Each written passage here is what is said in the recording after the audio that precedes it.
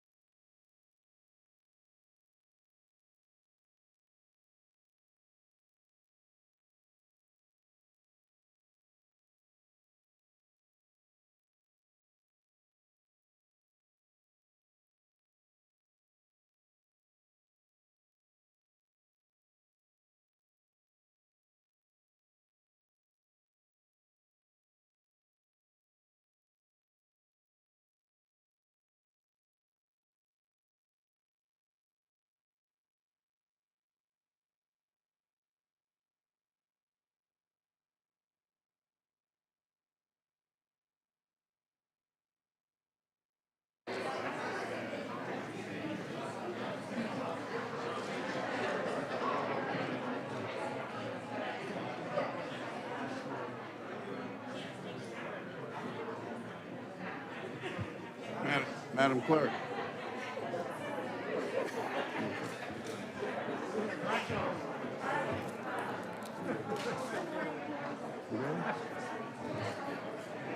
We ready? We ready?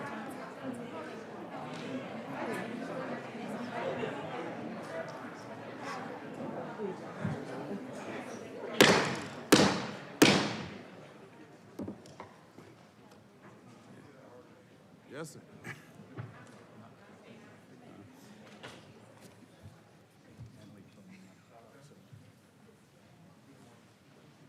All right, good morning and welcome to the regular meeting of the Fulton County Board of Commissioners. Today is October 6, 2021. It is approximately 10:02 a.m.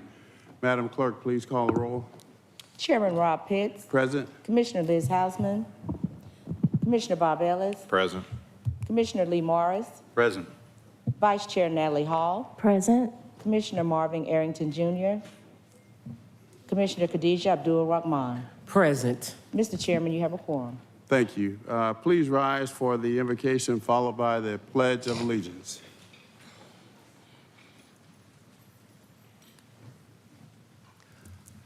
Let us pray. Almighty God, we give thanks for this day, for your grace and for your mercy. We pray now your peace and your power upon these, your people gathered. Continue now, Lord, to have your hand upon them and their lives. Bless their families, bless their hopes, their dreams, and their aspirations. We pray now for the leadership of Fulton County, for the Fulton County Board, County Manager, all those who serve this community. Bless them now. Give them your wisdom and direction. It is in your name that we humbly pray. Amen. Amen.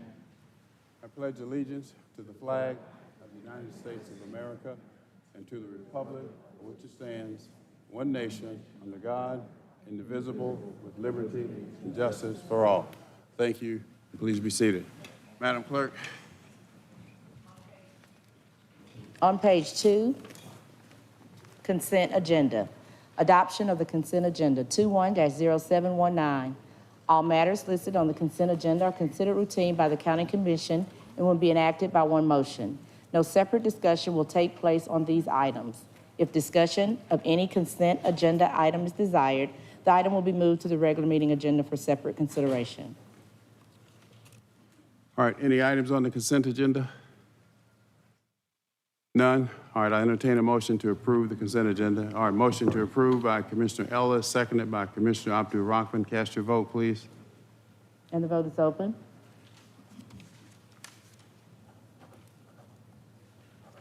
And the motion passes, 5 yeas, 0 nays. Speak up a little bit, Madam Clerk. Thank you.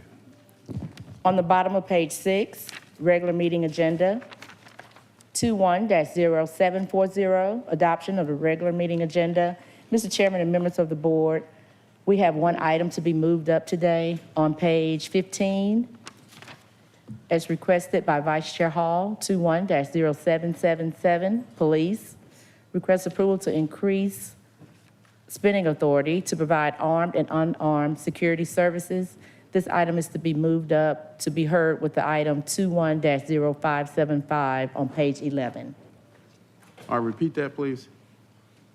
We're moving up item 21-0777 on page 15. Page 15, hold on one second. Which item? 21-0777. Okay. It will be heard with another item on page 11, 21-0757. It's also regarding armed and unarmed security services. Okay. And on page 16, Commissioner Ellis has a resolution 21-0779, request approval of a resolution declaring the importance of local sustainable food sources. This item was revised just to include the formatted resolution. Revised? The resolution was formatted, Okay. properly formatted and included. Okay.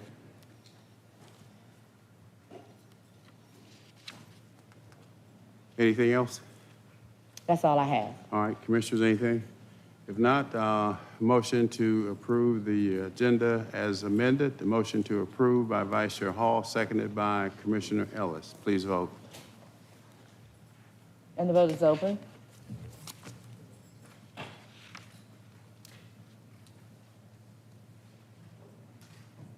And the motion passes, 5 yeas, 0 nays. On page 7, 21-0741, ratification of minutes, regular meeting minutes, September 1st, recess meeting post-agenda minutes, September 15th, and special call meeting post-agenda minutes, October 1st, 2021. All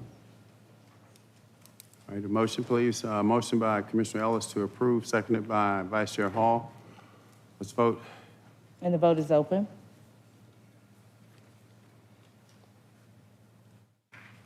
And the motion passes, 5 yeas, 0 nays. 21-0742, presentation of proclamations and certificates. The first proclamation requested to be moved up by Commissioner Abdul-Rahman is the proclamation recognizing Arts and Humanities Month, sponsored by Commissioner Arrington and the full Board of Commissioners. All right, and we have 9 proclamations, but we have 30 minutes for proclamations. Let's.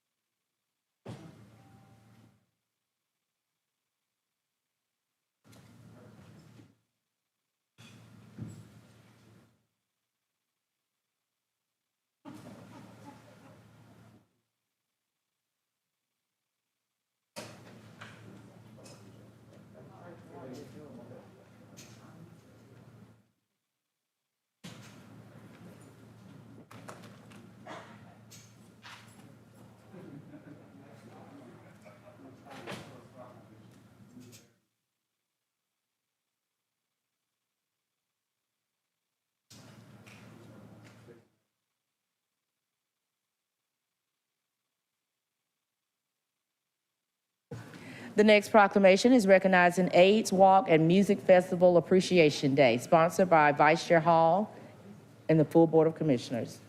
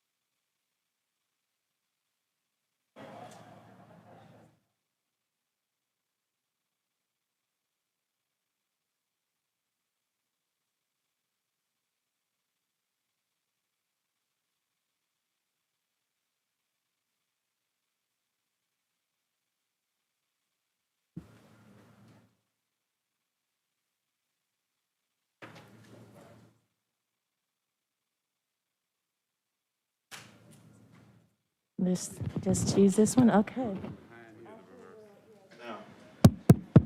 Testing.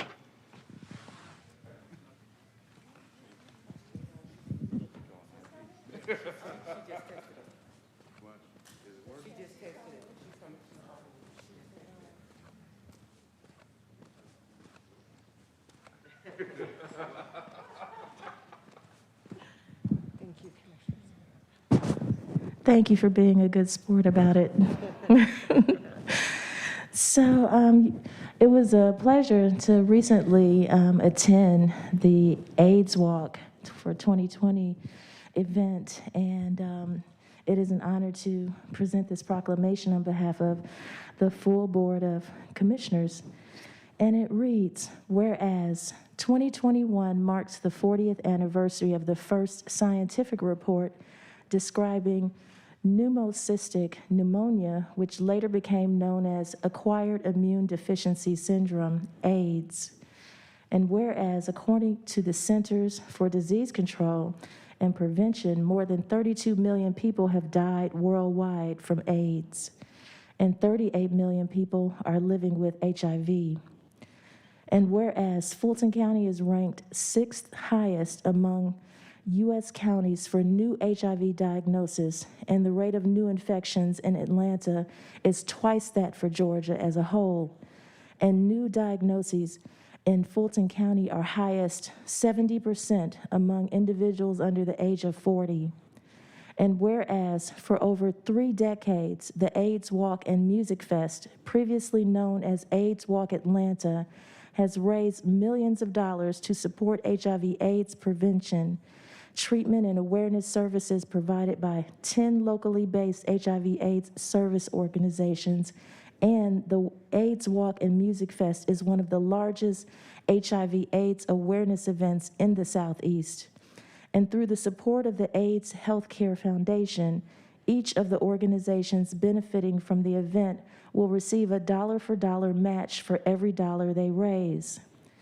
Now, therefore, be it resolved that the Fulton County Board of Commissioners recognizes the annual AIDS Walk and Music Fest for its continued efforts in providing awareness and education in the ongoing fight against HIV/AIDS, and does hereby proclaim Saturday, September 25th, 2021, as AIDS Walk and Music Fest Appreciation Day in Fulton County, Georgia. Congratulations.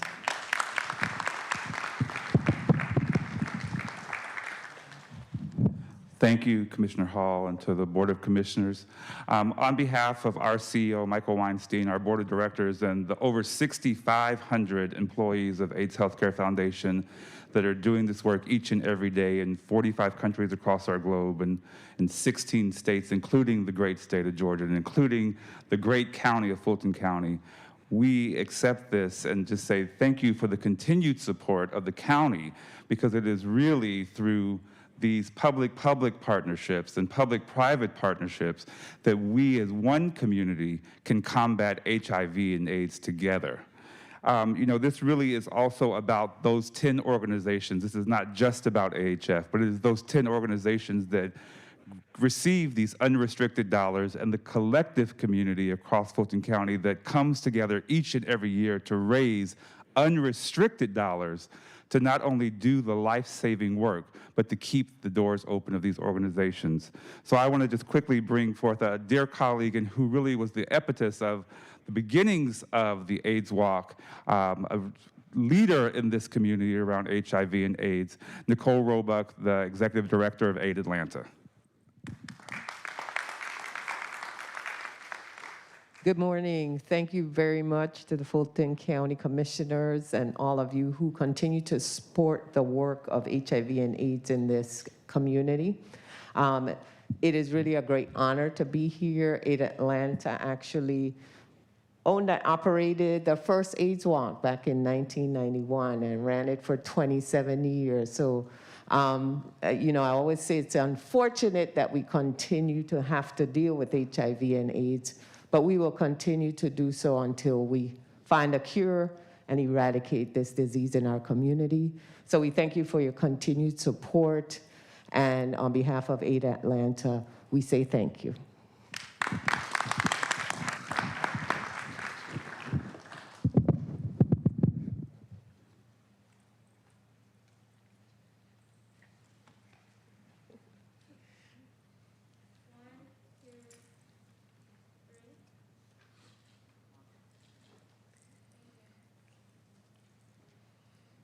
Thank you. The next proclamation is recognizing Georgia International Convention Center Appreciation Day, sponsored by Chairman Pitts with the full board support. The arts one. Remember you said we're gonna do it next? The arts one. Okay. Art. So, yes, in fact, this proclamation is for our Arts Council and Arts and Humanities Month. Come on down, team. Glad to have our Arts Council and Arts Department with us here today.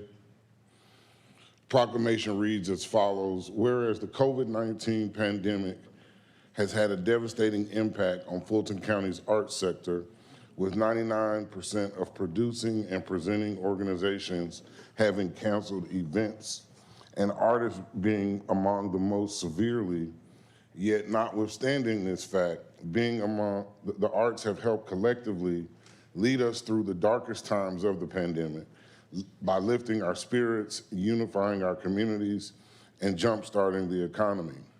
And whereas Fulton County supports hundreds of cultural organizations celebrating the value and importance of culture in the lives of residents and the health of thriving communities, ensuring that all people are culturally enriched. And whereas the Department of Arts and Culture continues to strengthen our economy by awarding $1.3 million through contracts for services to local arts organizations, the operation of 3 neighborhood arts centers, a robust public art program, and provides programming for citizens of all ages. And whereas the arts and humanities play a unique role in the lives of our families, our communities, and our country, and embodies much of the accumulated wisdom, intellect, and imagination of humankind, and enhances and enriches the lives of every Fulton County resident. And whereas the nonprofit arts industry generates $166.3 billion in national economic activity and $236.2 million to Fulton County annually, which supports 4.6 million jobs nationally and 20,000 jobs in Fulton County. Now, therefore, be it resolved that the Fulton County Board of Commissioners recognizes the Department of Arts and Culture as it celebrates October as Arts and Humanities Month and encourages greater participation of citizens in supporting the arts and humanities in their communities, and does hereby proclaim the month of October 2021 as Arts and Humanities Month in Fulton County, Georgia. Let's hear it for them.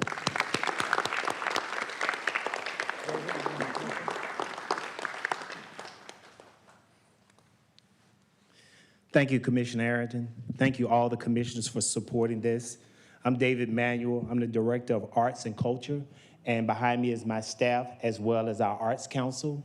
And before I turn it over to our Arts Chair, I want to let you know that this month, Arts and Humanities Month, when you go outside the Assembly Hall doors, look at the artwork. That artwork was part of our Art on Loan program, where we purchase art from artists during COVID-19 pandemic, and they exhibit throughout the building. I want to thank you guys for supporting arts and culture, and now I turn it over to Mr. Joe Bankoff. Thank you. Thank you, David. Thank you, Commissioner. Thank you, both the Chair, the Vice Chair, the members of the Commission. I am Joe Bankoff. I have the privilege, by the appointment of this commission, to serve as the Chair of the Fulton County Arts Council. I want to join David in the thanks to the Commissioner, not just for the proclamation, but for a legacy of support for the arts. The organization of the Fulton County Arts Council spans 40 years of supporting artists and art organizations, making arts and culture available to the residents of Fulton County, and it would not happen without their continuing support. So while I am delighted with this proclamation for the arts and humanities, I do think you need to understand that the leadership that has been shown here over the years to support the arts is one of the reasons why we have not just a vibrant arts community, but a vibrant arts economy. And my thanks to all of them.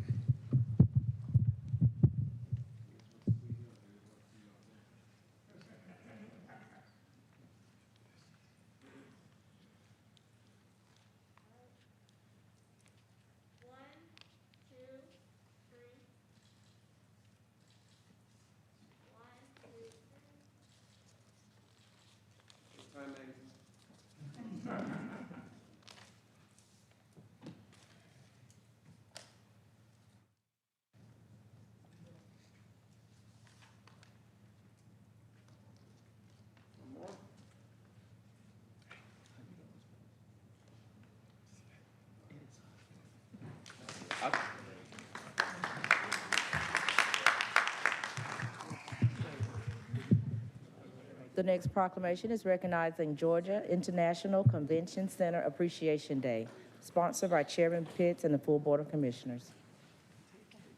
What is this? Yeah, go ahead.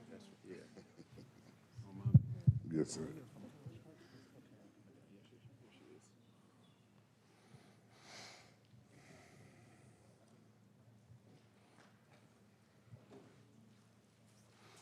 Mayor, always good to see you. Welcome, welcome. Good morning, everyone. Always good to have you all with us.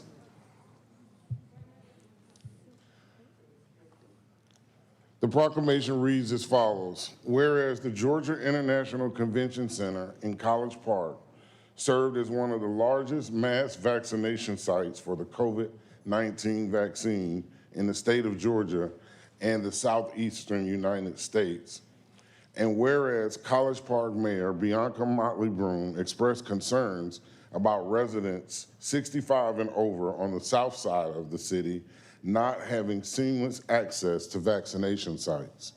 And whereas the GICC's partnership with Fulton County expanded Fulton County's vaccine program and provided a convenient, comfortable, and efficient location for those seeking the vaccine in a timely manner.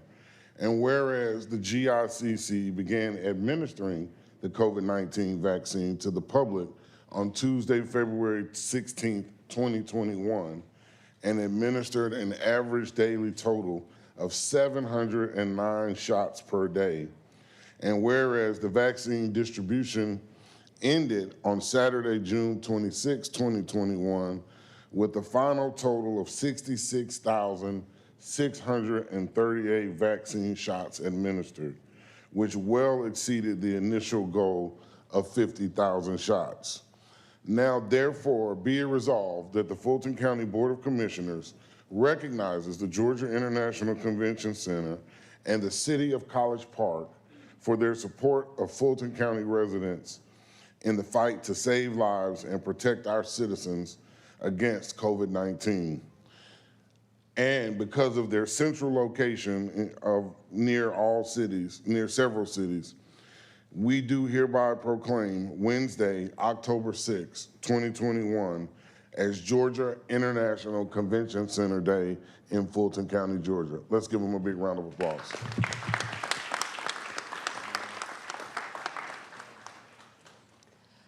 Good morning. I want to thank the Board of Commissioners for this recognition.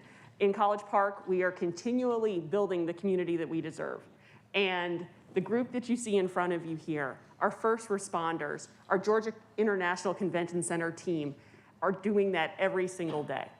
We knew that in College Park and on the south side that there was a need for vaccinations close to the community. And we are so grateful that we were able to form this partnership with Fulton County and make sure that our citizens across the area were served. And we look forward to working with the Board of Commissioners and the Board of Health and everyone in Fulton County to continue making sure that we build the community that we deserve. Thank you.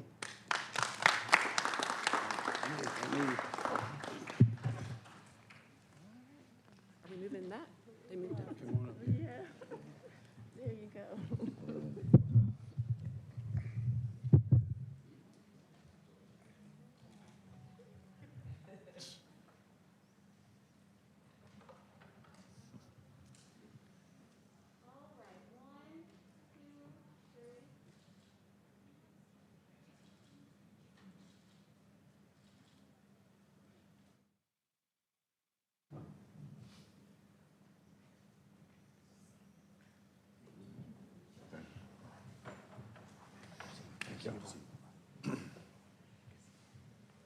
The next proclamation is recognizing Linda Adams Appreciation Day, sponsored by Vice Chair Hall.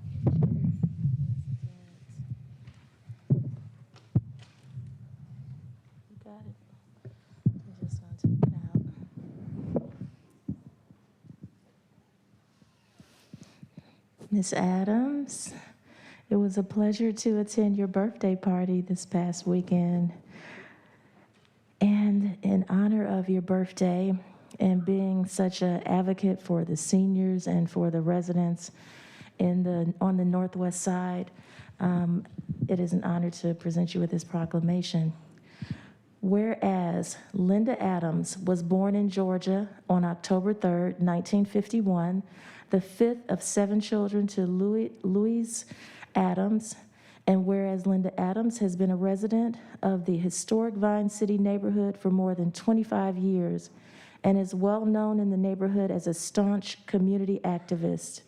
And whereas Linda Adams serves on the board of the Vine City Civic Association, is a community advocate for public meetings, holds an after-school program and summer camps for the youth of Vine City, oversees a community soccer team, and a girls program called I Feel Pretty. And whereas Linda Adams also works as a senior coordinator with the New Horizons Senior Center, established TriCope Incorporated, which means try reaching youth through a community of parenting effectiveness in 2006, and is one of 3 founders of Westside Seniors on the Rise, an organization whose mission is to create safe spaces of engagement between the senior adult population and youth who reside on the west side of Atlanta, and is Fulton County Commissioner Vice Chair Natalie Hall's appointee to the Commission on Elderly Affairs. And whereas Linda Adams is the mother of 3 children, Timothy Adams, Kimberly Johnson, and Deandra Larry Denton, and grandmother of 2, Cortland Johnson and India Denton, and great-grandmother of twin girls, Zuri and Phoenix Johnson. Now therefore be it resolved that the Fulton County Board of Commissioners commends Linda Adams for her tireless advocacy for seniors in Fulton County and supports her efforts to ensure the quality of life of her neighbors in Vine City, and celebrates with her and her family on the occasion of her 70th birthday, and does hereby proclaim Sunday, October 3rd, 2020, as Linda Adams Appreciation Day in Fulton County, Georgia. Thank you for all that you do, Ms. Adams.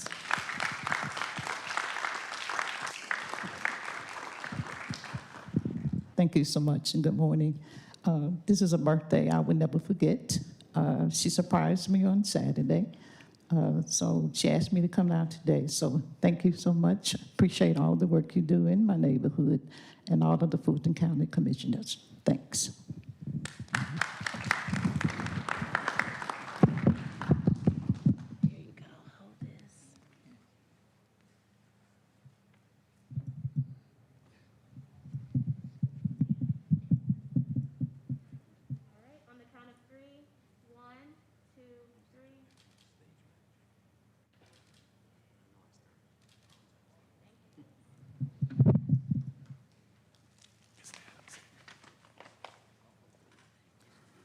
The next proclamation is recognizing Jayla Jackson and Imani Stanton, Atlanta Great Debaters Appreciation Day, sponsored by Vice Chair Hall.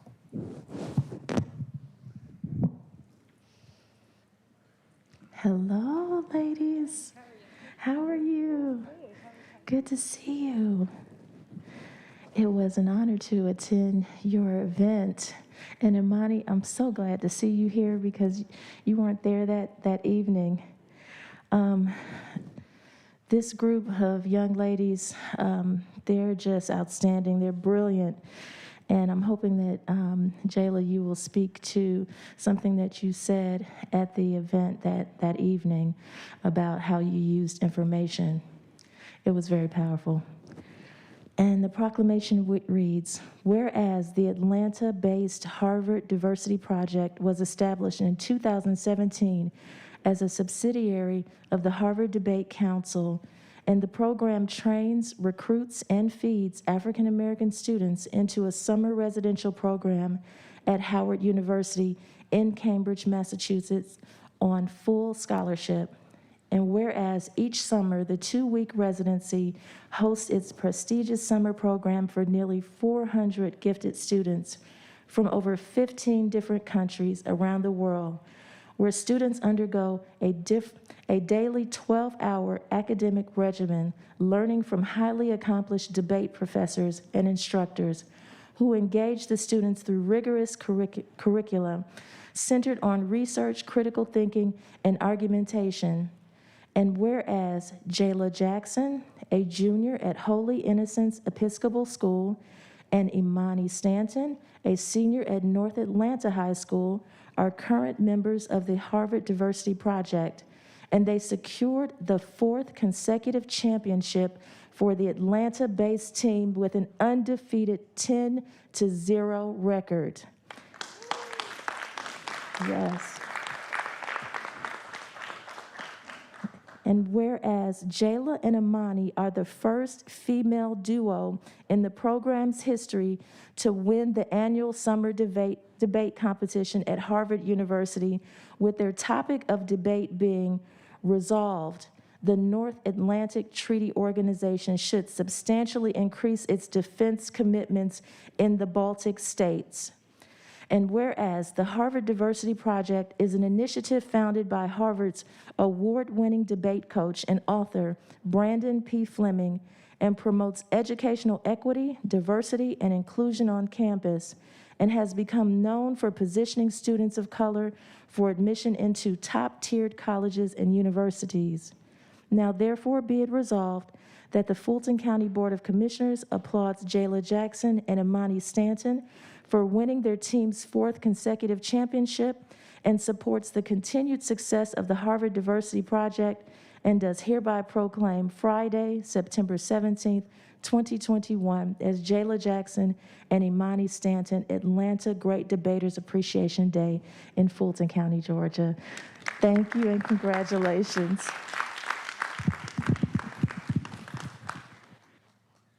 Hey everyone, I'm Jayla. And I'm Imani Stanton. And while we are so honored to be here to celebrate our success and the success of the Harvard Diversity Project, we always say thank you. As Commissioner Hall said, we spent a year equipping ourselves with the tools necessary to dominate that competition in rhetoric, in critical thinking, in theology, everything that we could possibly learn. And we went to that competition and we showed the world what Black girls can do, what Black students can do when we are given access. Thank you. So I want to say thank you to anybody and everybody who supported us for showing us that being a Black girl is amazing, and that when we are given access, and that when we are, given the strength and the power and the village, that there is nothing that we can't change for the better, and there is nothing that we can't do. And as Jayla and I always say, it's bigger than debate. It's bigger than just Jayla Jackson and Imani Stanton, because we are a representation of the contributions of Black youth and Black women that too often go unrecognized and unrewarded. And for helping us change the narrative, I say thank you to Commissioner Hall and thank you to the Fulton County Board of Commissioners office.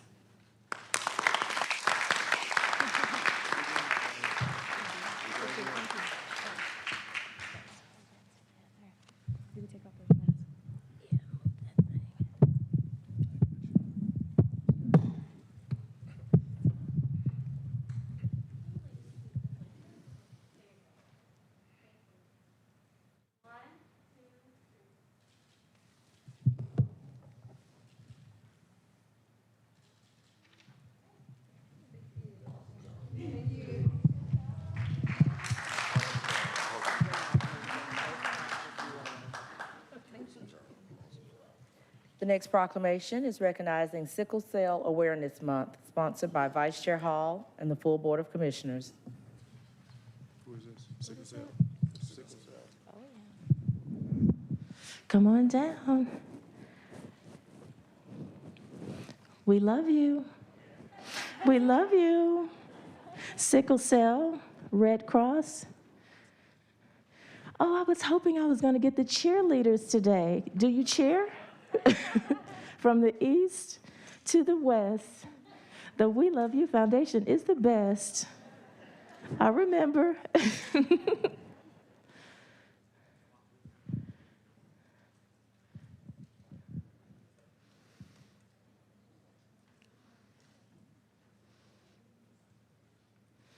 Yeah, just spread out across. Come on across to the other side.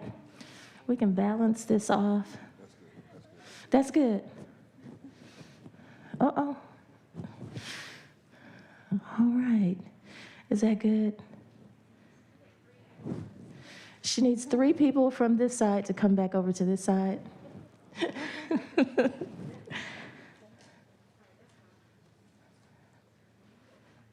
All right, we have everybody. Oh. All right. It was so much fun attending your blood drive. The 2021 We Love You Foundation blood drive was held at the Georgia World Congress Center. And when I tell you these volunteers were so good, my team were saying, are they trained by Chick-fil-A? So I have to say about the We Love You Foundation, they are an organization that's run by a chairwoman. They are a completely volunteer organization. And I couldn't even grasp that when they were talking to me about it, because I'm so used to organizations having to pay administrative costs and everything. But this is an organization that goes around the world, and their chant is just beautiful, of course, because it's, we love you, we love you. So it's an honor to present this proclamation, because sickle cell awareness is key in the African American community, and the Sickle Cell of Georgia group is here as well, and Red Cross. The blood drive, I hope, was very successful. And the proclamation reads, whereas sickle cell is a group of inherited red blood cell disorders that occurs when red blood cells become hard and sticky and look like a C-shaped farm tool called a sickle. And whereas sickle cell disease occurs in 1 in every 365 African American births and 1 out of every 16,300 Hispanic American births, and an estimated 100,000 people are living with sickle cell disease in the United States, with millions affected worldwide. And whereas many patients with sickle cell disease require regular blood transfusions to help manage their disease, and are dependent on blood donations from Black donors because of the distinct markers on their red blood cells that make donations from Black donors ideal for helping patients with sickle cell disease. And whereas with nearly 50 years of service in Metro Atlanta, the Sickle Cell Foundation of Georgia Incorporated continues to provide vital services, education, and counseling to sickle cell patients and their families. And whereas the Red Cross is asking members of the Black community to join in helping to address this health disparity and meet the needs of patients with sickle cell disease. And whereas the International We Love You Foundation is determined to improve the lives of the global community beyond the borders of nationality, race, socioeconomic status, and religious background, and has partnered with the American Red Cross to host the National Blood Drive on Sunday, September 26, 2021.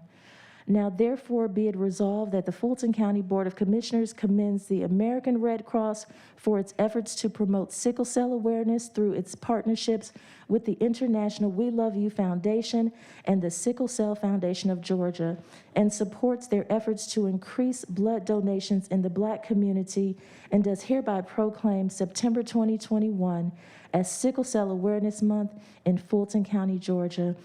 Thank you so much for all you do.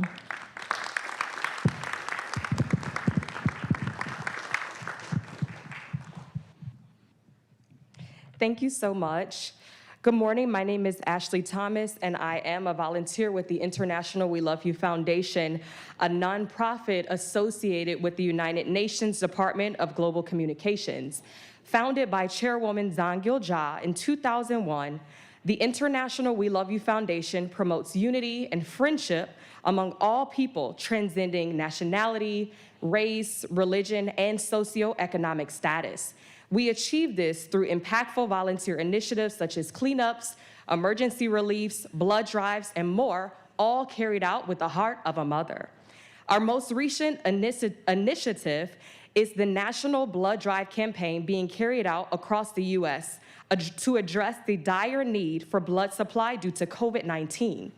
Also, in support of Sickle Cell Awareness Month, the International We Love You Foundation hosted a blood drive on September 26, 2021 at the Georgia World Congress Center, potentially saving over 600 lives. We would like to extend our thanks to the American Red Cross and the Sickle Cell Foundation for their collaboration in this great event. Also, thank you so much to Commissioner Hall and the full Board of Commissioners for recognizing the efforts of donors and volunteers. On behalf of the volunteers, we have one message to say. 1, 2, 3. We love you. We love you. We love you. Wow!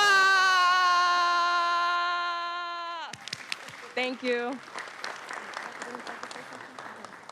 And I just want to add to Ashley's comment that this blood drive marks, marked a very significant milestone for us.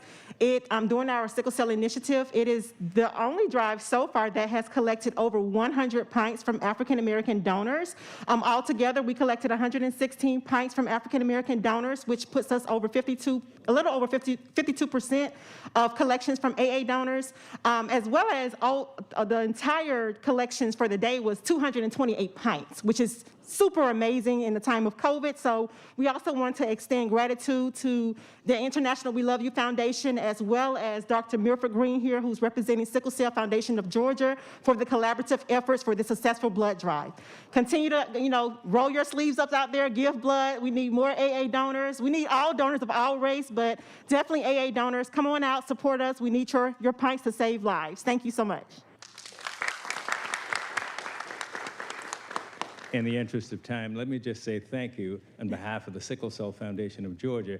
We are celebrating our 50th year in business on on Benjamin E. Mays Drive, and we're all also located throughout the state now. We have community health workers throughout the state who are finding people who are out of care, bringing them into care, and we're also providing services for providers, teaching them how to deal with sickle cell. So we have a plethora of activities taking place out there. We invite your support. Please help us. We need your support. Thank you.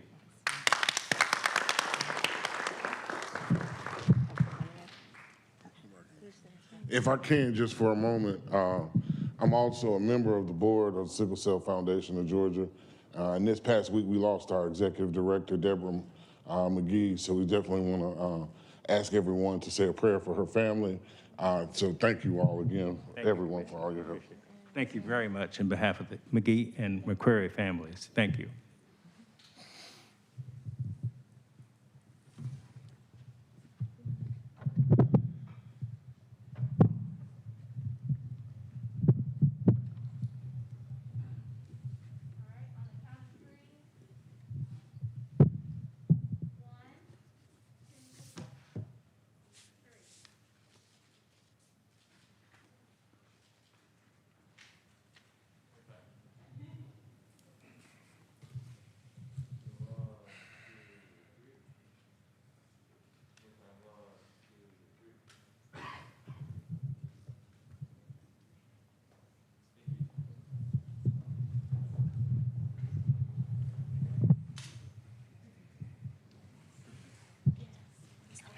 The next proclamation is recognizing Essential Workers Month, sponsored by Commissioner Arrington and the full Board of Commissioners. Essential workers.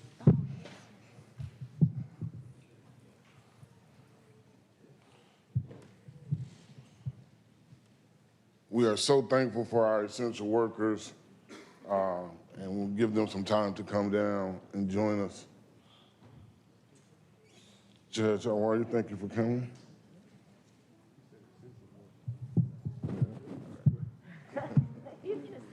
Yes, our county manager, police.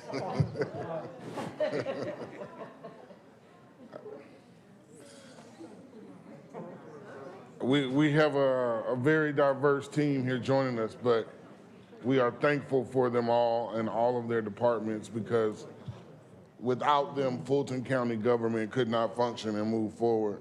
Judge Kirk, thank you, welcome.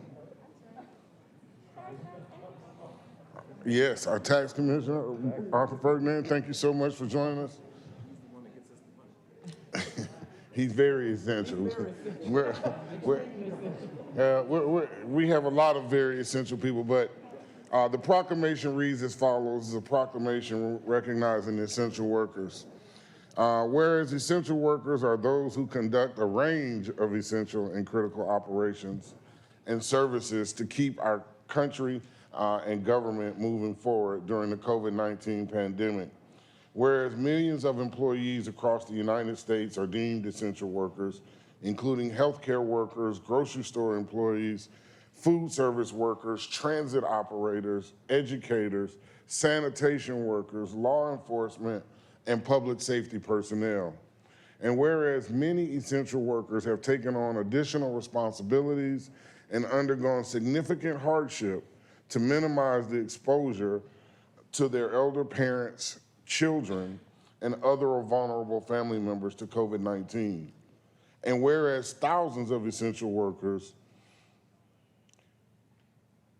essential healthcare workers have died from COVID-19 nationwide, and many have endured health impacts from being an essential worker, including increased stress and anxiety. And whereas it is crucial to provide support and assistance to essential workers to ensure the services we rely on remain available to our citizens. And whereas we want to take a moment to honor them for their work, their time, their commitment, now therefore be it resolved that the Fulton County Board of Commissioners commends the dedication and commitment of all essential workers as they expose themselves daily and pledge our support of their needs as they battle on the front lines in the fight against the COVID-19 pandemic. And do hereby proclaim the month of October 2021 as Essential Workers Month in Fulton County, Georgia. Let's give them a big round of applause.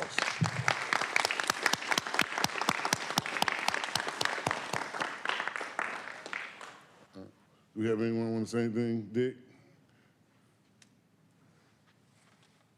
He's got a written speech. Now, I'm not going to pull an Al Collins. But I did, standing at this podium for this particular proclamation and with all of our both appointed and elected leaders who truly have done virtually the impossible. In fact, I would say COVID-19 response has been our proudest hour. And we demonstrated to the citizens of Fulton County that we collectively were essential. And I think none of us knew the duration, the challenges, the loss of life that now exceeds 700,000, or the fundamental issues that would confront a government trying to operate for the last year and a half during that period. I do think a philosophy of acting and adjusting, as well as citizen as customer, has served us extremely well. And I would also say that the results that we have achieved for our citizens also served us well, served them well, and speak for themselves, whether it's over 2 million tests, over 500,000 vaccines. The fact that the incident rate in Fulton County is half of what it started as, which was over 20% of the state's total. That we operated a court system, and many of the folks standing here are leaders in that arena, on a virtual basis, which was unheard of prior to this. Or we collected our taxes on time and without disruption. Or we kept basic services going in new ways, such as delivering curbside service with our libraries. All of that was done with, again, a spirit of the citizen as customer. But it did not come without cost. Over 470 of our employees succumbed to the virus, one including death. So that all being said, I want to thank our frontline workers who truly make it happen every day. I also want to thank these leaders as colleagues and the Board of Commissioners who supported us at every point, both giving us funding up front before any federal funding arrived, twice over, which allowed Fulton County to be quicker than anyone else and, in the end, more effective than anyone else. They also allowed us to administer the federal funds without a lot of strings and bureaucracy, giving us, again, more speed and the ability to do things that otherwise we could not have done. And then, again, I want to thank each one of these leaders as colleagues who have just been tremendous during this entire event. And, again, thank you, Commissioner Arrington, for this proclamation.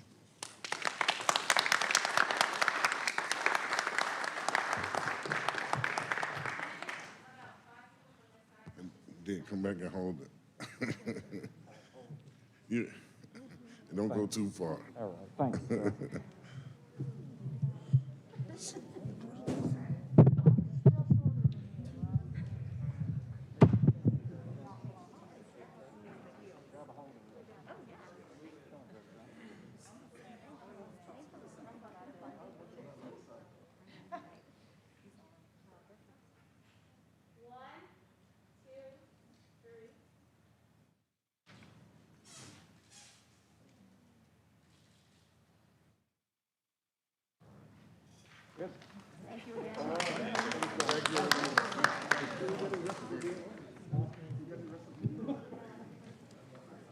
The next proclamation is recognizing Kendall Ray Johnson Appreciation Day, sponsored by Commissioner Abdul Rahman.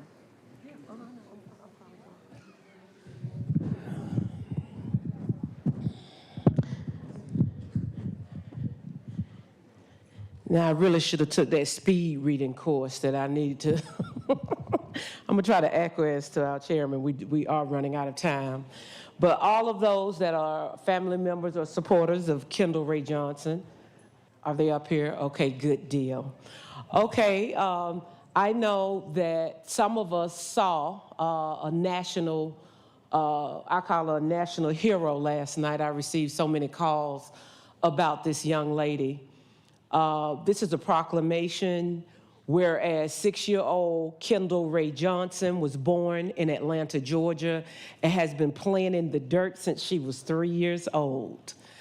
Having been inspired by her great-grandmother, Laura Kate Williams, and whereas Kendall Ray Johnson began planting seeds of cucumbers, peppers, tomatoes, you heard that right, and broken collard green stems. Wow, that takes me back. And as her garden grew, her neighborhood friends were invited to help harvest her garden. And whereas Kendall Ray Johnson is currently the youngest certified farmer in the state of Georgia with a business formation with the state and federal government and has obtained her farm and tract ID. And whereas Kendall Ray Johnson, along with House Representative Mandisha Thomas of the 65th District, issued a press release encouraging support of the Young Farmers programs for kindergarten and high school students in the city of South Fulton.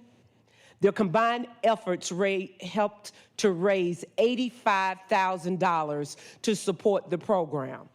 And whereas Kendall Ray Johnson regularly attends Georgia Agricultural Summits, services 18 monthly memberships for food baskets from her own garden, hosts a kids garden club, and inspires other young people through public speaking and public speaking engagements about her farm.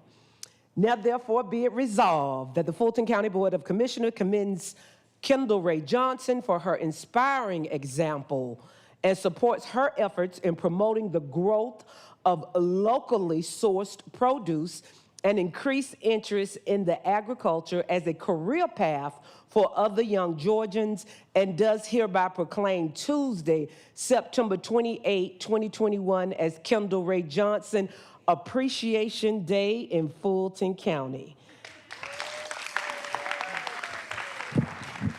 And what we want for our Shiro is to give us a few words. You ready, Kendall? All righty.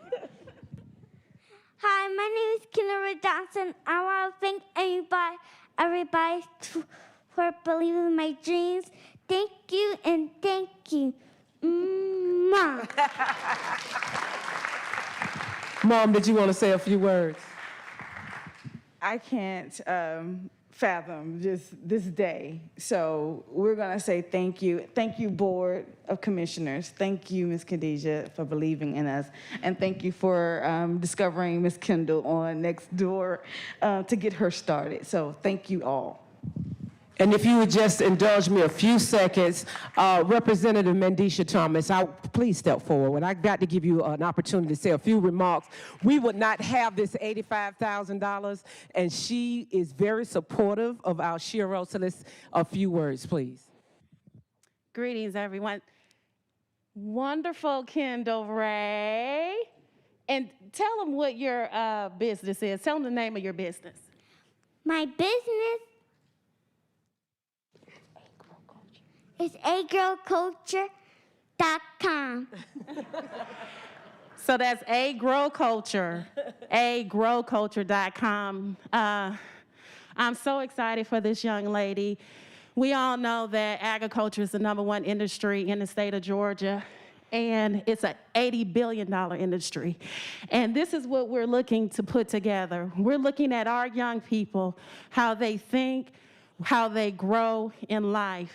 The nutrition value that this young woman is, or this young lady is displaying for hundreds of youth is phenomenal. When I think about the youth, I know that we're in a global and an international setting, but our youth won't be able to think on a global and international level unless they have the amount of nutrition that they need properly to go to their brains to think on an international and global level.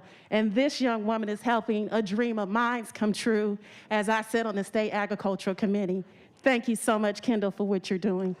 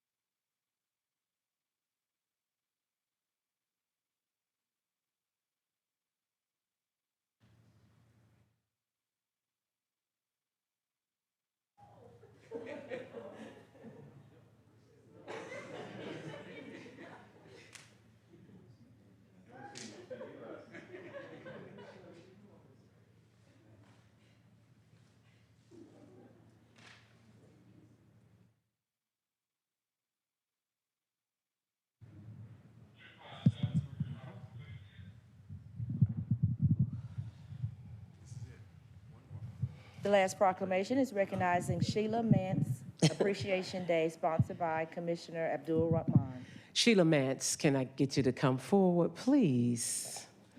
And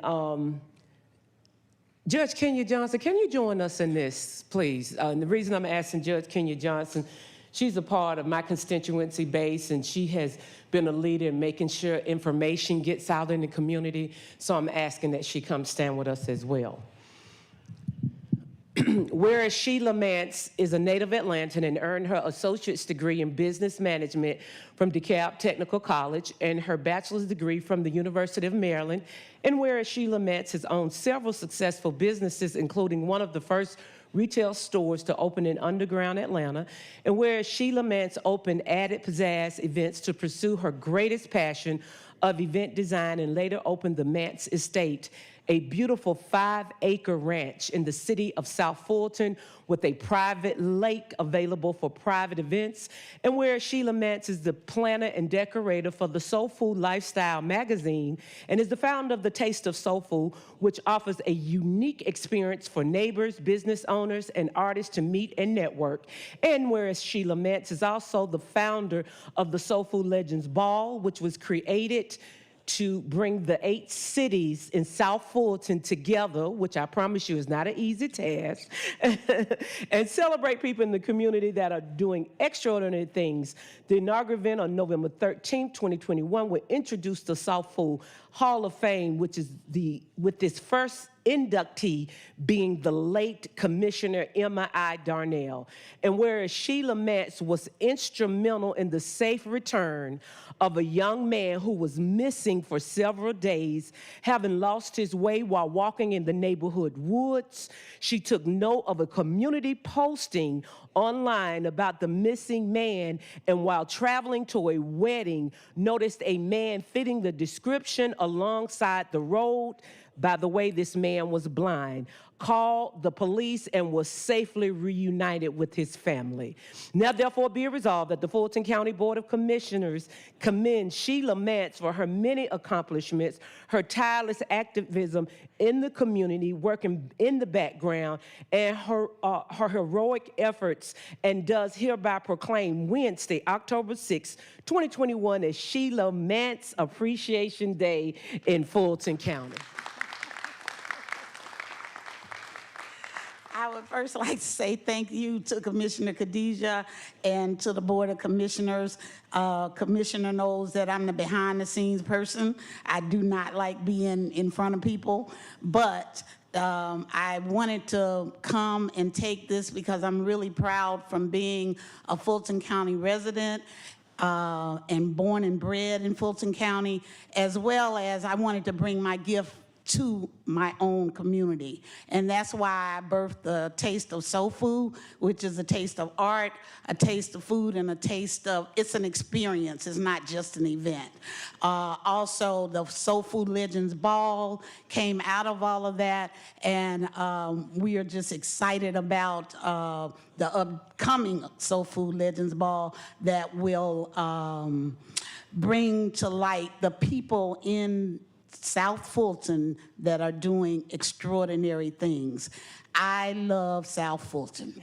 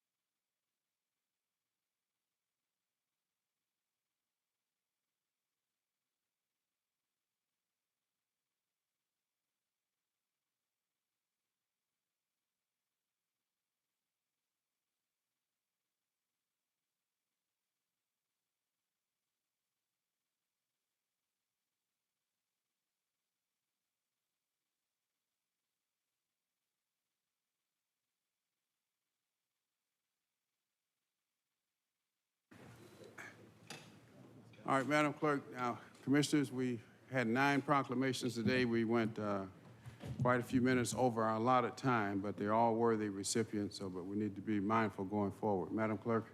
On page 8, public hearings, 21-0743, public comment. Citizens wishing to participate in public comment will be allowed to appear in person or may choose to participate virtually via Zoom video conferencing or by submitting their comments in writing online by registering on the county website, www.fultoncountyga.gov. Speakers will be granted up to 2 minutes each. The public will not be allowed to yield or donate time to other speakers. The public comment portion of the meeting will not exceed 30 minutes. In the event the 30-minute time limit is reached prior to public comments being completed, public comment will be suspended and the business portion of the BOC meeting will commence. Public comment will resume at the end of the meeting. Mr. Chairman and members of the board, we have received 19 speaker cards here in Assembly Hall. Will the first 6 speakers please come down? And while you're coming down, when you have 15 seconds left, I'll say 15 seconds, and that will be your signal to conclude your remarks. And please don't feel it necessary to use all 2 minutes. We have 19 speakers today, and it's 11:09. We're running behind. First speaker, come on down, please. Judge Kenya Johnson. Judge, how are you? Come on down. Julie Adams. Brandon Tanjay. William Pittman III. Jeff Delamargiara.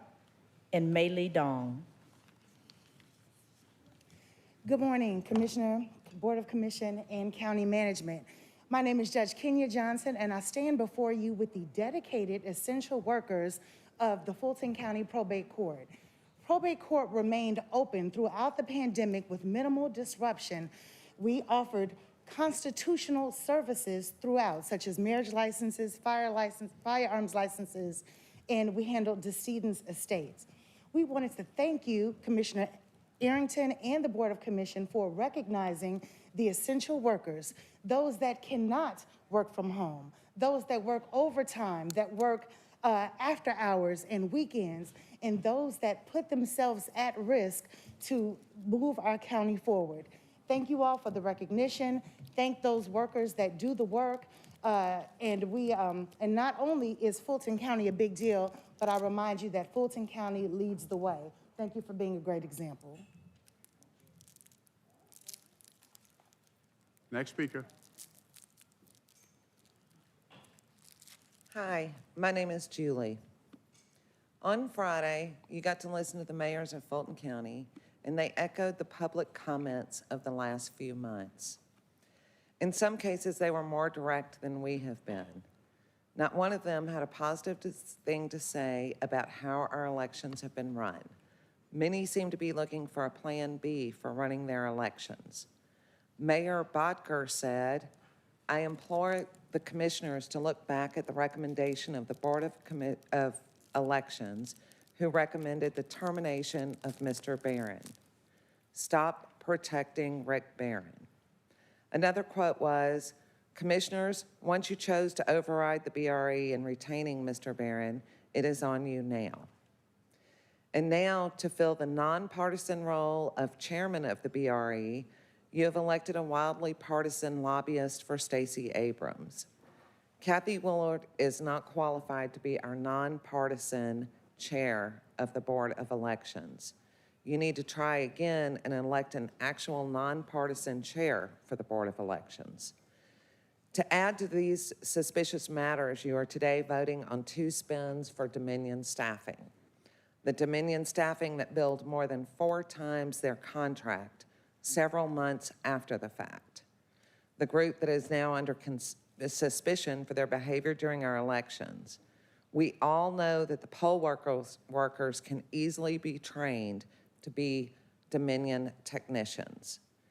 I wish we had all of the Fulton County's mayors here today. My guess is they would have a lot to say, and again, none of it positive. 15 seconds.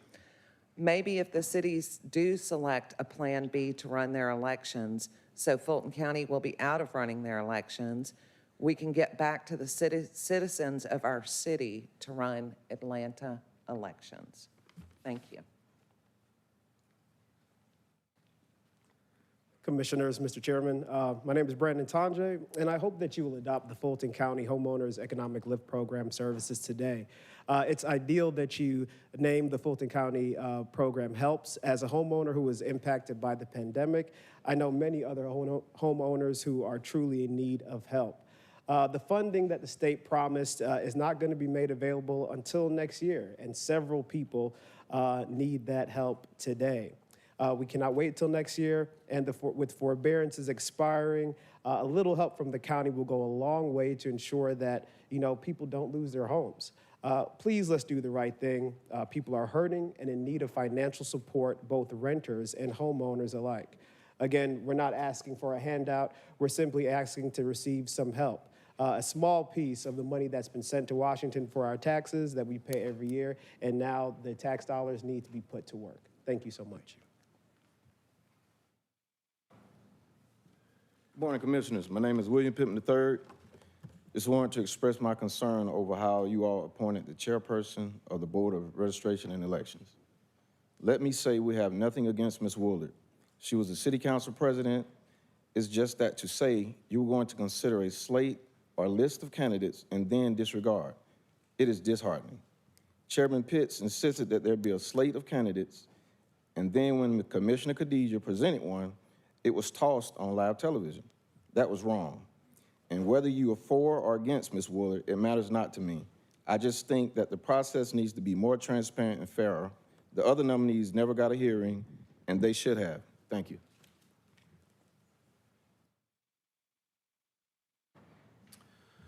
Good morning. My name is Jeff Della Majora. With almost half of the population having no confidence in the integrity of the voting process in Fulton County, it is amazing that Richard Barron is still employed. I understand that he is now asking for another $250,000 for Dominion techs. This should be denied. With these continued requests to spend our tax dollars because Richard Barron cannot manage elections without outside of the help is crazy. He should be fired, and the state should take over Fulton County elections. And why would anyone think that it makes good sense and good public relations to make the hurried partisan appointment of Kathy Woolard, who failed to reveal to all board members except Chairman Pitts that she was a paid lobbyist for Stacey Abrams' political organization Fair Fight? There are also questions regarding her use and reporting of over $200,000 of campaign funds. She has ethics complaints to deal with and has too many significant conflicts of interest that should disqualify her as chair of the Fulton Board of Elections. I find it appalling that there appears to be zero effort to fairly and transparently rebuild the public's confidence in management of elections under Richard Barron's abysmal performance, along with continued partisan appointments and proposed contracts with outside election help that each have easy-to-find, questionable track records and no noticeable election integrity improvements. There appears to be zero effort in messaging or actions to rebuild the public's confidence in election integrity in Fulton County. Thank you.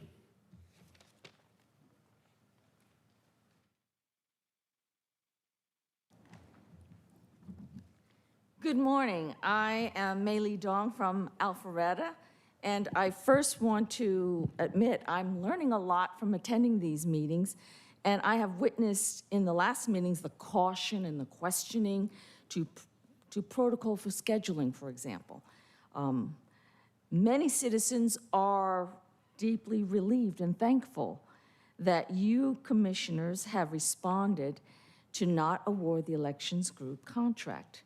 My concern now, I will speak about your appointments to the Fulton Board of Elections. It appears that there was a less cautious manner approaching the rehiring of Richard Behrens and the nomination and appointment of Kathy Willard as Board of Elections president. Now, she may have an admirable resume, but I ask, is she the proper person to command the election administration, along with the happy faces and Behrens in tow for the Fulton County voters? Her public social media lately is 90% Stacey Abrams with fair fight tweets and retweets. Other public sources reveal dubious ties to Abrams and her organizations. The past 2020 elections, you know, exploded nationwide from here with their involvement in the background. In researching the AJC, I am in total agreement with Commissioner Abdurrahman and her wise counsel. 15 seconds. It is not that Kathy Willard is a Democrat, but that her associations are concerning. So I request strongly that you revoke both the appointments of Richard Behrens and Kathy Willard.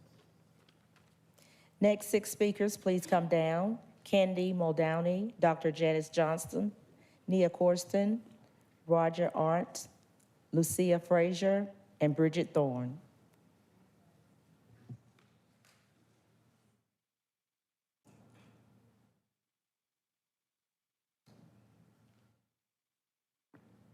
Good morning. My name is Candy Muldowney. The commissioners' meeting on Friday with the Fulton mayors reinforced public opinion that Richard Barron is not capable to hold the position of Director of Elections for Fulton County.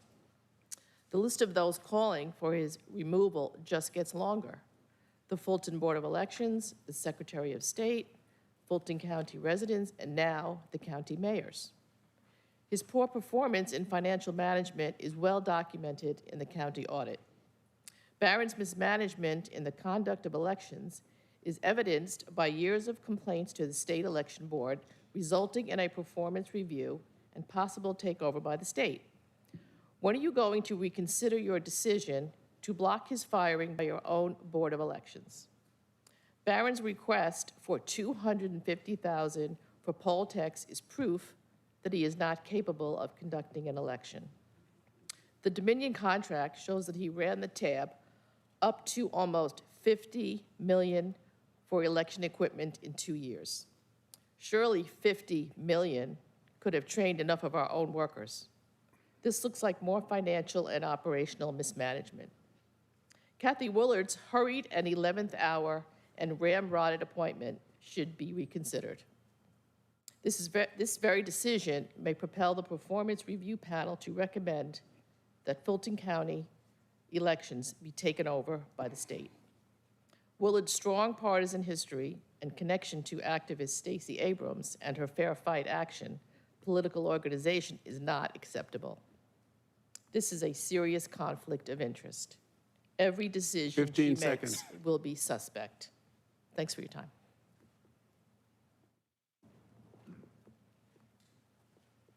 Good morning, Chairman Pitts and board members. I'm Dr. Janice Johnston. Thank you for the opportunity to have public comments. Georgia Code states that the chair of State Board of Elections must be nonpartisan. It is only fair that the same should be true for the chair of Fulton County Board of Elections.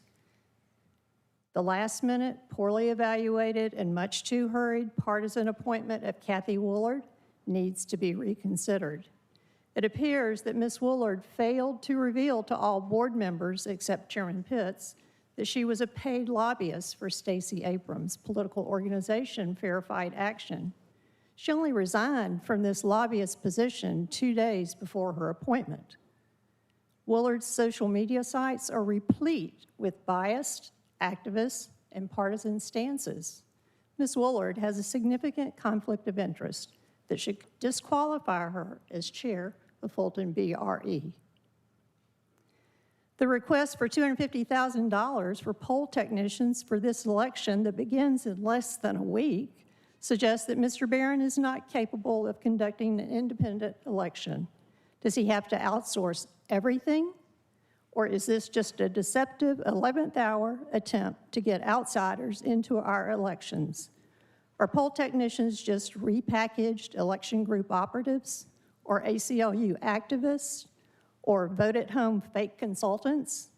If we are forced to let Dominion employees run our elections, then maybe we should cancel the contract and cancel Dominion Solutions Company. Your meeting with Fulton mayors on Friday reaffirmed my opinion 15 seconds. and recommendation that it's time for Mr. Barron to step down.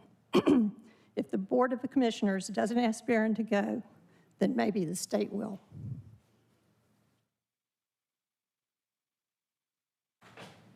Good morning. My name is Nia Corsten. Today, I stand here a bit dazed and confused. How is it possible, given last Friday's Board of Commissioners meeting, that not one of today's agenda items is not a vote to fire the elections director? After an awkward 9-minute delay in his address to the mayors, Barron delivered a less than stellar performance regarding his response to the election financial audit. His response consisted of one excuse after another. The reaction from the Fulton County mayors can be summarized as disgust and frustration. Union City's mayor indicated that this sort of performance is typically met with exorbitant penalties and fines. He went on to explain that as a leader, Mr. Barron is one of 4 things. He is either lost, reckless, irresponsible, or he just doesn't care. Mayor Gilman went on to thank Dick Anderson and the Fulton County management team for essentially running the elections department, even though this was the responsibility of Mr. Barron and his department. Mayor Henry from Roswell raised concerns from her constituents about the lack of confidence and mistrust in Fulton County running any future elections. She and her team are looking at other potential options for running their city of Roswell elections. There seems to be a shared belief among most of the Fulton County Board of Commissioners to give Mr. Barron one more opportunity to prove himself, the upcoming 2021 municipal elections. Seriously? Why isn't this his abysmal performance in the previous 8 years of elections the yardstick by which we measure his effectiveness? Furthermore, how can you begin to compare a presidential election to a local municipal election? Again, let's not forget Barron's lack of leadership and disgraceful performance in previous elections. And yet it appears it is the decision of this commission to wait and see how things might improve. I used to think it was only a weatherman who could be so wrong so many times and not lose his job. Seems like we have a new winner. Because you disregarded the BRE's recommendation to terminate, the onus sits squarely on you. Thank you for your time. Good morning. My name is Roger Arndt, and I appreciate the opportunity. I'm not going to repeat everything that's been said. I think you heard it. And so did the mayors last Friday, as they all pointed out. I hope that you were paying attention to what was being said by each of those mayors. I'll give you a couple highlights that I noted. Gross neglect in Mr. Barron's ability to do the job. If he worked in my city, he would be fired and replaced already. It was also said as pointed out, the BOC has taken on the responsibility for the oversight, and they expect you to do your job. And the job they asked you to do was terminate them. 2 of the mayors said if it was their choice, they would go to another county to have their election services provided. They don't want to do business with Fulton County. That should tell you something. Regarding the repeated remarks on Stacey Abrams and Kathy Woolard, here's the concern that I have. It's 3 years since we had a governor's race, and to this point, Stacey Abrams still has not conceded the election. The person that you nominated, Mr. Pitts, and all voted for, Mr. Morris, to be the new chair, worked as a lobbyist. I did a quick, enter 2 names and get a search. Bought and paid for by Stacey Abrams, lobbyist to oversee Fulton County elections in Georgia. These are from News Alive at WSB, different articles written about this appointment you made. But the best is that a picture says 1,000 words. Is this what I'm going to see when I go to a BRE meeting? Is this what I'll see? Huh? Kathy Woolard wearing a Biden mask, a Harris mask, and this is supposed to be a nonpartisan position. This needs to be undone and redone.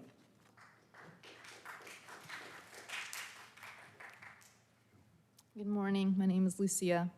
I too joined the meeting of this board and the Fulton mayors and watched Richard Barron say really nothing of value in response to the audit findings, which showed total lack of financial responsibility of his department. His responses were vague and showed lack of understanding of accounting principles. The audit verifies that there's been poor management in his department, and he should be relieved of any involvement in Fulton County. In addition, Kathy Woolard nomination needs to be withdrawn. As was just shown, she's extremely partisan. It's not liberty and justice for all to unethically push agenda, even if you think it's the best thing since sliced bread. Wash your hands of control and leave it to the voters to decide the elections. You don't have to carry this on your shoulders. Even whatever happens, happens. Just let us vote. Let our votes be counted. And finally, do not approve the contracts for Dominion Voting and No Ink for poll techs. I think there's plenty of people signed up to help. The poll technicians can be pulled from anywhere local. So just try to remember that, okay? Thank you.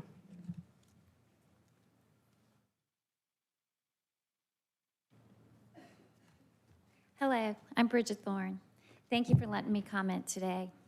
I found your last regular meeting very interesting. Richard Barron mentioned to Commissioner Hall that he had investigated my concerns of Mike Prendergast printing random ballots in the warehouse late on Sunday night, November 1st.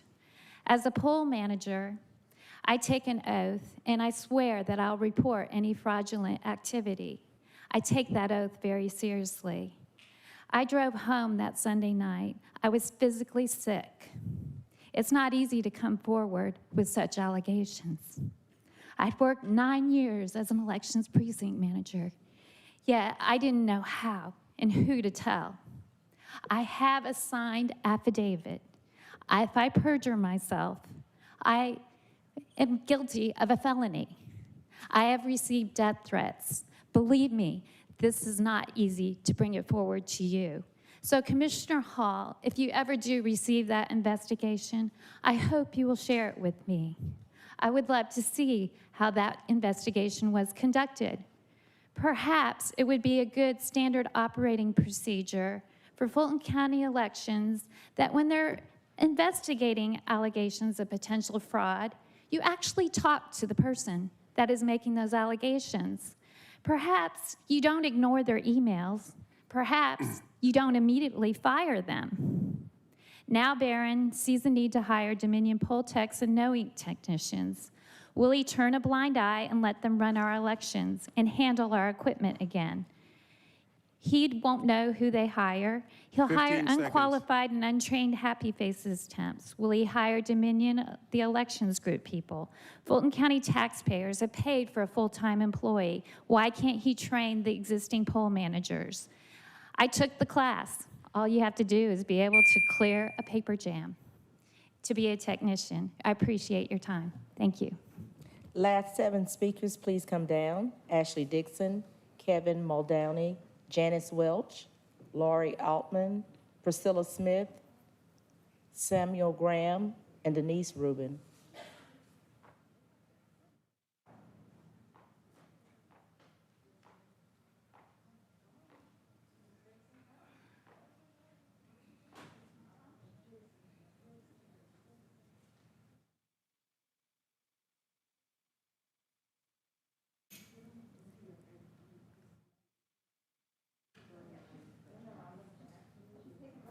All right, speakers, come on. The clock is ticking.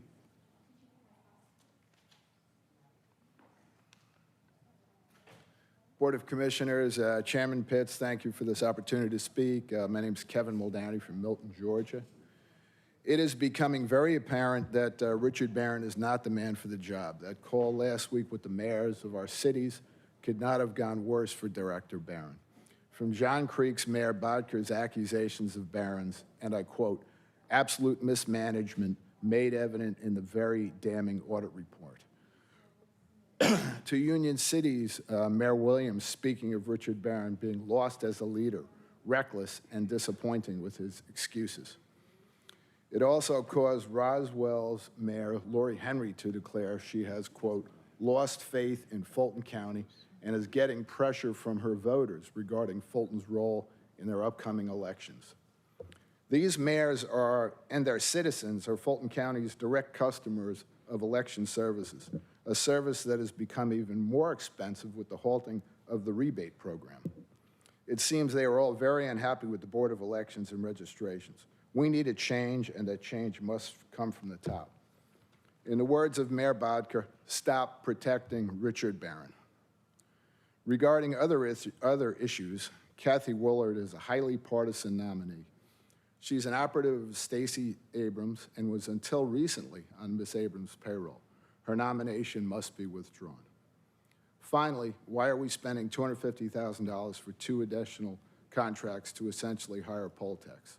I echo the sentiment of the earlier speakers. We should train our precinct managers and assistant managers to perform these duties. The additional training would increase their value to the process, give them the chance to earn a better 15 wage, seconds. and save Fulton from hiring additional personnel. This should increase our ability to hire locally, retain these workers for future elections, and achieve our goal of Fulton County residents running Fulton County elections. Thank you for your time. Good morning, everyone. My name is Ashley Dixon, and although I live here now, I'm a former correctional officer and resident in Tennessee. I'm here today to ask that you support the proposal to convert a section of ACDC to a Center for Diversion and Services as a step towards changing it into a Center for Wellness and Equity. As a former correctional officer, I can tell you firsthand that the people who come into jail come out worse and not better as a result of the trauma that they experience there. Therefore, jails do not keep any of us safe, and in fact, make all of us less safe. Many people have already come to you talking about the inhumane issue of overcrowding that Fulton County Jail is facing, and I would just like to add that having the number of people that we have currently incarcerated, regardless of what facility they're held in or how spread out they are, is also a violation of human rights. A 24/7 center for pre-arrest diversion in the downtown area is one way to reduce the jail population, which this Board of Commissioners has already acknowledged as something that we desperately need to do. Jails are one of the largest mental health suppliers in this country, and this simply should not be the case. We need to make a concrete effort to avoid as many people as possible being incarcerated and getting those who are incarcerated out as quickly as possible. If we truly care about human rights, we need to reinvest funds we are spending on incarcerating people to give people the services they need, such as housing, mental health care, et cetera. Thank you for taking the time to listen, and I would ask that you please listen to all public comments. today, including Tony, who submitted her card a second too late at the end, who's an expert on this issue. It's just not democratic to not let people make their voices heard and limit 15 this to 30 seconds. minutes. Thank Thank you. you.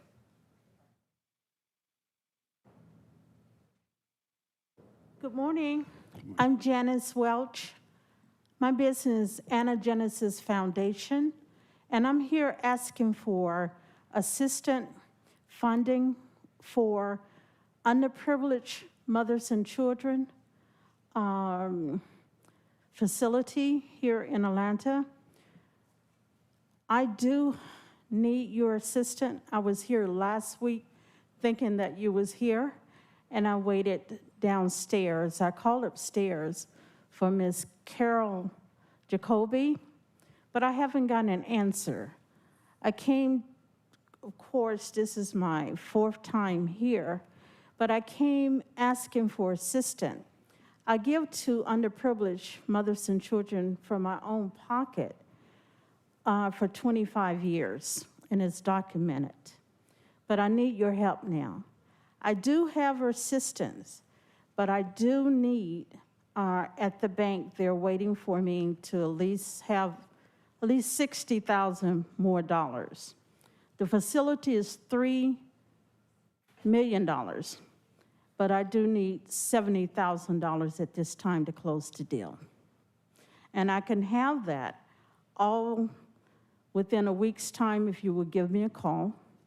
I have my business proposal, and I have my financial assistance. But I need additional money to present to the bank. And Mr. Robert Kelly has been such a professional assistant to me. But I do need help. 15 seconds. So if someone can, document, call me. My number is 404-809-0853. I need your assistance. Thank you kindly.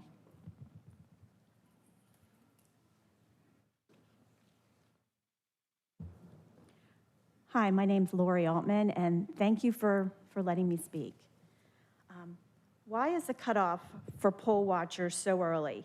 The workers must be on the schedule 3 weeks before, actually a week before early voting even starts. That's 3 weeks before all of this even gets started. People are just getting in gear to help with the election right before or during the early voting period. This policy has an appearance of lacking practicality and transparency, and not sure why a poll watcher can't be allowed up to the day before to come in and work if they are on the list. So I'm just wanted to know what we can do, and it just, people get geared into the process, and to have everybody have to be on the list, like the cutoff was yesterday in order to be a poll watcher, and the early voting doesn't start till next week, and then it goes for 3 weeks. So it's just doesn't seem practical and transparent. Thank you.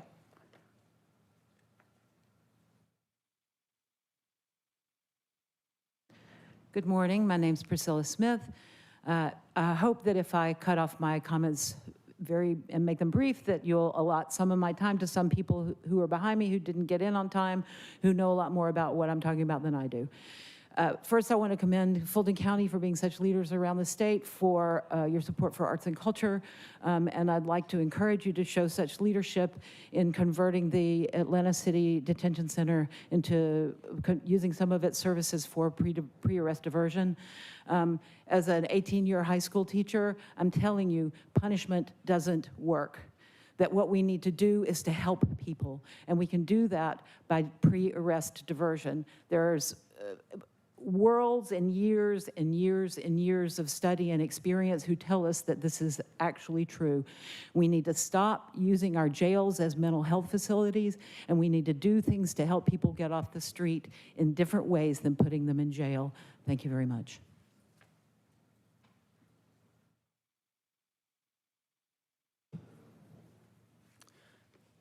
Hello, my name is Samuel Graham, but I will be reading somebody else's statement because they're not allowed to speak. Good morning, Commissioners. I am Roberta Mayers Douglas. I am the Director of State and Strategy Reentry for the Legal Action Center, a national nonprofit law and policy organization that is committed to fighting discrimination, build health equity, and restoring opportunity for people with arrest and conviction records, substance use disorders, and HIV or AIDS.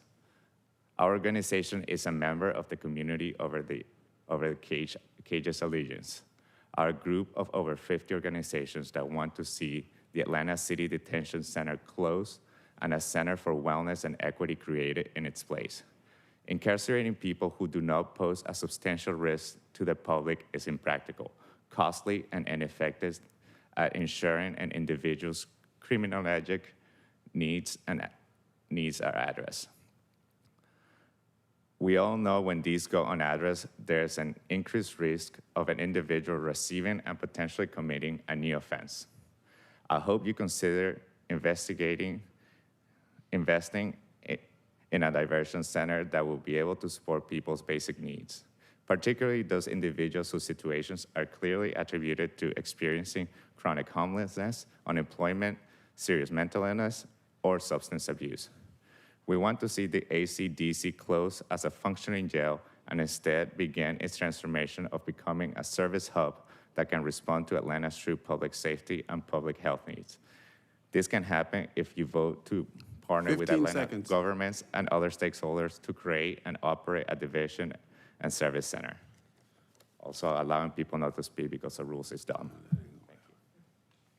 Is that the last speaker? Good morning. My name is Denise Rubin. I'm a formerly incarcerated ATLian. I've been home for 2.5 years now. I was fortunate enough to have a support system when I was released. I was fortunate enough to volunteer for a year, then I got a job with Women on the Rise as an organizer. I was fortunate enough to attend different classes to help me to be a productive citizen upon my release.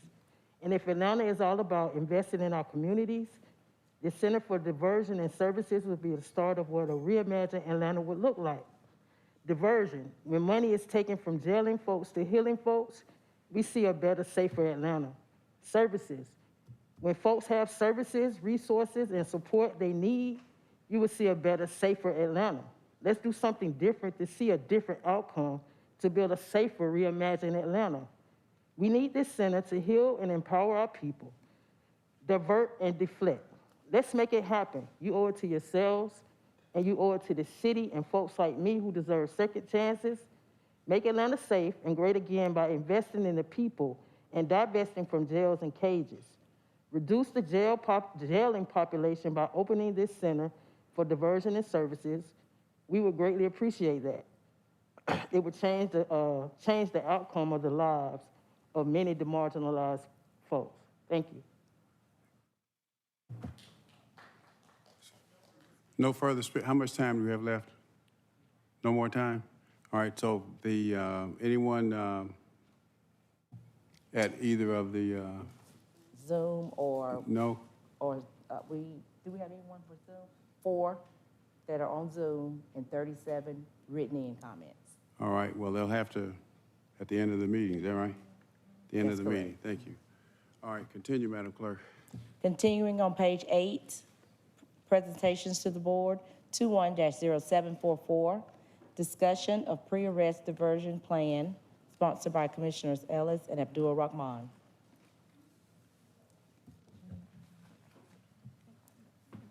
Mr. Ellis?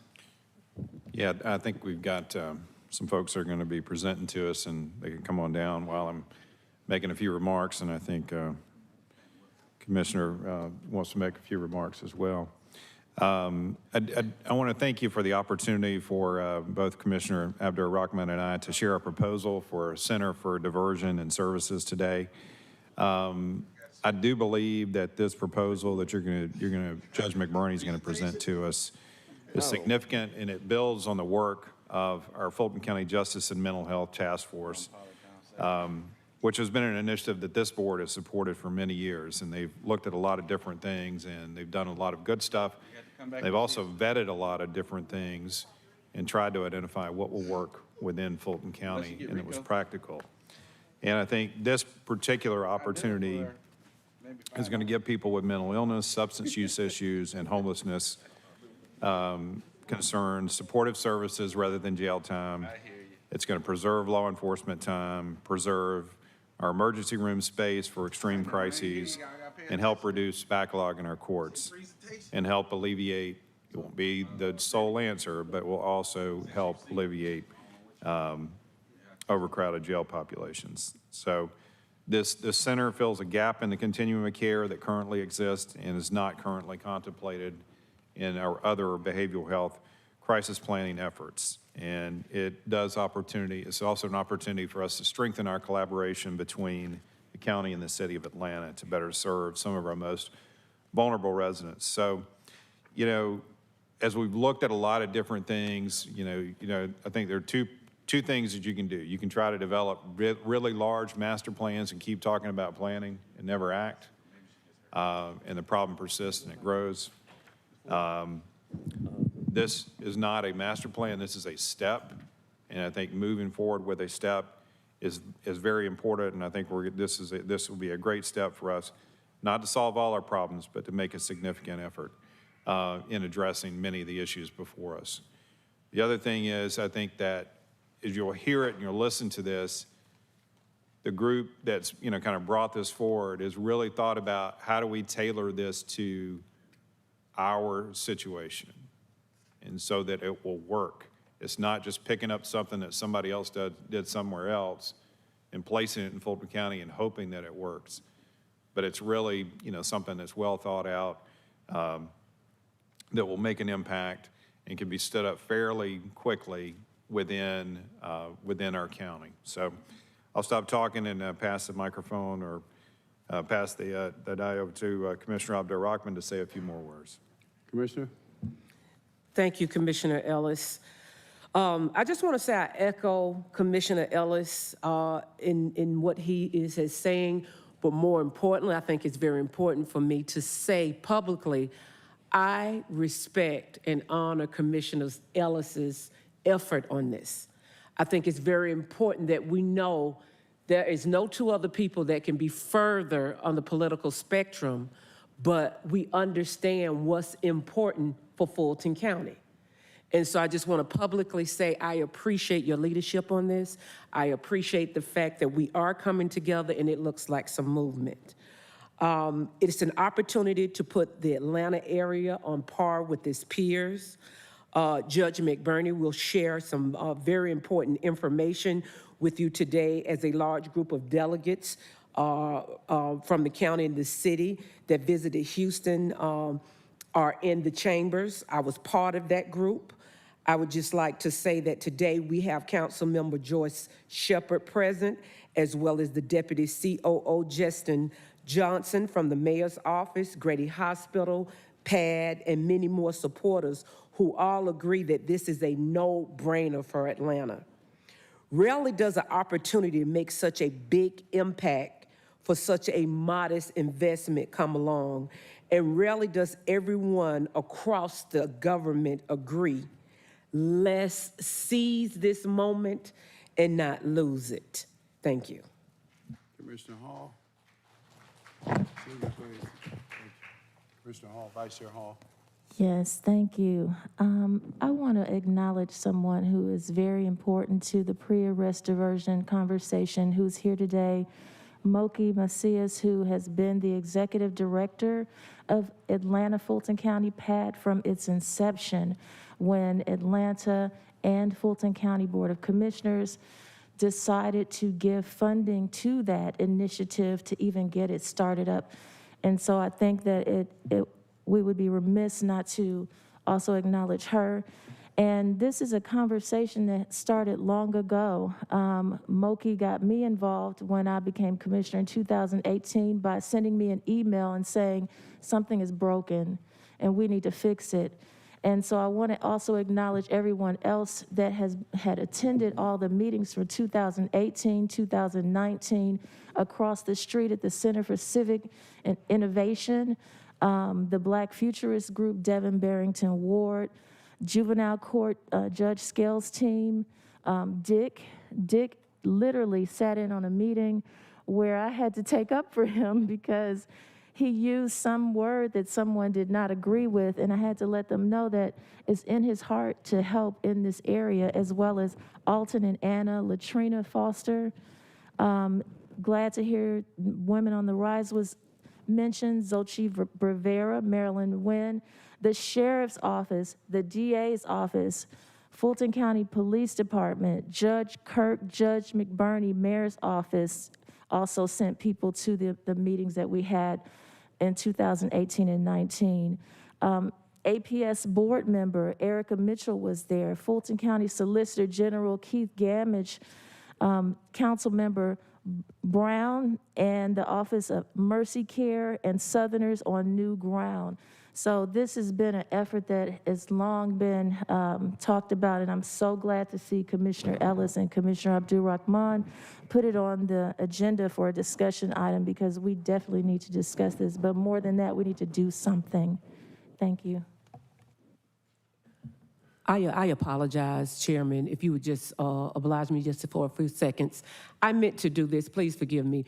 Those of you that were fortunate enough to go to Houston, could I get you to please stand? Because I think the visual of all of the partners in this is needed for the public. If you went to Houston, please stand. Thank you, I appreciate that. We appreciate you taking the time out and going to Houston. Thank you, Chairman. Judge, where are you? Come on up. This matter is before us for discussion. Good to see you, Judge. Good morning. I want to thank the commission first for giving us a special time. I believe Commissioner Ellis and Commissioner Abdul-Rahman had to take some steps so that we could be the first presentation, but that helped so that we could get everyone here and you could appreciate the effort that has been put forth to move us along. And I want to thank the partners who are here. They've already been acknowledged, but it's great that you all can see the effort that's been put into this project. As I was preparing to walk you through where we've been and where we hope to go, I read an article about the recent policy planning session that the Legislative Black Caucus had here in Georgia. And they had our Solicitor General address them about criminal justice reform. They also had the executive director from the Southern Center for Human Rights talk about what she saw as her top reform issues. And one of the first things she mentioned is the fact that Fulton County's jail is the largest mental health center in the Southeast. Factually, that's a little bit off, but I thought it was telling that on her mind, the next step for criminal justice reform is what we're here to talk about, and that is divesting our jail of the responsibility of being effectively the go-to spot for folks who are having a mental health crisis. And that's why we're here. It's an idea on how best we can help what I found to be the most disadvantaged, underrepresented, and not spoken for segment of our community, is folks with serious mental illness who are economically disadvantaged, likely addicted to a substance. There are very few spokespeople for those people, but we're here now to talk about that. You've got a long PowerPoint. I promise you we're not going to march through every slide. Whoever is operating the PowerPoint, there are only 3 or 4 slides that I'll ask you to put up while we're working through this. I want to talk to you a little bit about the history and then a bunch about some data that we've developed thanks to work that this commission has authorized, and then where we want to go next. The history takes us back actually a couple years earlier than Commissioner Hall was mentioning. 2016, when Commissioner Hall, your predecessor, Commissioner Garner, got this county involved with the Stepping Up initiative, where we have performed admirably. We're one of the highlight counties around the country. But it was through that initiative that we got the Carl Vinson Institute involved, and we put together, it really was an end-to-end intersect map of where do people who have mental health needs come into contact with county and local resources. Grady, the police, community providers, shelters, et cetera. And what we noticed in the center of that map was a big clot called the Fulton County Jail, and a pipeline that we had allowed to develop where people went from the street to the jail, arguably because they committed a crime, but ultimately because they were in the midst of mental health crisis that resulted in 911 being called, and the first responders seeing no other option than, I need to remove this person from that situation, and the only place I can take them to, absent a serious, serious crisis, is our county jail. So with that map sketched out, we developed a number of business priorities that have already been shared with the commission. I won't revisit them, but 2 of them were data. Let's figure out who's in this pipeline and why. And the second was diversion, which is the end game today. I want to talk a little bit about the data that we've been able to develop through work that Mr. Hageney, who I think is here, wave your hand. He's our statistician. He can tell you what standard deviations are and things like that, and where we're going with that data. We developed a concept known as familiar faces. These are the 100 or so folks who are most frequently arrested and brought to the county jail, and there's a mental health issue connected with it. And we dove deep with that data with our partners. We got data from Grady. We got data from APD, Atlanta Police. We got data from homeless service providers. And of course, we got data from our jail and from the city jail when it still had a meaningful number of inmates way back when. And what we learned from this data and this profile of the familiar faces, that they are super utilizers of our jail. They stay longer, they cost more to take care of, and they come back sooner. They're built-in recidivists because when they get out of jail, they are not connected to services. That's not the role of a jail, to make sure when you're released, you've got a house to go to, you've got the medicine you need, and you've got the counseling that you need. So it's expensive, it consumes, and it fills the jail. We also learned that our familiar faces are low-grade offenders. In fact, there's a great argument to make that they aren't offenders. They're going to jail because they're not well. But when 911 is called and an officer responds to a gas station and there's a gentleman there acting erratically, maybe he's cursing at someone he sees and no one else does, the only option we have right now is to take that person to jail. Now, that's not fair. We have PAD. We have PAD that doesn't work 24/7, unfortunately, and they are operating in only certain zones. And so PAD is not a cure-all. It is a partial solution that the diversion center is meant to target more holistically. But we're not talking about offenders, and this is important to emphasize because the other issue that came up with criminal justice reform discussions is, are we done with reform? Because right now the reaction is we need to lock everyone up. And the answer is, of course, we don't need to lock everyone up. When someone is being arrested again and again for criminal trespass, for public drunkenness, for vagrancy, there is an issue that needs to be solved there short of incarceration. And that's what we see with the familiar faces. Dozens and dozens of arrests, rap sheets that are an inch thick, but it's rap sheets full of no violent offense. It's shoplifting. But the reality is if you get arrested for a 4th shoplifting, that's a felony. You aren't even solicitor damages concerned anymore, and you may not get a bond right away. And so we are providing mental health care, housing, and all the other services at our county jail, which is not designed for, they're doing admirably well with what they're being asked to do, but it's not the proper use of that facility. So I want to pop the bubble early on, the balloon early on, that we're dealing with serious violent offenders. That's not what we're talking about, and that's not what diversion is for. The Atlanta police data was particularly instructive. It showed that these familiar faces were having a dozen or more encounters with officers each year, and that the default, over 75% of the time, these interactions resulted in arrest, not diversion, because there wasn't a place to which to divert these folks. So what about diversion? We talked about the data. We're identifying a problem. What does diversion look like? I don't know if you can put up slide 9. I don't know where the operator is. Great. What is a diversion center? What does it do? It's a holistic approach to addressing the needs of folks who are dealing with a mental health crisis. It is a place where law enforcement can drop off quickly. It doesn't bog an officer down for an hour dropping this person off. It's where someone gets a screening and needs assessment. There's a sobering room. We'll talk about that in a minute. The one I want to highlight is that it's peer support. What we have read, what we have seen, what practice has shown is you get folks who have gone through and are experiencing what the familiar faces are going through to staff these places so that there are actual connections made. It's not just folks walking around in white jackets with clipboards, but it's peers who are helping folks address their concerns and their needs.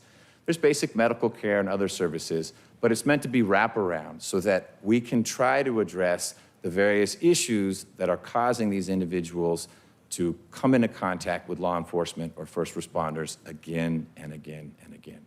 That's what a diversion center is. It's not a profound concept, and it is in place throughout the country. And as Commissioner Abdur-Rahman has mentioned, some of us had a chance to visit one of the gold standards.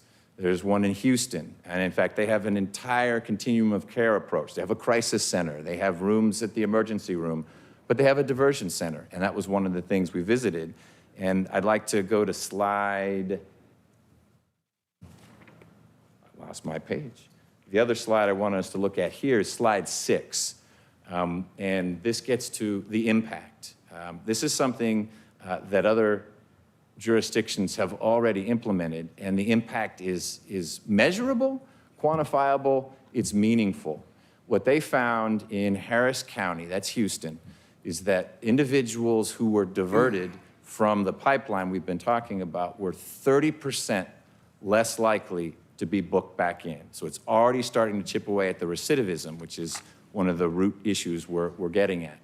And that factor increases the more times that person had already been arrested. In other words, our highest need individuals were benefiting the most from the services that are available at a diversion center.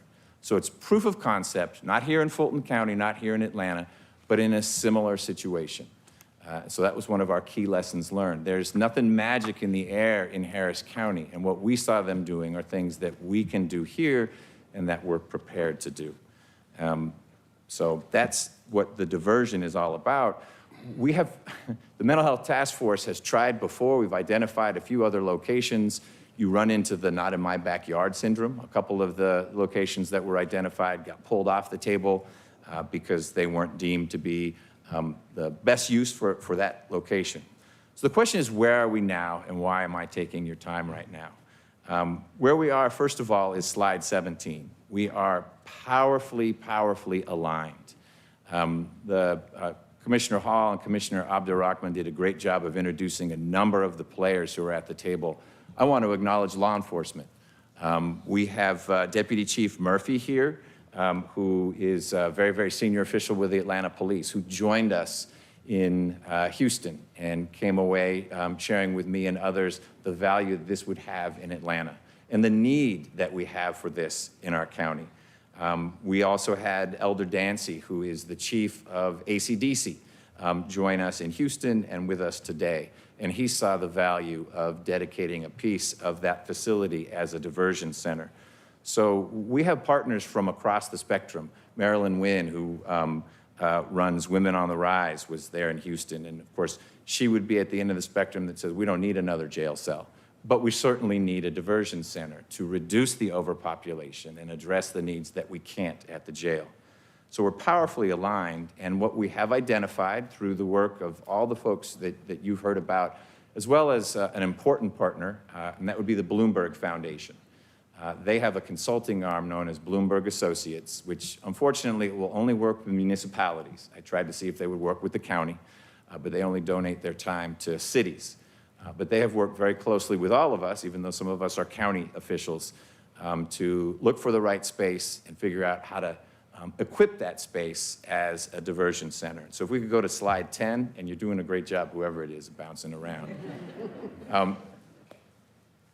This is where we are now. We have identified a location. It is a sliver, and it's not even that large, the sliver you see there, because we're not talking about using multiple floors of ACDC. We're talking about an entrance, access area, kitchen, medical space, and hopefully some beds, likely on the second floor for the sobering room that I'll talk about in a minute.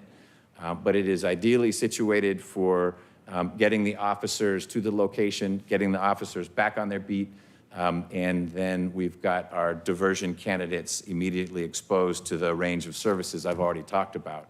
We've got the capacity to grow. Be careful how I phrase that. We have the capacity to expand the number of folks we take in as we grow that. This is viewed as a temporary location. I will tell you that not one participant here thinks that a jail is a great place for a diversion center. It's not the right vibe. It's frankly not where we want people to think they're going.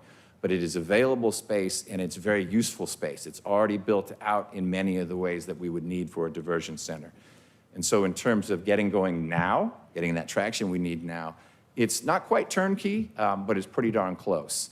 And it doesn't have the not in my backyard baggage with it as well.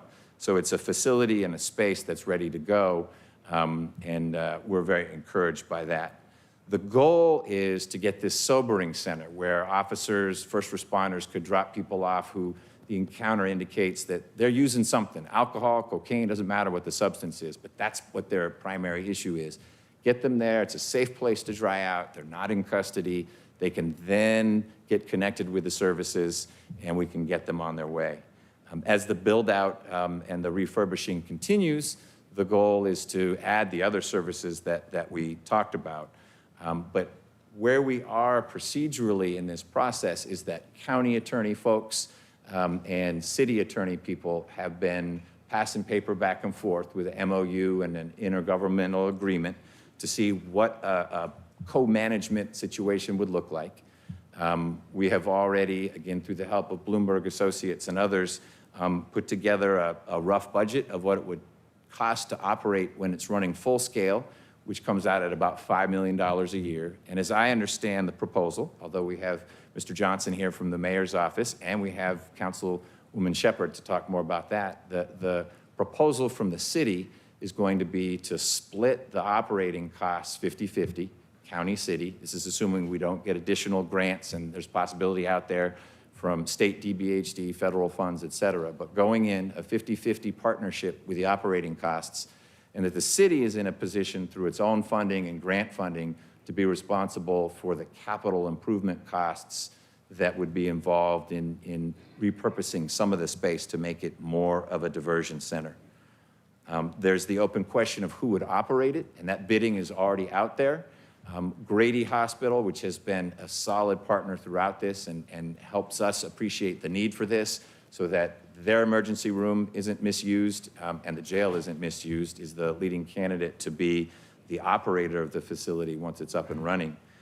But that's where we are. And where we go next would be slide 18.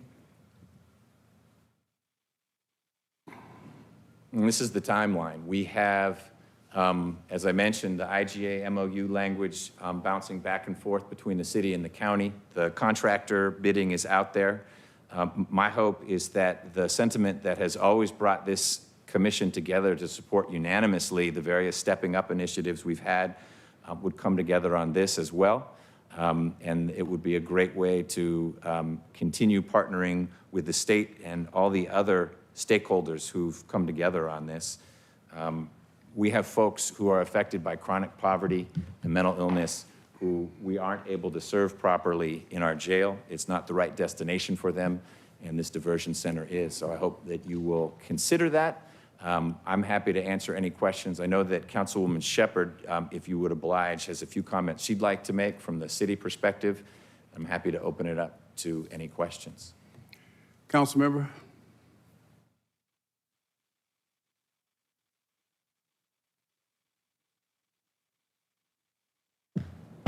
Good morning or evening, commissioners. Happy to be here today. Commissioner Rockman, it's good seeing you again. My colleague, Commissioner Hall, and my commissioner, Mr. Arrington. Thank you all for allowing me to speak. I'm honored to be here in collaboration with this group of folks we've been to Houston, but more importantly, where we are in terms of the ACDC Center. We talked about, the mayor has, of course, talked about closing it, but not really closing it, but making it into a diversion center. This trip to Houston really opened my eyes to the potential of what we can do in terms of that diversion center.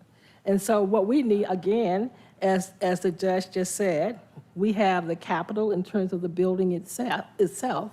We would love to ask you all with the IGA MOU is to help us in terms of the funding of this mental service center that will help take people off the street who should not be in jail, but should be actually getting help.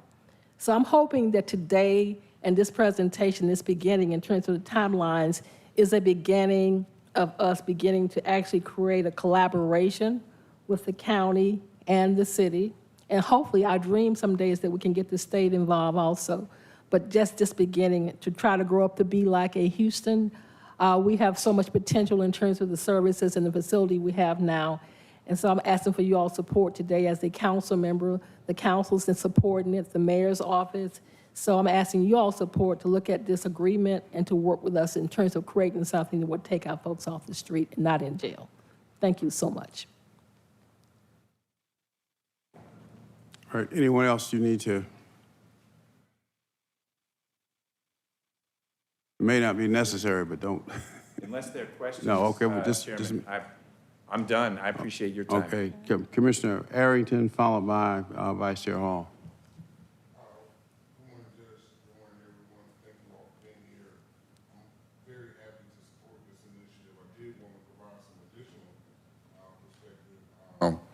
I went out to Seattle with Councilmember Kwanzaa Hall and Xochitl and members from the Atlanta Solicitor team back in 2016. So I wanted to make sure that everyone was aware of that, and that while we are happy to see the progress, this is not the beginning. This began a long time ago, and there have been many trips to different places. So I'm very excited about this. At the same time, I'm a little somewhat disappointed because of our greater overall inability to be able to get the city of Atlanta to work with us otherwise at the ACDC as far as our jail overpopulation. We even have a joint task force. They did a resolution. We nominated people to it, and we still haven't met. So I'm very supportive of pre-arrest diversion. I'm gonna support this effort, but overall there is a greater need. It is ridiculous that we do not have anything, a larger program with this ACDC. It is ridiculous that we still have not met with the City Council Committee to talk about moving forward with the ACDC, but I am very supportive of pre-arrest diversion and this effort. So hopefully we can continue to have those discussions that we need to have, but thank you all for this information, for pre-arrest diversion. It completely opened my eyes when I went to Seattle in 2016, and so I'm glad that other people have had the opportunity to go and see and participate, and that we will be continuing to expand upon our efforts that began back when we began this as a pilot program in Atlanta City Council District 2 at that time. If you would allow me to speak to Commissioner Arrington in terms of our concerns in terms of the jail, we have been negotiating back and forth with Sheriff Labatt and the mayor's office. Of course, as a council, we don't have the purview to actually sign off on it, but the council is absolutely in support. We are absolutely in support of actually giving a certain percentage of the jail to the Fulton County. Our understanding, and Mr. Johnson is here from the mayor's office, I don't know if he wants to speak to it, but we understood that Mr. Labatt had made a choice to go another route, but we're still open to the discussions in terms of using a percentage of the jail, a number for actually jail for folks in terms of Fulton County to relieve Fulton County. We're still open and amenable to that. So again, even in terms of this ACDC and the Diversion Center, we believe that we have enough space to do a collaboration of both. Now, the discussion is, do we want to do it permanent, or is it just temporary until Fulton County can get the relief it needs in terms of the situation with the jails in Fulton County and what's going on over there? But we have been in discussion and are amenable to that. As far as the committee being formed, that's great. But right now, there's letters back and forth in terms of negotiations, specifically with the mayor and Sheriff Labatt. Sheriff Labatt would say to you, in terms of where we are, is that it's up on his purview to negotiate this particular deal. And the mayor would say to you, it is up on her purview to negotiate that deal. But as a council and as a city, we are still open and amenable to that. Yes, there was a council resolution that passed that gave the mayor and the sheriff a certain deadline to act. And if they didn't act, called for the creation of a formation of a joint task force between the city and the county. We appointed our people. It took us 3 months to get that done. And then it's been 2 months since we've been appointed, and we still haven't met. So it's disappointing. And I know I've asked our office and our clerk's office to reach out about setting that meeting up. I understand that there are letters back and forth. It is shame on all of us that we have not gotten it done. Shame on all of us. There are people sleeping on the floor. I agree with you, Commissioner Arrington. As a matter of fact, on our side, we can push the mayor, but you got to also have Sheriff Labat. So shame on both sides in terms of that. But again, we can convene that, but I want y'all to understand where the power and the negotiation is at this point. So we can continue to have that discussion, Commissioner Arrington, but again, we need to make sure we move. And I think that was an issue in terms of the time, which is why Mr. Labat was saying that he was moving to another point. So we can continue to have that conversation. Thank you. Yeah, but the problem is it costs our taxpayers a lot more money to house people in Cobb County Jail than it does to house them here right across the street. I agree with you. So But I'm gonna ask Mr. Labat made that decision, not us. well, we have to finance it. It's an up-to contract. So they didn't transfer, 5,000 people at one time, right? They're transferring people as needed. But I'm gonna just ask our clerk to reach back out to the city so we can have the meeting that we're supposed to have pursuant to the resolution that the city council passed in regards to the Atlanta Detention Center. Thank you. And thank you, Councilwoman Shepherd. I know we work hard and have been at all the meetings, and so we appreciate your work and your effort, and certainly yours as well, Judge McBurney. All right, Commissioner Abdul Rahman, followed by Commissioner Morris. Vice Chair Hall, Commissioner Abdul Rahman, Commissioner Morris, and back to Commissioner Ellis. Thank you, Mr. Chair. Commissioner Arrington, thank you for taking me all the way back to 2016. Dorsha and I actually worked together to coordinate that trip for you and Kwanzaa Hall. That was an amazing trip to start this whole initiative. And I do want to ask a question. Was the sheriff part of this presentation? Was he, did he provide any input, or did anyone go over the presentation with him? Today's I can't speak for other folks, Vice Chair Hall. I can tell you that the sheriff and I have had informal discussions about this. This involves diversion that falls short of his jurisdiction. This would be, of course, having people not ever make landfall at the jail. So I would assume that he's interested insofar as it would help reduce jail population, but it doesn't fall squarely in his purview, because this would be local law enforcement officers getting folks to a place other than our jail. I would hope he'd be most supportive of it, but when I've engaged him, his focus has been where Commissioner Arrington's understandably was, which is what about the other beds in the jail? And they're not mutually exclusive. One is ready to go now and is focused on a different issue. They're both pressing issues, but we're focused on the people dealing with this serious mental illness. I am surprised to hear your response that he actually was part of this and you had a conversation with him, because he texted me and asked me to ask that question because he said he has not. So let me be clear on what I said, because either I didn't say it well or you didn't hear it well. All right. I have had informal discussions with Sheriff Labat about the concept of diversion center. But that was not my question, so listen to me and my words. My question was Sheriff Labat part of this presentation? Did he have input, and was it shared with him? No. There we go. All right. So he is a little bit concerned about that, because it really impacts what he's trying to do with his request for bed space. And so, I just have to relay that to you because he asked me to do so. Great.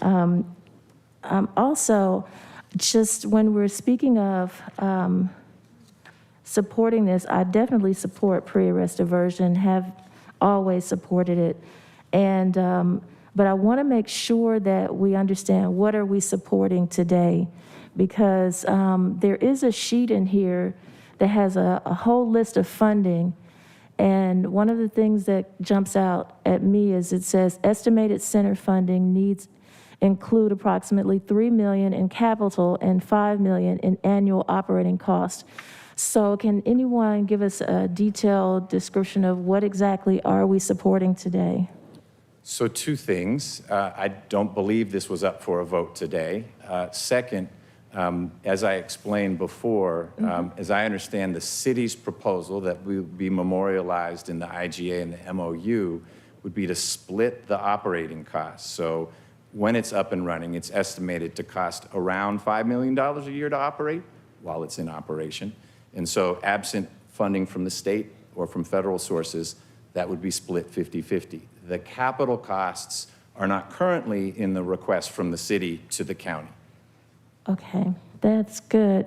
I would have thought it costs more than that to get done, but I'm willing to vote on however much it takes to fund this and actually get this up and running, because it's long overdue. We have, in the meetings that we held for the 3 years prior to, well, during COVID, we actually met as well, but there was consistent talk about our officers don't have anywhere to take the people that they encounter on the streets, and that is significant. We can just walk 2 blocks down the street on the side of the court building and see something that is similar to Skid Row in California. The tents are there, and people should not be locked up because they need wraparound services. They need to be led to where those wraparound services are. So I commend all of you on your hard work, and I'm so pleased to see this today. Commissioner Morris, I'm sorry. She wanted to say something? I'm sorry, Commissioner Pitts. Go ahead.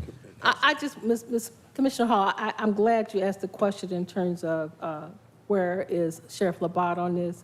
One of the things that I have talked to him about is, as a part of actually inclusion in terms of the jail and collaborating with the county, was asking if there were any folks who are in the county jail who would fall up under this category in terms of pre-arrest diversion, as opposed to it being one where we could actually collaborate in that terms. Yes. What Sheriff Labat has said to me is that the folks that he have in his jail, none of them are actually in that category. That's correct. So what I would like to ask is, can we get data to show that none of those folks who are in the county jail are in the category of diversion? I'm not saying that that's not true. I believe he just walked in. Do we have data on that? The sheriff just walked in. Do we have data on that? Okay. That's all I have. All right. He has data, but he can just speak All right, hold it now. Let's, this matter is before us for discussion only today. Now, we're getting into the weeds here, and I'm gonna have to stop it at some point, but let's keep the discussion going. You still have the floor. Thank you, Mr. Chair. Thank you, Councilmember Shepherd, for that information. And you asked for data on, well, you want the actual written report on if there are any jail inmates that in Fulton County Jail that would be eligible for this. Okay, and the sheriff is here, so I'm sure he can provide that information. Thank you. All right, Commissioner Abdul-Rahman. Thank you, Chairman. This conversation started way before I got here. And I'm glad that my colleagues started the conversation. I'm glad that my colleagues see that there is a need. However, at some point, we've got to move past the conversation part. While I understand my good friend absolutely has concerns about us partnering with the city without a dual conversation about bed space, on the flip side, I think it's understandable that they are two separate issues. They are completely two separate issues, and they are two separate issues that has made me walk the streets of Fulton County and talk to business owners, homeowners, the business owners that every day have to watch a person that has a behavior issue remove their clothes or for whatever reason have an accident in front of them in their shop or place of business. The police is called out. The police has to come pick them up, make a determination whether they are arrested. They get into the system, they bog down an already overburdened system, judicial system. And we are back to square one. Now, the flip side of it are the homeowners who have a loved one that has issues. And that person that has issues gets into the system, gets into a system which the court system and the judicial system and the jail system that is not equipped to deal with behavior issues, that is not equipped to deal with medical or medication processes that is as a result of that behavior. So where we should be doing a hand-holding process from the beginning to the end and work together to make sure that this overburdening that we're doing, especially on our law enforcement. One of the conversations I had with law enforcement, several law enforcement individuals, was that they feel like I went to the academy, I went to work to prevent crime. I went to work to make it safe. I did not go to work to be a social worker. I did not go to work to watch people who are having a crisis because they don't have their medication. And so we have to intervene at some point and understand with the pandemic, it is 2021, and we have to partner. And Councilwoman Joy Shepherd, I commend you because we have had some of the hard conversations, you know, that others don't want to have. But one thing that we understand is there's a problem that needs a solution. And what I don't want to do, with all due respect, with my colleagues, is to commingle. These are two separate issues. I support my sheriff. He knows he celebrated a birthday. If I could have jumped out a cake for him, I would have. But at the end of the day, these are two separate issues, and I would caution not only my colleagues, but the listening public to understand that these are two different issues. I also echo the sentiment of our chairman that this is at the discussion phase. And sometimes with the sausage making, we can veer in another direction. So I just want to say, please keep in mind, this is two separate issues and we must do something. Thank you. Excuse me. Thank you. Thank you, Commissioner. Commissioner Morris. I'll try to be my usual brief self.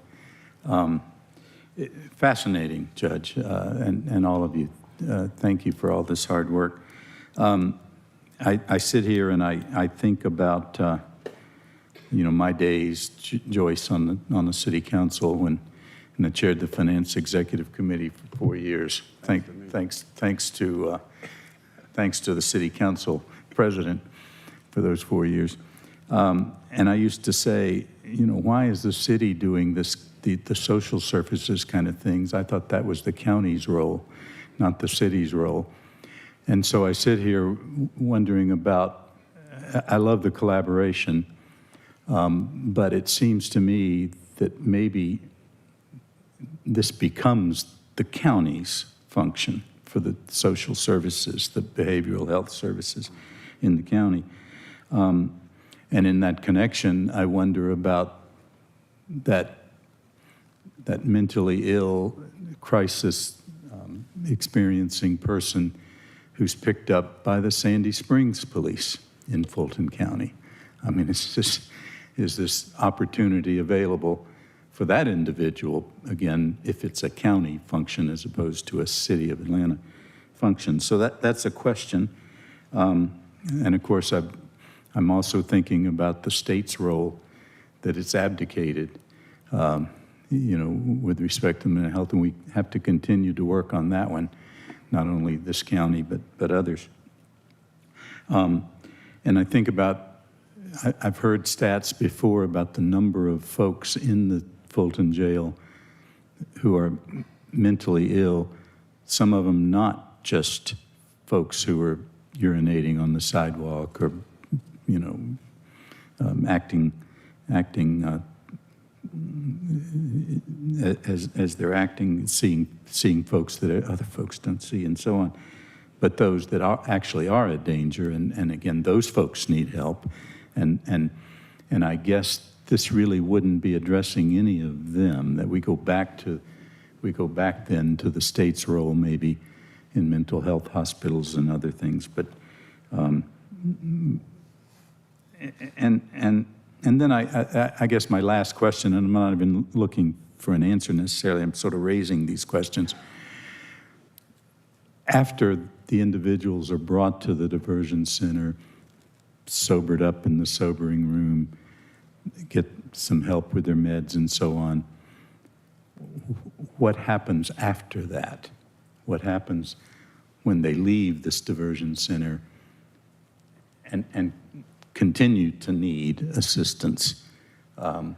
That's the tougher question for me. This is a great first start, but for them. But I can give two brief answers to your questions. Okay. As to the former, of course, our county DBHDD, led by Dr. Rochelle and then with Ms. Foster at the helm as well, they've got a broader plan. You heard Commissioner Ellis mention the continuum of care, and there's a clear vision for there being crisis centers, maybe one in North Fulton and one in South Fulton, that would address much of what you asked about. If the situation arises in Johns Creek, are we really thinking you drive all the way down here? Right. The short answer is yes, it will be the diversion center, and it because is a county diversion center. because they often got driven down. Well, they to were the going to county Rice jail. Street anyway. Right. And so they could go to the diversion center. And it will be a county facility, and it is located near the highest concentration of these familiar faces encounters. But the larger term, and I won't pretend to speak for our folks, but certainly the larger picture, and you all have been very supportive of it, is to have crisis centers that are a little more regional in our big county, that deal with more of that range in the continuum of care, from someone who just needs to walk in and have a conversation to someone who needs to be stabilized and actually held for a while. And those services exist right now at Grady, but they're often, the supply doesn't meet the demand. As for your other question, a diversion center is not a detention center. People can leave when they're ready to leave, and they'll make that decision, and not a jailer or anyone like that. And we rely on the results that we saw in Houston, the results that obtain in Seattle, in Louisville, in Miami, where there are facilities like this in place, and we see the recidivism drop off. It's not perfect. There'll be people who relapse, but what you see is the connection to care. And that's what when you leave, you've had those connections built up in a way you don't when you get the sandwich and the MARTA ticket and you're leaving jail. It's just, that's not what the jail is designed to do. It's what a diversion center is meant to do. It's not a panacea, and I didn't mean to broadcast it as that. Right. And thank you for all that, Judge. And thank you, Commissioner Abdur-Rahman and Commissioner Ellis, about making it clear that there are two separate issues here. And I've got my own preference about what happens with the rest of that facility, but I think most of the leading mayoral candidates sort of share mine, so we'll see how all that works out in the long term. But thanks, I appreciate it. Thank you, Commissioner Morris. Commissioner Ellis, it's 12:30, and we have a long agenda, colleagues. Commissioner Ellis. Yeah, we do have a long agenda. You know, mental health is messy. And if you've ever had a family member or a close loved one that's got mental health issues, you know it's messy. And, you know, it doesn't the solutions all don't reside in one nice pocket. It's not like just, I go to the hospital. It's, you know, it gets mixed up in the courts. It gets mixed up in, you know, healthcare. It gets mixed up in, all kind of different dynamics, right? And it's a continuum, and it's a journey. As we, you know, kind of continue this discussion, I guess there are a couple of things. I hope we don't make any of this about credit, because nobody deserves any degree of credit on this thing until we get some stuff in place and it starts to work. And that's going to be well down the road, right? So, I think everybody, has had an admirable hand in sort of bringing us to this kind of discussion like we're having today, right? Everybody cares about it, everybody recognizes it, and we all wrestle about what do we do about it. And, also we get with this, because mental health is messy and involves so many different layers, people want to get into, well, whose role is it? And that's part of the reason why a lot of stuff never gets done, State's role, it's the county's roles, the city's roles, law enforcement's role, it's the family's role because they need to take care of it, so we can get caught in that trap as well. And I hope that we don't get kind of caught up in that trap. And definitely we've got, this isn't about reducing jail population. It may have that kind of impact. We don't know what it is, but we really should be careful about trying to build economic cases around how we would fund this based on that. There's a cause and effect, but it's a slippery slope to kind of go down and say that that's, those dollars equate to this, right? I mean, we've got a problem with jail cell overcrowding, with jail cell beds. We need those, and that's a whole different discussion, as the commissioner had outlined. And hopefully we'll keep that separate and keep just this laser focused in on just this specific thing. And as the judge indicated, this isn't going to solve everything, but it has a particular role. It's a gap right now. It's done elsewhere. We can do it here. We got the opportunity before us, and hopefully it will continue this discussion and be able to seize that particular opportunity and move forward. Thank you, Commissioner Ellis. Commissioner Arrington, followed by Vice Chair Hall. Again, I want to make sure that the public understands that Fulton County has committed money for this since 2016.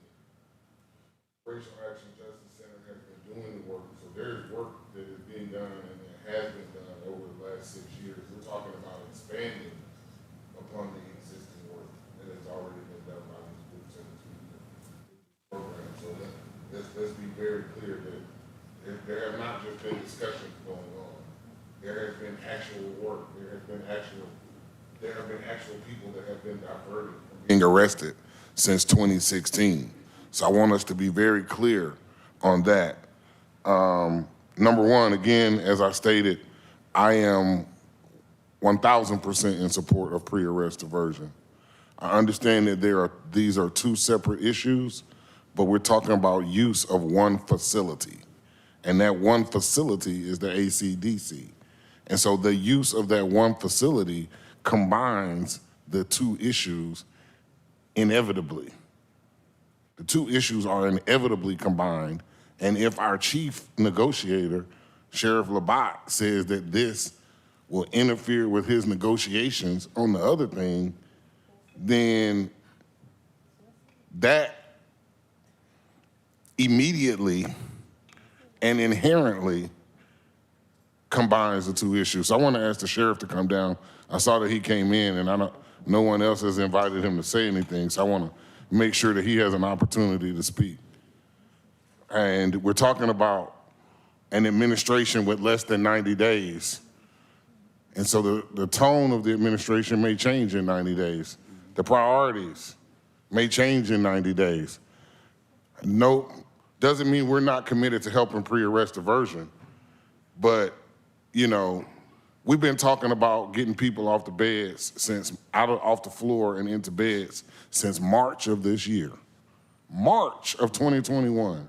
I challenge the mayor or any of the council members to come sleep on the floor with me for the next 90 days, and I bet you we'll get something done before the 90 days is up. Let's go sleep on the floor. I did. Let's go sleep on the floor, and let's see how long people last before a resolution comes up. This needs to be resolved. It needs to be resolved expeditiously, and for whatever reason, we have not been able to get the cooperation from the city of Atlanta that we need for these beds to get people off the floor. Sheriff Labatt. Come on up, Sheriff, and I'll be brief. Happy birthday again. Thank you, thank you, and I appreciate it. I Hope you appreciate enjoyed that steak. I did indeed, and it was great seeing you last night. Everybody else can guess where we were. That said and done, I appreciate the offer to jump out of the cake. Howsoever, let me start by saying this. All of you are correct, right, in you all's assertions, but I do not like people throwing my name around. So I thought it important to leave the K-9 training that I was doing out at Merck Road and come to see if there are any questions. I believe Mr. Chairman and certainly Vice Chair Hall and everybody has put it in a space that is, while this is not mutually exclusive, right? We have an obligation. I am a pre-arrest diversion fan. Let me say that. I became one because as Commissioner Ellis pointed out, when things happen to you personally, they sometimes open other doors. But I have constantly taken the high road when it comes to this conversation around bed space. So you cannot intersect those roads without dealing with both. We cannot say that we are good stewards and responsible for those in a mental health space without saying that I got 300 people sleeping on the floor and we're not treating them accordingly. So for me, it is about if there are any specific questions. I certainly support Judge McBurney, who I have worked with over the years. See, the difference between me and a lot of people is I've been in the spaces under the bridges with Councilmember Shepherd, under the bridges with teams to go see, and with the business owners that understand on a daily basis that they're there in a space to conduct business. And so while we have to, as both a city and a county, figure this out, we have to be in a space that is mutually agreeable that we are going to move forward. And so that's why I'm very, very transparent. Anytime I write the mayor, I make sure each one of you all know. I have constantly taken the high road. I have simply said it should not take 3 years and 9 months to get to a point that we are talking about diversion. So they're not mutually exclusive, but at the same time, and you're absolutely right, Commissioner Arrington, these roads intersect, and as the sheriff, I have a responsibility to make sure that we do both, and we can do that. And I also, and again, that's why I get to texting right in the middle of the drive, getting to one place to another as safely. Part of that becomes, we also have to understand that we've been down this road long before 2016, even with Gateway, and we've done a poor job. So we have to figure that out. So to that end, if there are any questions, I certainly will take those, and if not, I'll go back. All right, we're gonna have to close this out. Any specific questions for the sheriff? I just want to ask the sheriff, are you in agreement that we can do both? I understand your position that we need to have a conversation and we need to understand at some point, like Commissioner Arrington and Vice Chair Hall, there may be some intersection of it. I think thank you for the question. And with respect to Chief Dancy, as 31 years in that facility with 1,314 beds specifically is big enough to do both. 471,000 square feet, we could do both. But as the chairman said, and I know this is just a discussion, this is where the sausage is made, and I think it's an opportunity to do it. I just don't think you cannot take this journey hand in hand. And I believe someone mentioned earlier, maybe Commissioner Morris, I have personally talked to well, 4 of the top candidates in the mayoral race, and so this will be resolved, at least if I take them at their word, really quickly come the first of the year. So I certainly appreciate it. Any specific questions? If not, you want to close this out? Yes. Thank you. I appreciate it. Thank you, Sheriff. Thank you, Chairman. I just want to make sure that we don't forget that we did have the mayor's task force to reimagine the use of ACDC. And many of us did think that these were 2 separate issues until we started these committees and these meetings to reimagine ACDC. And we realized that you cannot have beds to house the inmates from the jail in the same building with the pre-arrest diversion program, with a pre-arrest diversion center and wraparound services without looking at that building and making some serious decisions about how it is renovated and made to allow entry for those two things. And it was mentioned about Bloomberg only works with municipalities. It was Bloomberg who actually worked with the city of Atlanta and the task force members, and I was one of them. I think maybe Commissioner Arrington or someone else on the board at that time may have been part of that committee. But also our county manager, Dick Anderson, and our chairman, Rob Pitts, met with the mayor of Atlanta, Keisha Lance Bottoms, to speak with them about these issues early on, before the task force to reimagine the use of ACDC even took place. But that's why it's not two separate issues. It has to be together, because if we're going to address the bed space and we're going to address the wraparound service of a diversion center, we have to speak to them together, because we're talking about utilizing the same building, and that is the Atlanta City Detention Center. So that's why it's not two separate issues. And I want to correct something, because you all know I got to have facts, and I want to make sure that our constituents, our residents of Fulton County know the facts. It was said earlier that we were back to square one with PAD. That's not true. I want to give credit to Moki and Catherine Marchman and those who have worked in this area, because they have literally developed a new model and have expanded across the city. So let's recognize that. They're not just in one or two districts. They have literally developed a new model and expanded across the city. And we want to make sure we continue to support that effort. And thank you so much, everyone, for your hard work on this. This is outstanding and great discussion. Thank you, Vice Chair. Now, we've not, Mr. Manager, briefly, just to not for debate here, Commissioners, but let's hear quickly from the manager, because this is, I think you sense, Judge, that there's support for this concept, but we have a ways to go. So, Mr. Manager. Yes, sir.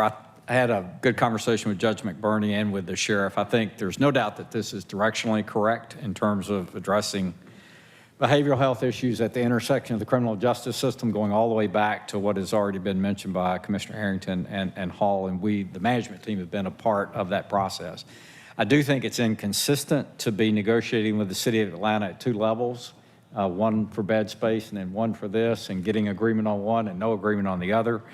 That timing, the timing of the mayoral race may resolve that, and so I think from that perspective, this is not ripe for a decision. It's not really being called upon one today. I think more problematic from a management perspective is the episodic presentations, as compelling as they may be, by elected officials to this group, because whether it's, and again, these are friends of mine as well as yours, but whether it's the sheriff, whether it's the DA, whether it's the solicitor, whether it's Judge McBurney, they are very compelling presentations.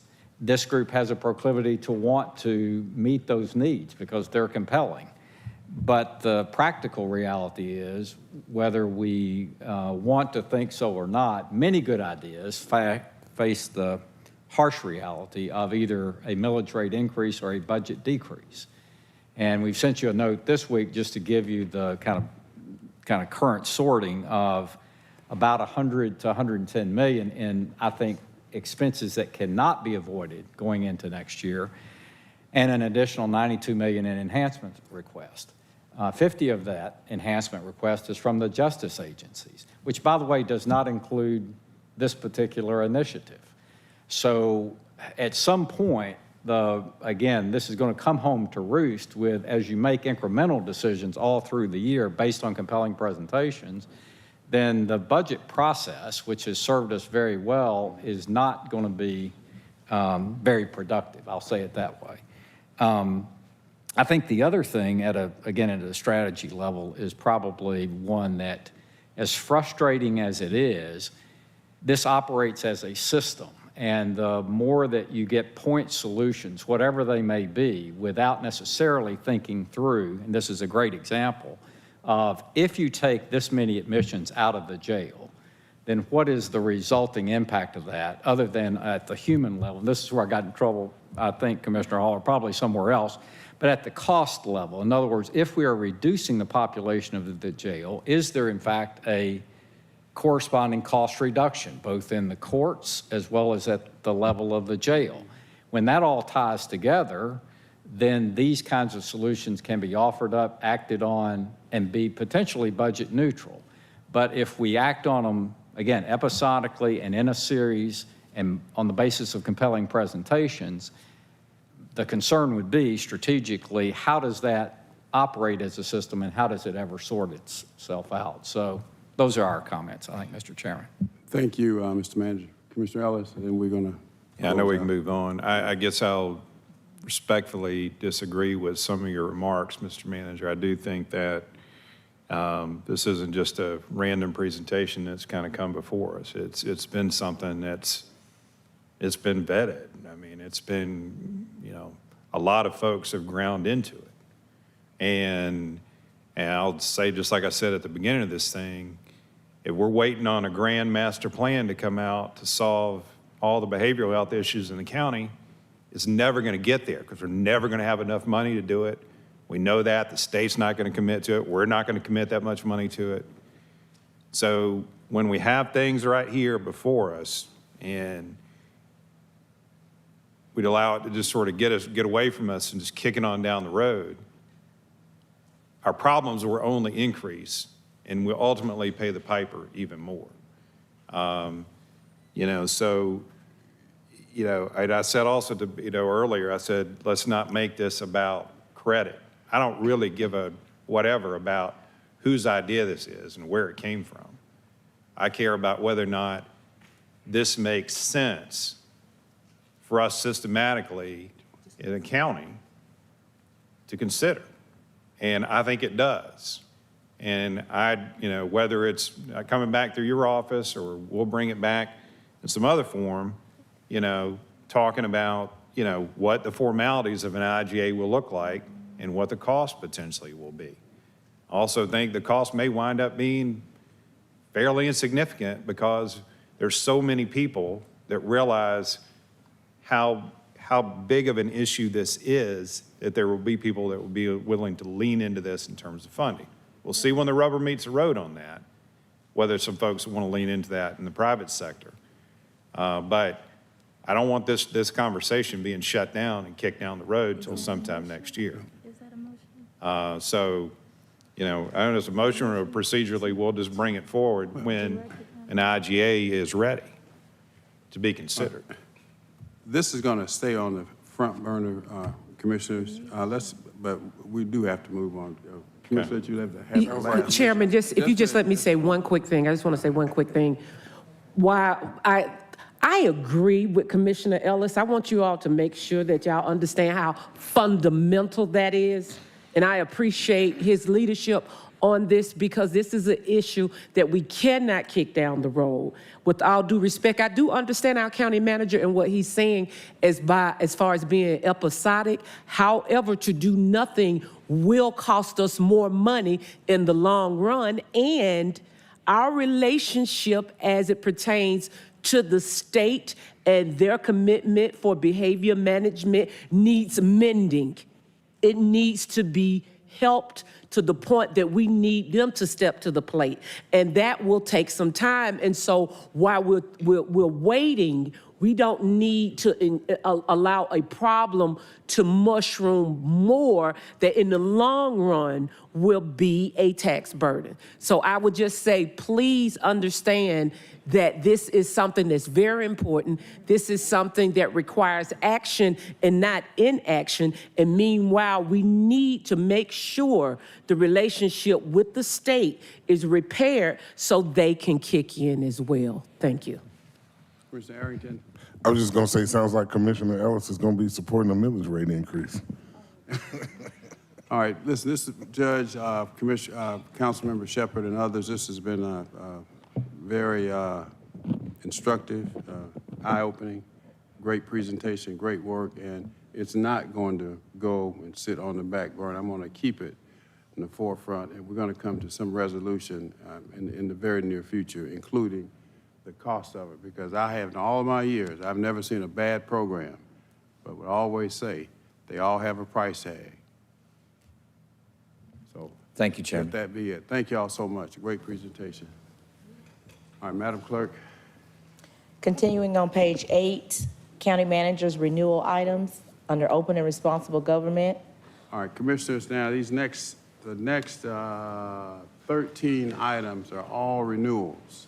The next 13 items, pages 8 through 11, unless there's an objection. Can we say any objection to taking all of these renewals to Just one one. vote? Just one? Which one? I think we can take the first 12, but the 13th one is the Okay. one we moved up an item to take with it. That's correct. So If you take the first 12, any objections to taking the first 12 with one vote? These are all renewals. All right, motion is to take 1 through 12. You want to sound just a quick caption, Madam, starting on 22210745. Just a quick caption, not the whole. Ending on what? On page 11756. Okay. Okay, 21-0745, these are all real estate and asset management. Request approval to renew existing contracts, provide standby, repair, maintenance of buildings or other real property project on an as-needed basis. 21-0746, request approval to renew existing contracts to provide standby roof maintenance. Okay. On 21-0474, request approval to renew existing contracts to provide asphalt, concrete, pavement maintenance and repair. 21-0748, request approval to renew an existing contract to provide standby fencing installation and repair services. 21-0749, request approval to renew existing contracts to provide standby professional services for facilities related design engineering. On page 10, 21-0750, real estate and asset management, request approval to renew existing contracts to provide standby professional services for facilities related planning, design, engineering. 21-0751, request approval to renew an existing contract to provide professional landscape design and installation services. 21-0752, request approval to renew existing contracts to provide on-site emergency electrical and on-call maintenance services. 21-0753, request approval to renew existing contracts to provide fire sprinkler protection system maintenance services. On page 11, 21-0754, request approval to renew existing contracts to provide janitorial services. 21-0755, request approval to renew existing contracts to provide on-site tree removal services.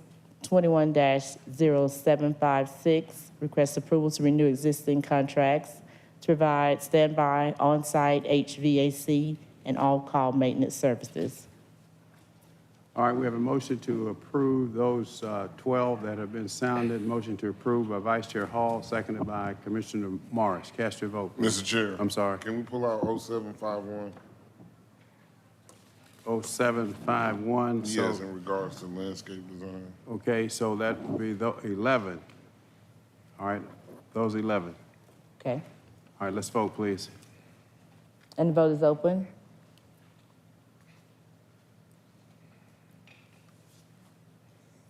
And the motion passes, 6 yeas, 0 nays. All right, now 0751, then we'll take 0757 and the one that accompanies. Commissioner Arrington?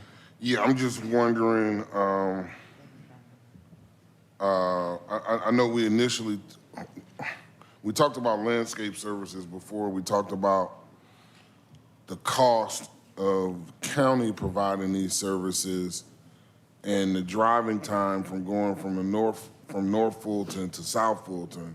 So I'm wondering why we have a contract with a contractor in North Fulton and not a contractor in South Fulton. Where is the South Fulton contractor? What is the amount of their contract? You know, is there more than one contractor? There is, Commissioner Arrington and Commissioner Morris. We've talked about this in previous board meetings. about how we had multiple contracts with Ed Castro Landscaping to do a multitude of landscaping projects across the county, and they were in different departments. So one of the things Dream has worked with Felicia to do over the last several months is consolidate all of those contracts, but to bring them forward in two categories. One is landscaping maintenance, and we've consolidated those contracts to cover the entire county with Ed Castro. So they are performing services both north and south. And the reason this one is coming separately is because this is for design services with Ed. Okay, perhaps I asked a bad question. What are the names of the South Fulton contractors that are providing services countywide? Commissioner Joe Davis, Director of DREAM. So at this current moment, Ed Castro is the sole provider of landscape maintenance services countywide. As the COO has indicated, there are multiple contracts for varying services. DREAM has 2, of which the item before you is 1, and Public Works has 3 or 4 others. The issue is that we are currently working to develop a new RFP for landscape maintenance services that will go out for 2022. We actually had a bid out on the street that we canceled so as to address the board's concerns as it relates to all the services being rendered by one vendor. However, there are 2 specific contracts out of the number that we've discussed previously, this being one, which is design and installation of new landscaping. It's not a maintenance contract. The other is held by Public Works, which is for work being done on citizens' properties that have been impacted by county public works projects. So those 2 were separate from the other contracts, which are maintenance related. So that's why we're still coming to you for this particular contract. It's simply design and installation of new landscaping projects. Maintenance is going to come before you subsequently as a new contract and after having been rebid. But this contract is for 2022. This says effective date January 1, 2022 through December 2022. So yeah. I don't understand if there's an RFP coming out for 2022, then why are we doing this? We separate design and installation from maintenance. Are there no South Fulton contractors that can do design and installation? I'm sure there are. Okay, I'm not going to be able to support that one. All right, is there a motion? A motion to approve by Commissioner Morris. Is there a second? Seconded by Commissioner Ellis. Cast your vote, please. And the vote is open.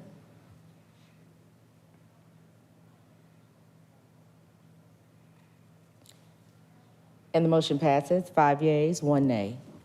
On the bottom of page 11, under Justice and Safety, 21-0757, Police.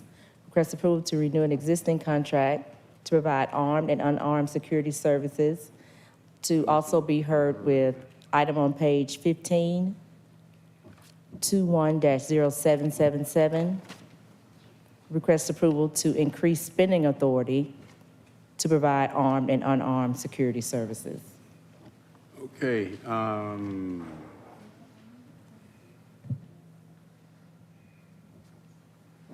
I want Commissioner Ellis, you wanted these 2 heard together? I'm sorry, Commissioner Hall, Vice Chair Hall. Yes, is anyone here to speak on this? Chief Yates. You had printed the wrong number, but I can't remember what the number was. Thank you, Chief. If you could hold on 1 second, I'm looking for my notes.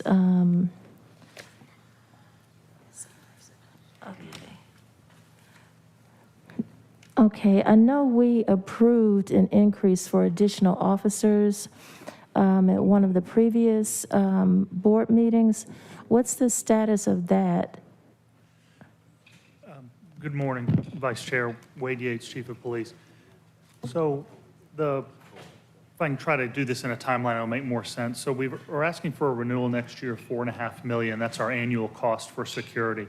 This year, because of COVID and the library closings and the senior center closings, we started out the year with only $3.5 million. As libraries came back online and we had a lot of expenses as it relates to COVID and guards, we came back 2 meetings ago and asked for the additional $1 million to get us to the $4.5 million.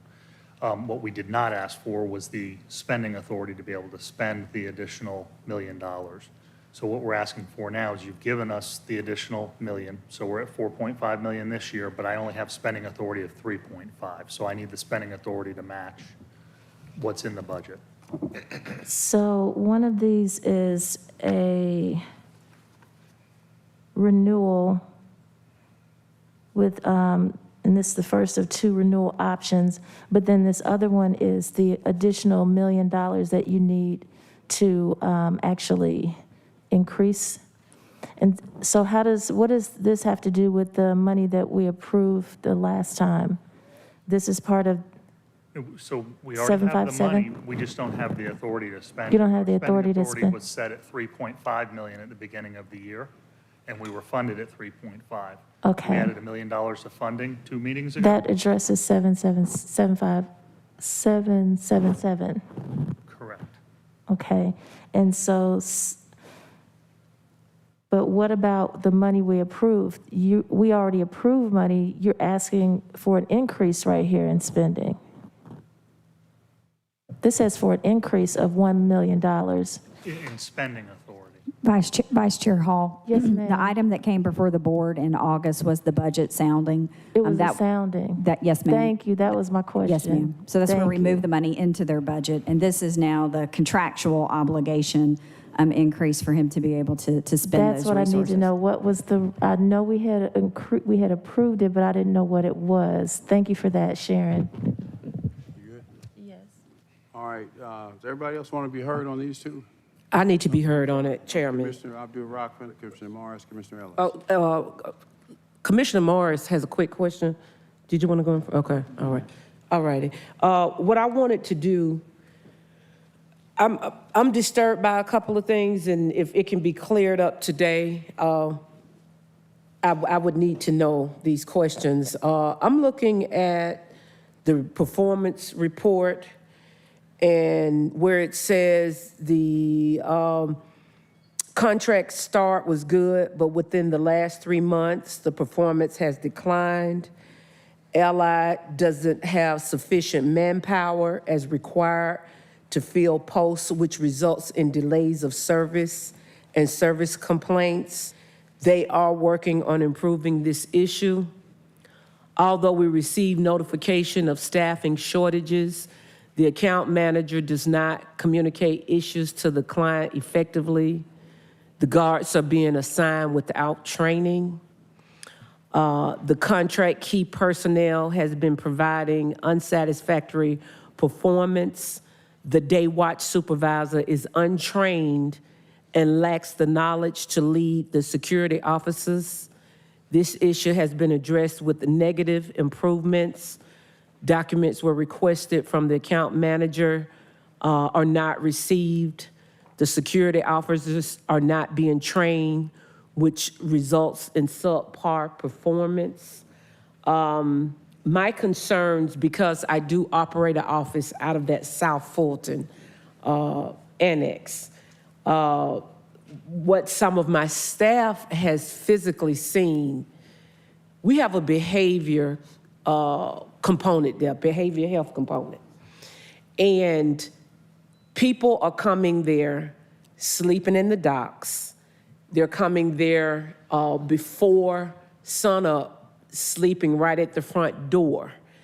And I know it has been, let me say this, Chief Wade, because I can appreciate that I understand that it has been a challenge. I understand also sometimes you get what you pay for. And there may be a discussion that Allied needs to, pay their people more. But my concern is with what I see here from the report, coupled with you've got people coming out there that may be in crisis, that are hoping someone can give them some medication. They're sleeping in the docks. They're sleeping at the front door. That is a potential security issue. And to my understanding, you can maybe answer this question, or maybe the county manager can answer it. It was brought to my attention that one of the security guard there is being paid out of Dream's budget as opposed to being paid out of Allied's budget. So I just this is a big concern of mine because we're asking for more money and we're asking for approval for the money to be spent. But what I'm reading, I'm concerned about not only the performance, but I have great concerns about the employees there as well as the customers that's coming in with those additional issues that are happening at that location. If someone can address that for me, please. Well, I believe that our previous contractor last year was completely subpar, so we went out on an RFP and we chose Allied based on their presentation. They were a much more expensive contract than our previous, and the implementation started with COVID. They are having difficulty hiring. It's especially difficult to get armed guards. They have to be state certified. That process is taking longer because of COVID, and we're trying to accurately document everything. So if we do need to change contractors, that we can. But I'm not sure that there's a contractor out there at any price point that's going to give us a substantially better product than we're getting. I think we're staying on top of all of these issues. If we get complaints like this, we remove guards and say you have to hire someone else. This one's not getting the job done. A lot of the comments that you read were management level things of my staff dealing with the managers and being properly informed that, for instance, a guard didn't show up at the central library. We need to know that so we can move a guard from somewhere else or send an officer out that. So a lot of those issues are back of house. I think that the product we're receiving from Allied versus last year's vendor is dramatically improved. So let me ask you this. You see an improvement, but is it safe to say that we are getting individuals based on what we're paying for, and we may not be getting the best security at the level of pay that they're receiving? Is that an issue? I guess, because I don't want to put words in your mouth, but I want to understand only based on conversations and what I've seen is one of the issues. I know the issue is the pandemic. I do understand that. But is one of the issues that Allied may not be attracting the best for our particular circumstance because of the pay? That's a concern of mine as well. I'd have to ask Felicia, but I believe Allied was the second highest paying contractor that bid.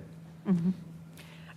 Commissioners, Felicia Strong-Whitaker, one of the things that we're beginning to see on a lot of our contracts where they're having to have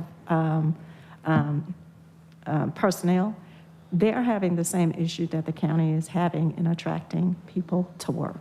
We're seeing that on a lot of our janitorial contracts. We're seeing that on a lot of the service-related contracts where the county is experiencing the same thing. They're experiencing turnover.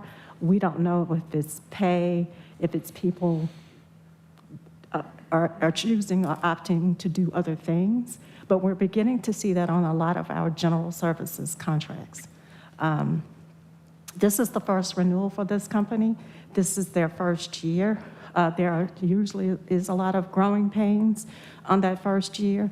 The police department has provided us with a corrective action plan, and they are very diligent in documenting everything. So if they are not satisfied sometime next year, we do have options. We can option not to renew. We can terminate the contract for cause or for convenience.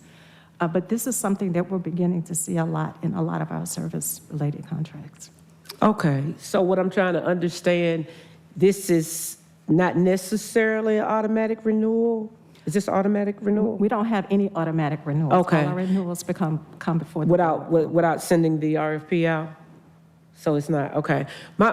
This is my concern, and here again, Chair, just bear with me momentarily, only because I do operate a South Fulton Annex office. And we know, as opposed to the North Fulton, they don't have just as large of that behavioral health component. And so because of the behavior health component, people are coming to their office. They're sleeping in the dark. They're being there before opening at the door where they're having to be asked even before security gets there. And the guy that is there is sympathetic, but he's getting overwhelmed. So I understand and I hear what you all are saying. Believe you me, I'm not trying to be adversarial, but I want you all to know, especially Yates, I know you're doing a great job. There is an issue. And I just want those that are aware to know that with the corrective action that you're speaking of, that is some other issues that are coming to light, that's just, they're at that place because of the issue of the behavior health that's there. Those individuals are coming there, and I'm not saying they're taking advantage of the fact that it's not a lot of security.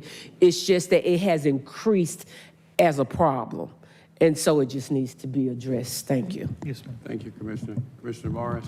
Yeah, thank you. I'd had some questions and concerns about the performance measurements, but my question, whenever I see a renewal and it's increasing so much from the prior year, it raises questions for me. And then I saw the second one, the addition of this year's spending authority, and you've explained that with the increased needs as we've opened up the libraries and other things. But my question now is what was the level of spending for this service pre-COVID on an annual basis? Does anybody know that? With the previous contractor, it was around 2.7 million. And that's the pre-COVID year, 2019, Yes, I sir. assume. So we've gone up from 2.7 to 4.5 million Yes, sir. in 2 years. We did not change the number of FTEs. The contract price changed, and that was one of the reasons that we only went with $3.5 million worth of funding at the beginning of the year, was because it was a big jump in the first year of the contract, and then came back and asked for the additional $1 million later in the year. But we've known this since we selected that vendor, that was a huge price increase. Wow. Staggering. But Thank you. could allow him to give, do you recall the per hour rate? Because I've got it almost in my mind, but not the exact number. I do not recall the But I previous, think it was something like in the 12 to 13 to 18. And the point is exactly the point you're making. Even then, we were not getting the kind of quality people that we needed. And of course, we debated, should we make this all internal versus having it sourced? Of course, that's exponentially more. Right. And in addition to that, Chief Yates, we asked that they go and do a security assessment of every facility, because and Commissioner Abraham, this has been prior to your election, there were many where we either didn't have a guard, didn't have cameras, didn't have a locking mechanism whereby you could allow someone to come in, this senior center specific. So the unfortunate aspect of all of this is that we're chasing this notion of what is a secure facility. And this staffing problem, I think, is one that, while expensive, probably is not the end of this story, unfortunately, as you've pointed out. Yeah. Okay, thank you. Commissioner Ellis?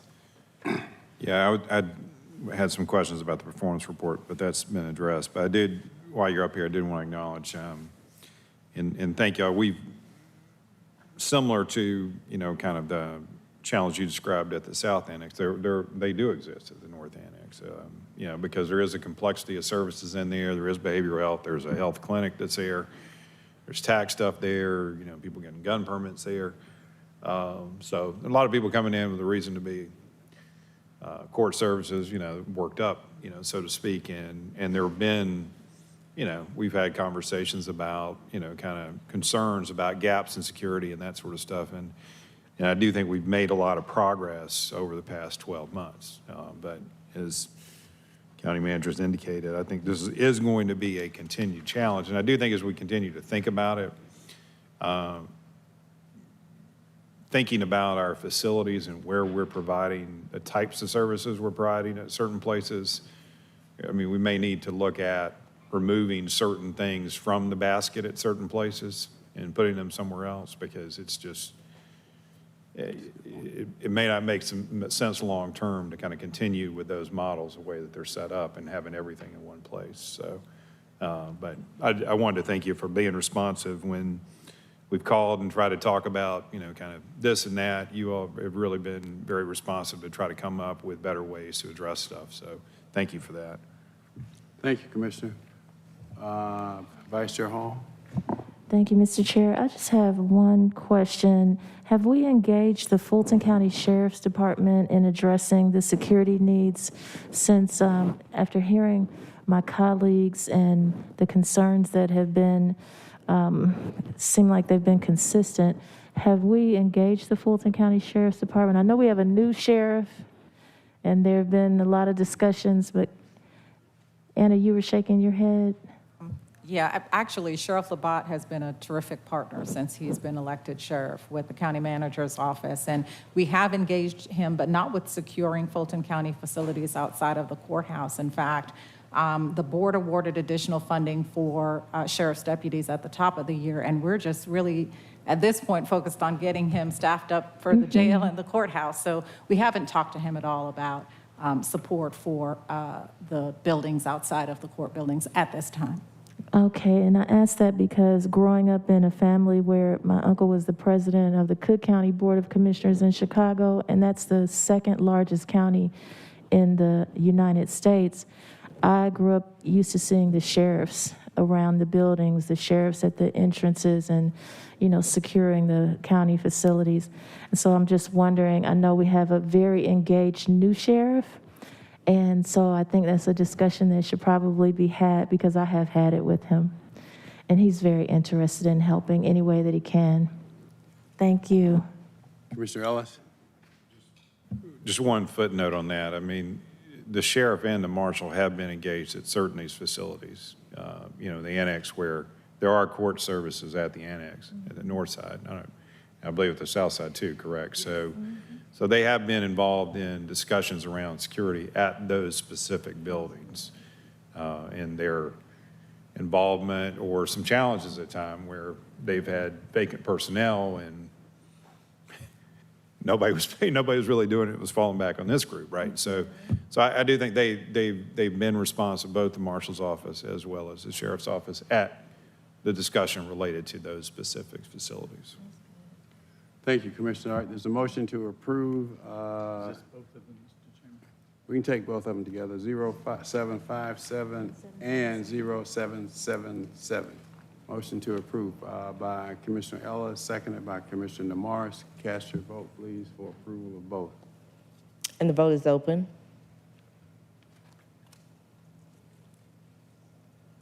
The motion passes, 5 yeas, 0 nays. Thank you very much. It's 1:19. Commissioners, I'll entertain a motion to recess for lunch and executive session, issues of personnel, litigation, and real estate. To approve by Commissioner Morris, seconded by Vice Chair Hall. Let's vote, please. And the vote is open. And the motion passes, 6 yeas, 0 nays.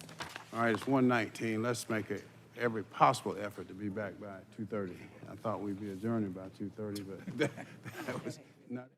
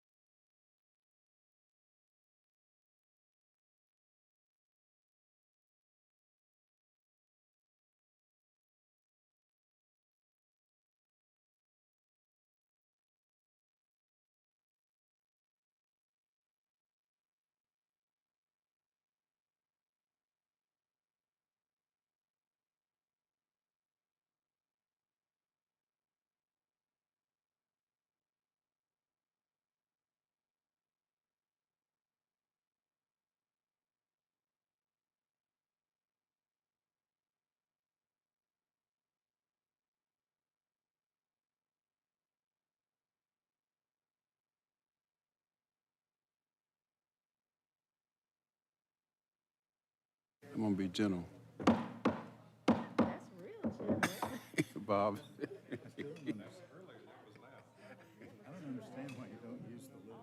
This thing? Oh, yeah, because it jumps off.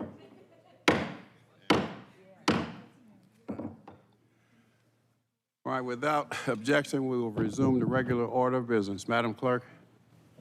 Are we going to do executive session first? Executive session. Madam County Attorney, you ready?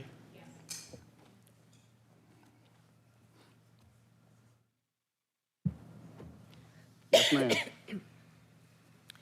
Is there a motion to approve the requests for representation that were set forth in items 1 and 2 on the executive session All right, agenda? motion to approve by Commissioner Ellis, seconded by Commissioner Morris. Cast your vote.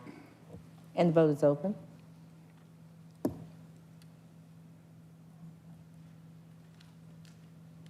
the motion passes, 6 yeas, 0 nays.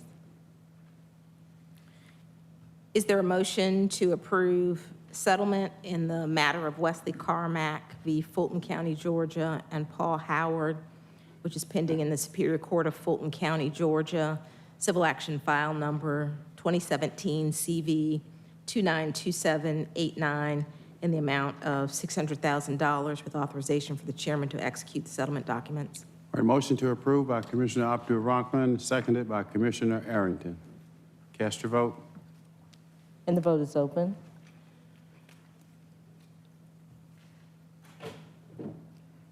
And the motion passes, 4 yeas, 0 nays. The Board of Commissioners, utilizing the executive search firm, the RMN Agency, has concluded its county attorney search. Is there a motion to hire Yun Soo Jo as the county attorney for Fulton County in accordance with Fulton County Code Section 2-191, effective November 17, 2021, at a salary of $240,000 per year, with entitlement to all benefits customarily afforded to Fulton County employees, with the terms also outlined in an employment contract to be executed? All right, a motion to approve by Commissioner Abdul-Rahman, seconded by Vice Chair Natalie Hall. Cast your vote, please. And the vote is open.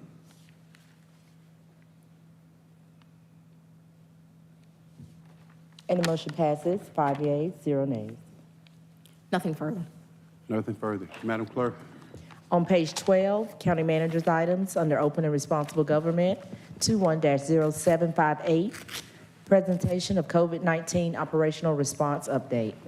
All right, Mr. Manager, as quickly as possible, sir. Yes, sir. We're going to adhere to the Chairman Pitt's rule of 2 minutes. So we do not have any presentation. Much of this was covered in the mayor's meeting, so you're fully aware of a lot of these trends. I'll make a few comments. We don't have folks here really for questions, but we can answer, I think, anything that you bring up, and we'll expeditiously go through this.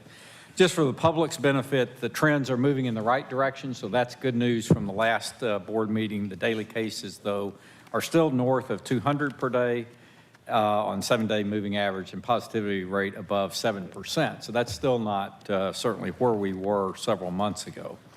The death rate reached 5 per day, but is also trending downward. Of course, that's very significant. And the charts show that we have definitely endured a third wave. As we shared with the mayors, all the cities show positive trends with the exception of one, which is good news. And as we discussed, we'll be changing our vaccination approach to 4 main locations. We've opened now Aviation Center in addition to 141 Prior, North Point, and Stonewall Tell. And then complementing that with 4 mobile units so we can be able to administer the booster shot. Recording in progress. The booster shot in addition to the first shot, which is still the primary focus. We've reached now 60% of folks in Fulton County receiving a first dose, and that's one of the leading counties in Georgia, certainly at the top in terms of large counties, but that still leaves plenty of room for improvement. With Chairman Pitts' help, we're planning a multi-county event, so details still to be solidified, but, and Commissioner Abdul-Rahman, we're planning a $100 incentive, we think, for that one, because that has become more or less the trigger point. Of course, as we all know, that is not sustainable for every vaccine that we might do, so hopefully that will, though, stimulate some demand, and we will continue to do the successful ones at APS and Fulton County schools that several of you have attended. For Fulton County employees, quick update, we have had 24 new cases and are close to 70% now vaccinated.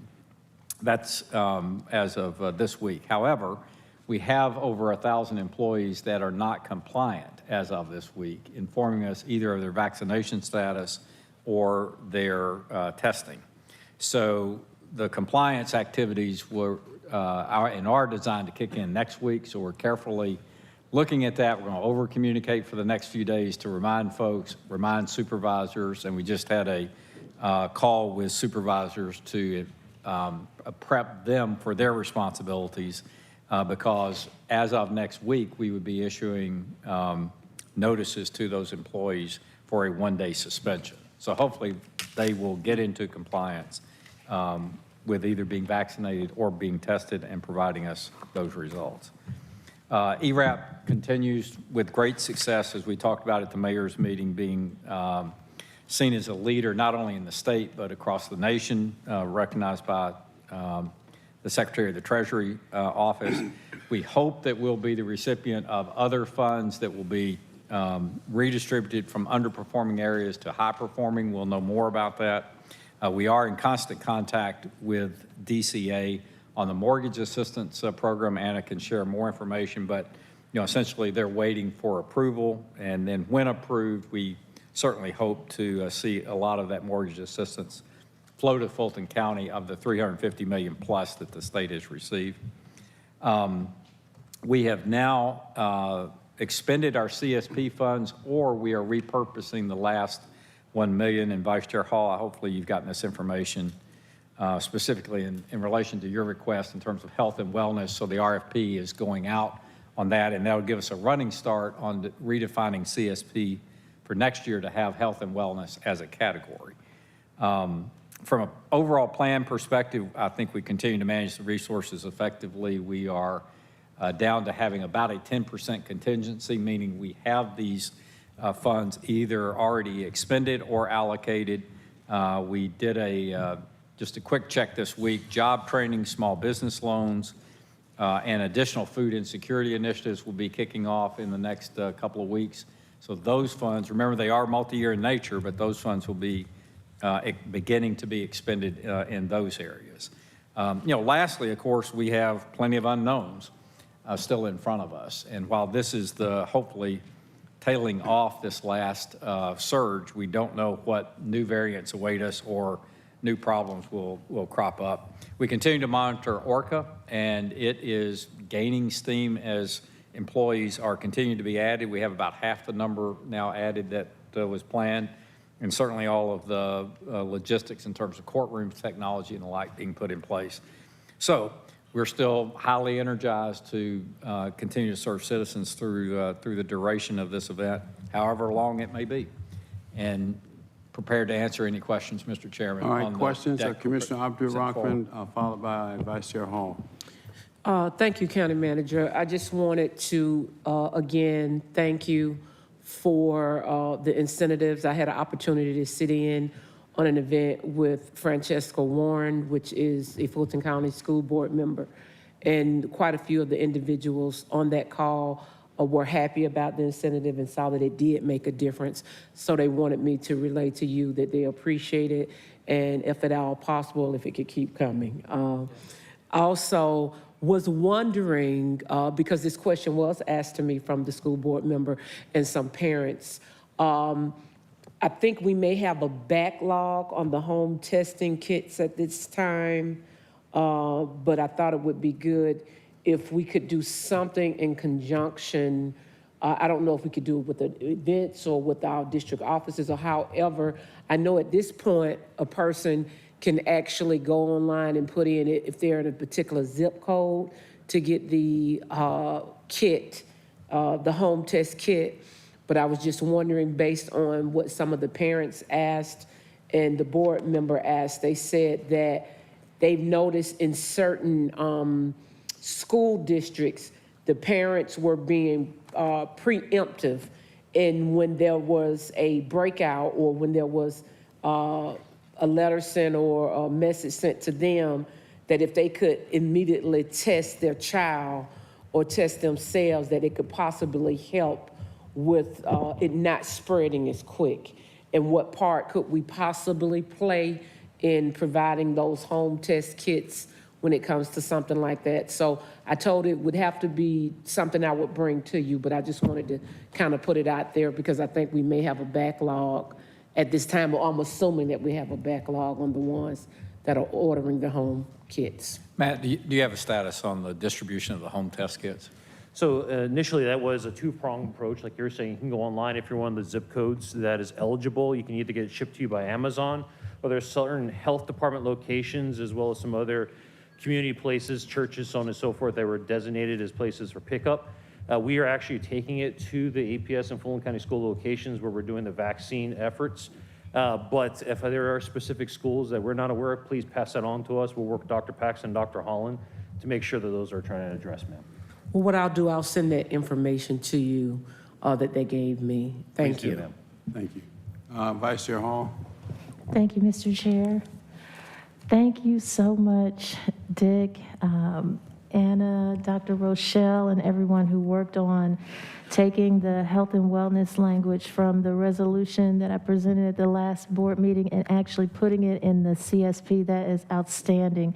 I've had so many of those nonprofits that you saw at the last BOC meeting that Commissioner Ellis honored with the proclamation contact me about that, and so many others who were trying to speak and they were not able to because we ran out of time, ask about it, and everyone is so happy to see that. And I know that our next hurdle is to identify and allocate funding for adding that additional category. So I'm looking forward to what you come up with for the budget season for 2022. So thank you all. And I have a question as it relates to COVID because I was informed about an incident that took place with a Fulton County employee. And it was related to the fact that many county employees' children who are in school are being exposed to COVID-19. And then once they're exposed directly to someone or a child or a teacher or someone that has COVID-19, the children are being sent home to be quarantined. And in those instances, the employee is faced with now they have been exposed because their child was exposed, plus they have to either scramble to figure out how, they don't want to leave their child, and there are not too many people that want to actually provide any type of daycare once they know the child has been exposed to COVID. So how are we dealing with that? Because do we have something in place in the policy to protect employees from being terminated because they're trying to take care of their child in that type of situation? Good morning. Good morning. Actually, good afternoon. Commissioner Hall and commissioners. I believe leadership has done all that we can do with the assistance of the Board of Commissioners in putting a safe haven in place through the care.com contract that the Board of Commissioners has extended into 2022. In that scenario, if a school-aged child becomes and needs to quarantine, that employee can leverage the care.com relationship, hopefully find a provider that is willing to come into the home, or if they have like a loved one, like a parent or a neighbor that they're willing to leave the child with during the course of the quarantine period, get reimbursed by care.com for payments that they pay for that individual. So there is some leeway that allows the employees to navigate that scenario without any undue harm coming to the employee, as you talked about, with risk of losing employment. Additionally, if the employee also becomes exposed, according to our policies, that employee is required to utilize their vacation and sick time until it's expired. But when that occurs, if it's still during a period of expiration, the county kicks in administrative leave to make sure that employee has no loss in compensation to the full 80 hours on a biweekly paycheck when that situation occurs. So I think we've done a yeoman's job in responding appropriately to try to provide safe havens for the employees when those situations occur. And if you have a little bit more specific information, I can jot that down and look into it a little bit more in detail, Commissioner. Yes, well, the employee was terminated because they could not find anyone who wanted to take care of their child, because the child had been exposed to COVID directly because they were in the same classroom with the child who had COVID. And they could not take off. They could not, they were told they couldn't take off. So I'm trying to figure out how our policy protects employees in that situation. And I do understand that there are people who don't want to provide daycare if they're being put in a situation where there's a potential that they could catch COVID. So I don't know, it looks like there's a little more work that needs to be done. And like I said, Commissioner, if you could provide me some more detail, I can reach out to that department head, get exactly what their rationale was for not allowing for a teleworking agreement, if that was something that was possible with the employees' functions that they're responsible for, and I can give you some feedback. Thank you so much. No problem. Commissioner Ellis? Yeah, just one quick question. So just so I understand it right, on the CSP, we're not releasing requests for proposals on all of CSP, just on the Health and Wellness Initiative, correct? Good afternoon, Commissioner. So yes, we are releasing the 2022 RFP on October 8th. And in addition to that, of the $8 million that the board approved for CSP organizations through the ARPA fund, there were 21 organizations totaling $974,000, and we will release an application process in partnership with procurement for those funds. Okay, maybe I rephrase my question. Is this release just going to be for that a reallocation of those specific funds, or is this a release for the entirety of the CSP? There will be two releases. Okay. The entirety of CSP for 2022, which will include the new category of health and wellness. All that's going out on October 8th? Yes, sir. Okay. And by October 15th, the RFP for the unobligated $974,000 will be released separately. So is for the October 15th portion, are we just associating these specific, the 900 or the roughly the million? Is that going to be associated to that specific category, or? Yes, sir. Okay. Yes, sir. And then the 2022 funding for the general CSP piece will be? All 5 categories plus the new health and wellness category for 6 categories. So the October 15th, the $974,000 will be specifically focused on health and wellness. And I will be sending the board a memo to outline all of the details of that. Okay, but we're not, they're all going to be awarded roughly around the same time? No. So the 2022, the October 8th will be awarded in February of next year. This 974, we will have roughly a 10-day application window, and we will be reviewing those in partnership with procurement immediately and releasing those funds before the end of the year. Okay, so we're not presupposing any particular level of funding for 2022? No, sir. Okay, all right. But the plan to release, the 2022 release is going to include all 5 categories, even though we haven't really done this additional category a first round yet?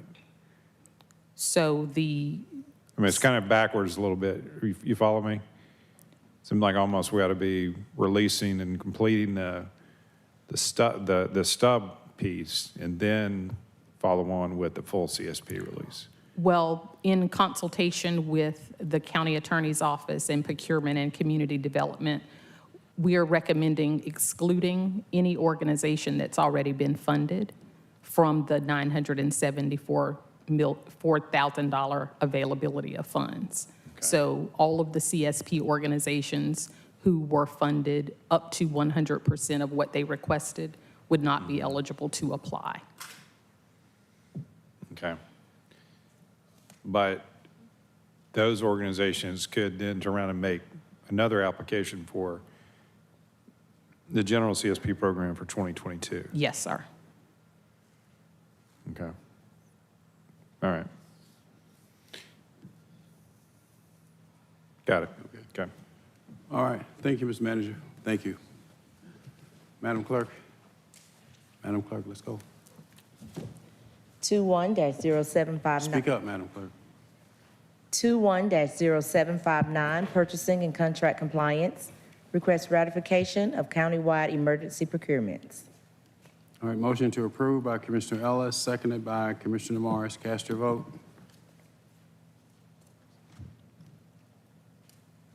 And the vote is open.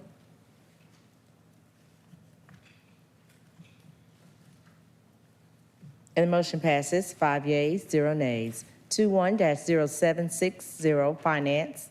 Presentation, review, and approval of the October 6, 2021 budget soundings. All right, questions or comments? None. Motion to approve by Commissioner Morris, seconded by Vice Chair Hall. Let's vote, please. And the vote is open.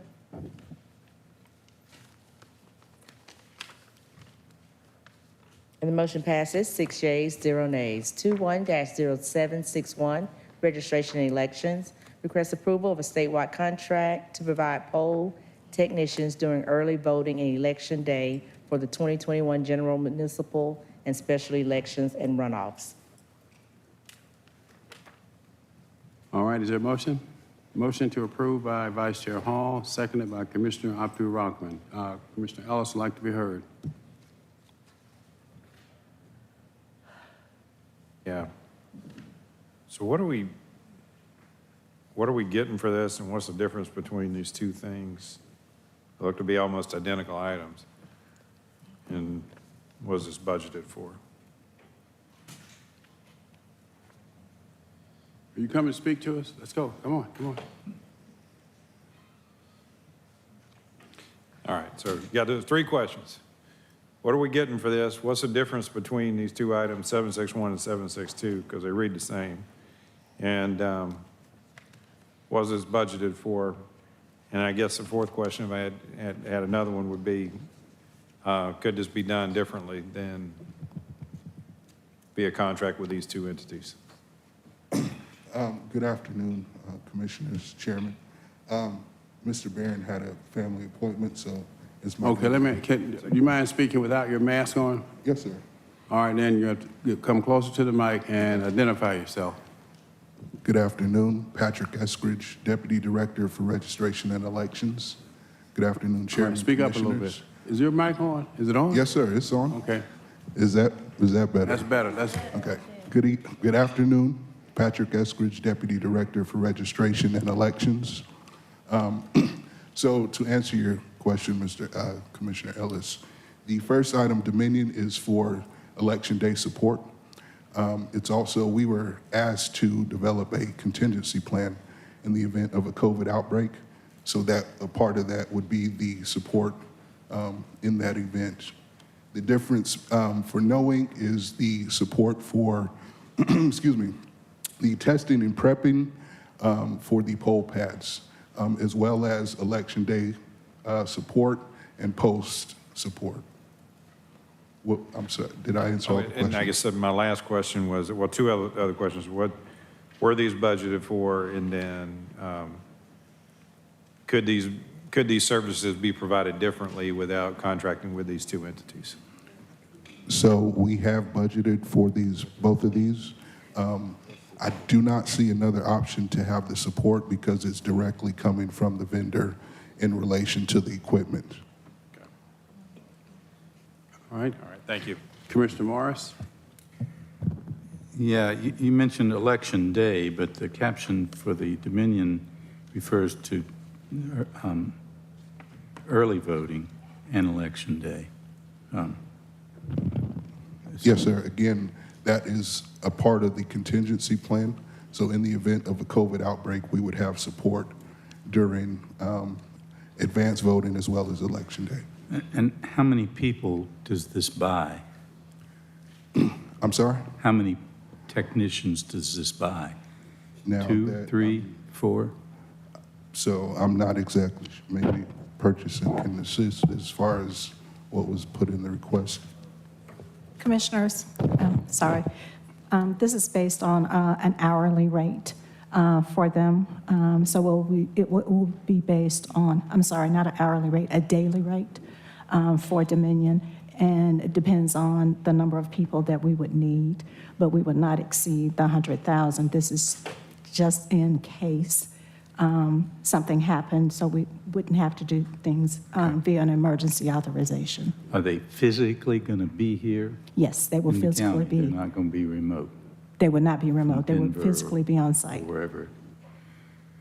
So they're going to be here, and maybe some of them work here anyway, I guess, and are going to get called over for us on a daily basis as needed. But Correct. Dominion, of course, and Knowing are both manufacturers that the state of Georgia selected to provide the elections equipment. And so we're utilizing those contracts, that master solution contract. And so they are the vendors that we have to use to provide those services. okay, thank you. All right, the motion is to approve. Let's vote, please.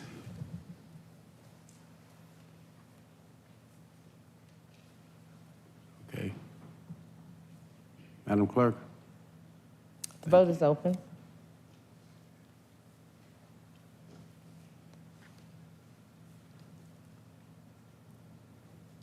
And the motion passes, 4 yeas, 0 nays. 21-0762, registration elections, request approval of a statewide contract to provide poll technicians for the 2021 general, municipal, and special elections and runoffs. All right, motion to approve by Vice Chair Hall and seconded by Commissioner Abdul-Rahman. Let's vote, please. I'm sorry, question by Commissioner Ellis. Strike that, Commissioner Morris. I think I read something where it's like 22,500 each. Does that mean there are two? We're going to have two searches? There was something in here about, maybe I need to go back and look at it. There was,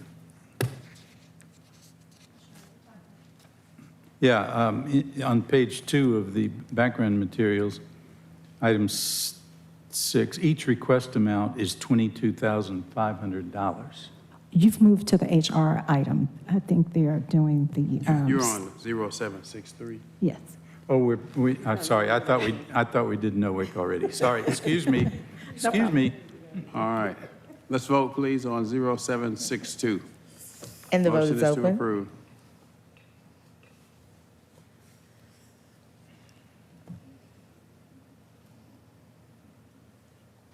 And the motion passes, 4 yeas, 0 nays. 21-0763, Human Resource Management, request approval of recommended proposal to provide executive search for various vacancies countywide. All right, Commissioner Morris. All right. Now that the rest of you caught up with me. So this is in effect a search firm? Is that what this is? Yes. Yes, Commissioner. Do we have positions we're searching for, and is it 2?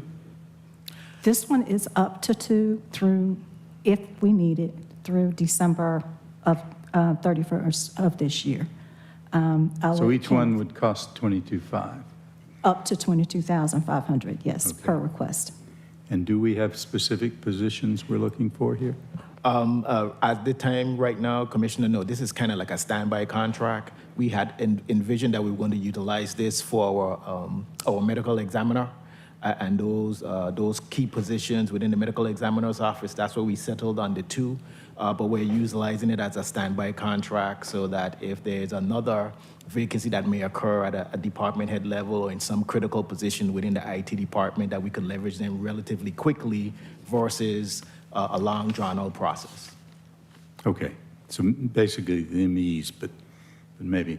I was afraid you all might know of somebody who was departing, and we didn't know about that yet, but, thank you very much. All right, Commissioner Ellis? All right, let's vote, please.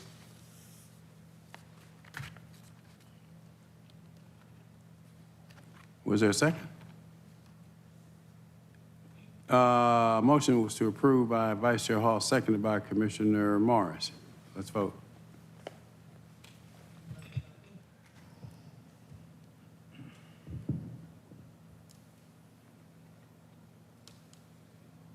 And the motion passes 6 yeas, 0 nays. 21-0764, Strategy and Performance Management, requests approval to amend an existing contract to provide access to the new Socrata Recovery Insights platform and consulting hours. All right, motion to approve by Vice Chair Hall. Is there a second?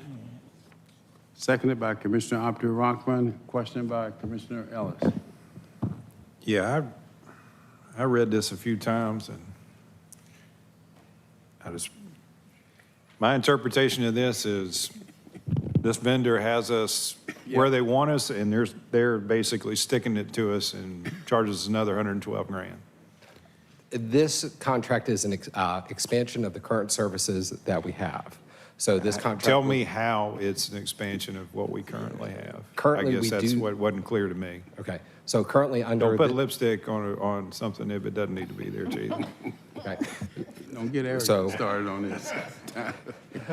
Under this contract amendment, we would get access to some third-party vendor data that would give us access to look at how COVID and how the economy is actually affecting us locally. We will get mobility data, consumer revenue spending data, and we will also get small business income data. This information will actually be updated on either a daily or a weekly basis versus what we currently get with some of the census data or other information from businesses that is operated usually either every couple months or sometimes is over a year old. With this, we will also get an expansion to offer the performance management services that we do with our open performance, our open checkbook, all these transparency pages that we have. We'll be offered those to all of the cities free of charge, and that will come with some support services to get them up on board with that data sharing effort. Those first few things, okay. I'm not really sure how that materially benefits us. And then say the last part, this is going to give the cities access to what we bought? This will give the cities, as part of our contract with what we negotiated, this also expands it to all of the cities within Fulton County to actually offer to use the performance and transparency pages that we have. So we can actually help them to build data sharing between each of the cities. We can look at that with fire information, police information, and be able to share that data and information. Okay. And then they can go turn around and sell to the cities? No, it'll all be under our contract. It's all under our contract? Are the cities paying us for this? No, this would not be part of this. Is an extra above and beyond that we asked for in terms of the negotiations this year. All right. I don't know. I'm just having a hard time necessarily seeing what the material benefit to us and our citizens is of doing this, but that's just me. Thanks, Mike. Vice Chair Hall. Thank you, Chairman. Commissioner Ellis, I questioned this when I first heard it. When I first read it, I questioned it as well. And so now you have brought back my questions. Because you said that we're offering this for free to the cities, are we paying for additional licenses to get those cities on board so that they can have access to the system? Yes, we are paying for those additional, everything will be covered under this contract. Okay, so that goes to Commissioner Ellis' question as to they're not paying for anything in this, but we're just offering it to them for free and we're covering the cost. Correct. And so you said there's a process of providing connectivity across the board, and I know we have to pay for that process. That's an IT thing. But what other things that you say were happening? So with the Recovery Insights, what that actually does is we go to third-party vendors through this contract. They will provide us the daily or weekly information based on consumer spending, transportation, mobility, and small business information at this point. You're saying they have to provide us with that information? We can't just access it from the We will system be able ourselves? to access it through the system. Okay, we will be able to access it ourselves. Correct. They're just putting it in the system? Correct. Okay, gotcha. Thank you. All right, motion before us is to approve. Let's vote. I'm sorry, did I miss somebody? I just wanted to ask you, what was the downfall if we don't have this? What's the benefit? You don't have to go through all of them, but the major benefit of it, and what's the downfall if we don't have it? The major benefit of this is actually getting the information from each of the cities, being able to share information, communication back and forth on the services that are offered. Also, understanding with the small business loan type programs that we'll be doing with the ARPA funding, what type of businesses we should be targeting, the areas that we should be targeting to know which businesses were affected mostly in our jurisdiction. Thank you. All right, let's vote, please. And the vote is open.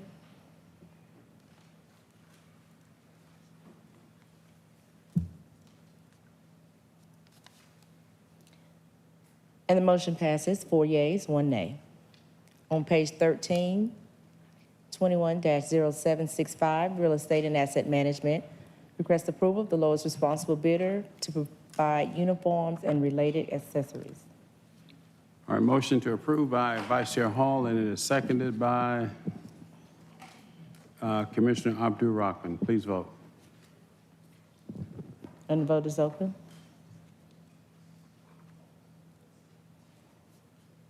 And motion passes, 6 yeas, 0 nays.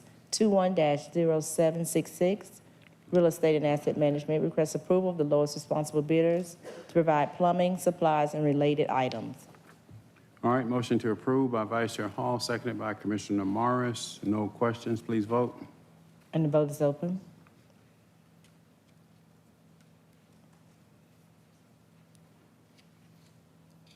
And the motion passes, 6 yeas, 0 nays.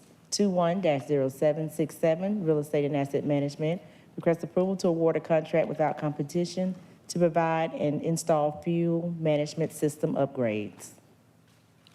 All right, this is fuel. Motion to approve by Vice Chair Hall. Is there a second? Seconded by Commissioner Abdul-Rahman. Any questions or comments? All right, let's vote. I thought there would be on this. Can somebody Commissioner tell me Arrington? what, somebody tell me what this is, fuel management system. Good afternoon, Commissioners. Commissioner Arrington, each of our fueling sites has a computerized management system that monitors the dispensing of fuel. It interfaces with our Maximo platform, and the program or manufacturer is a company by the name of E.J. Ward. All of our fuel dispensing equipment is manufactured, produced, managed, overseen by E.J. Ward. We are in dire need of upgrading the control technology at all our fueling sites. This particular upgrade will allow us to have greater analytical tools that allow us to better measure our fuel dispensing, giving us a few more data points with which we can analyze where consumption is and where we have, lulls and increases. And so this project will upgrade the fuel dispensing systems at all county-owned fueling sites. Okay, thank you. All right, let's vote, please. And the vote is open.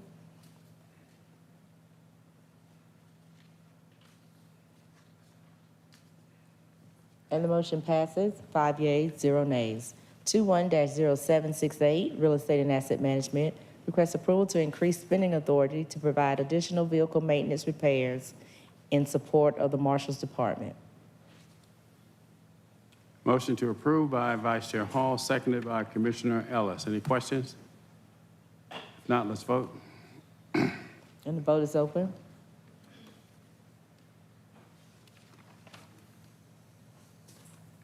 And the motion passes, 6 yeas, 0 nays. On page 14, 21-0769, request approval to increase spending authority to provide additional fuel card management services. All right, motion to approve by Vice Chair Hall. Is there a second?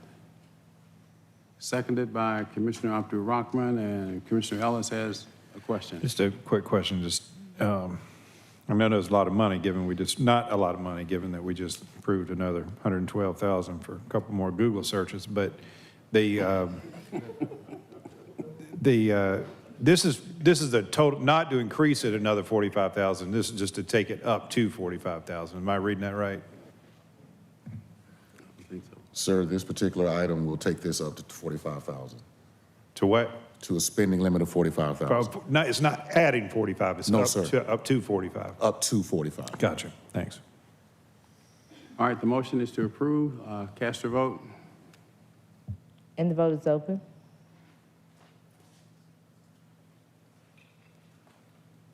And the motion passes, 6 yeas, 0 nays. 21-0770, Real Estate and Asset Management, request approval to increase spending authority for the removal of an existing malfunctioning power supply and installation of a new one.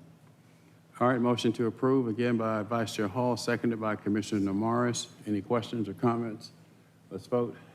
And the vote is open.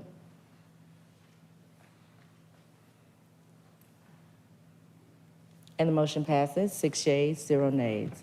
21-0771, Real Estate and Asset Management, request approval of resolution to adopt and implement the new policy 600-74 to be known as the Fulton County Facility Use and Rental Policy.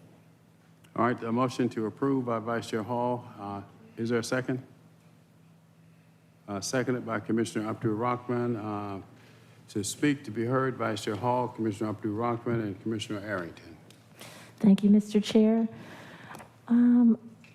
So I know the last board meeting I brought forward a resolution asking that we look at providing rental space to our nonprofit organizations who are partners in serving the Fulton County residents with us.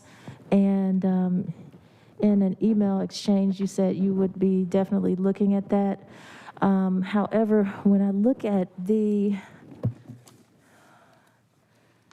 this document that is part of the agenda item, the policy and procedure document, I do see where it says in the non-rental, page 11 of 15, in 1.2, non-rental spaces, it does address program partners and nonprofit organizations.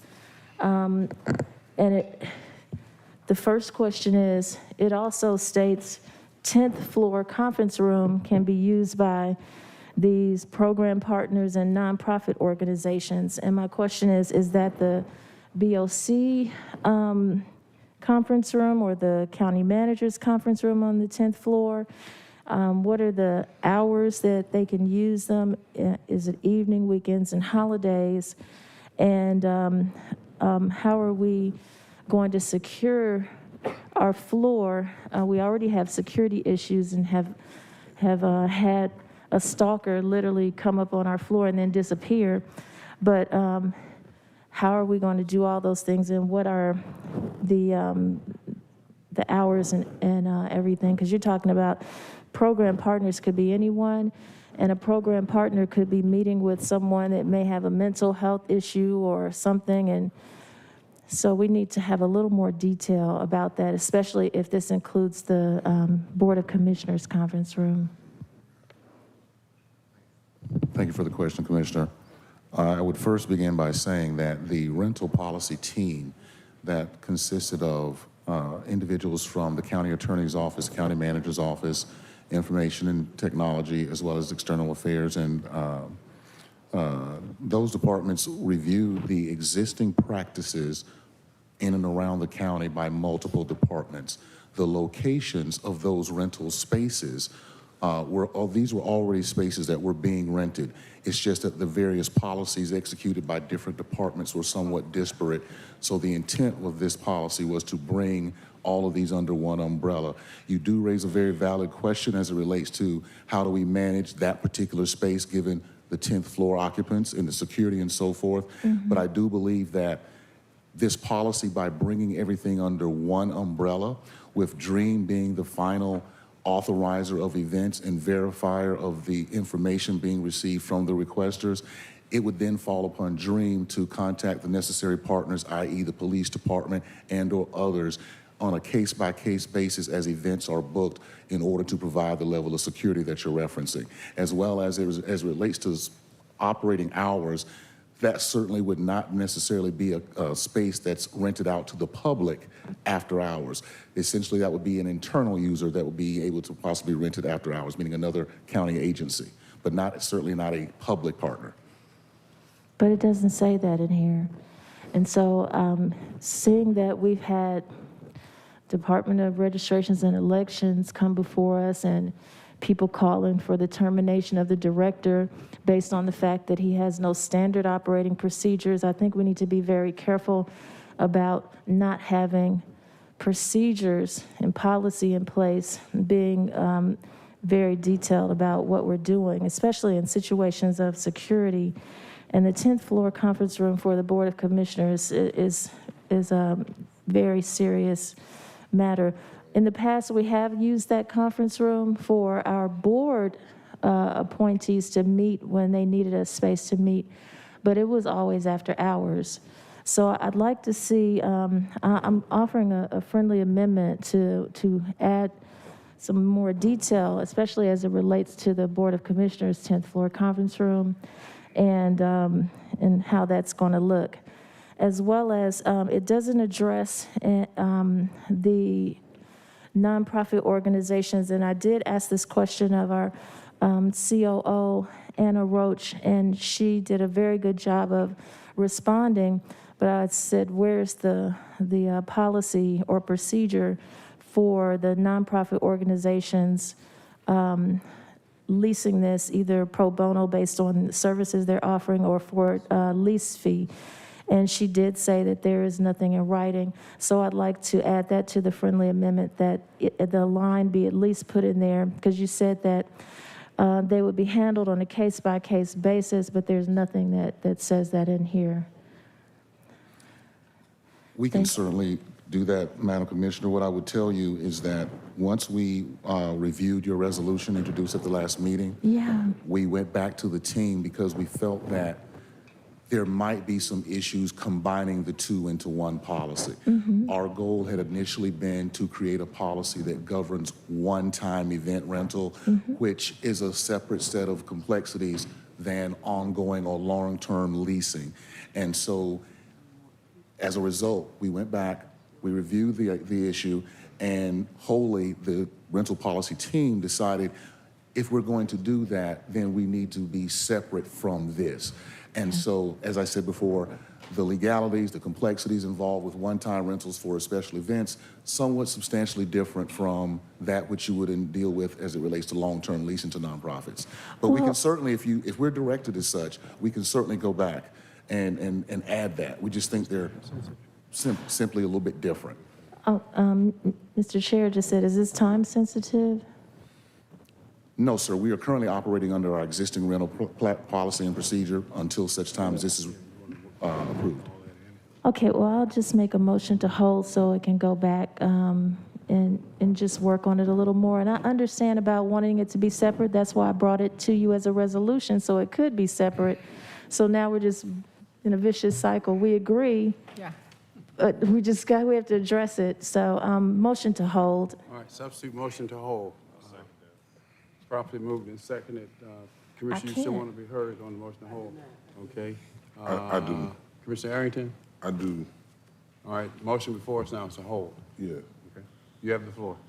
I just wanted to address, I guess, the libraries. I saw that the senior friends groups, or the 4 senior friends groups, were kind of isolated and put out.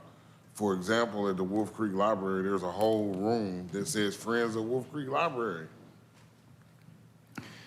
So what I will tell, I'm sorry, sir, go ahead. Yeah, go ahead.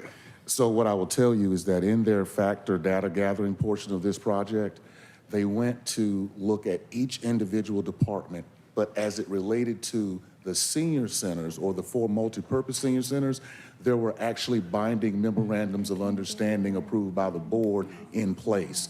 The Friends of, say, Wolf Creek is a non-binding relationship, unlike the Friends of Benson or Friends of I Ballard. understand that, but the building Yes, sir. has a room reserved that says Friends of Wolf Creek Library.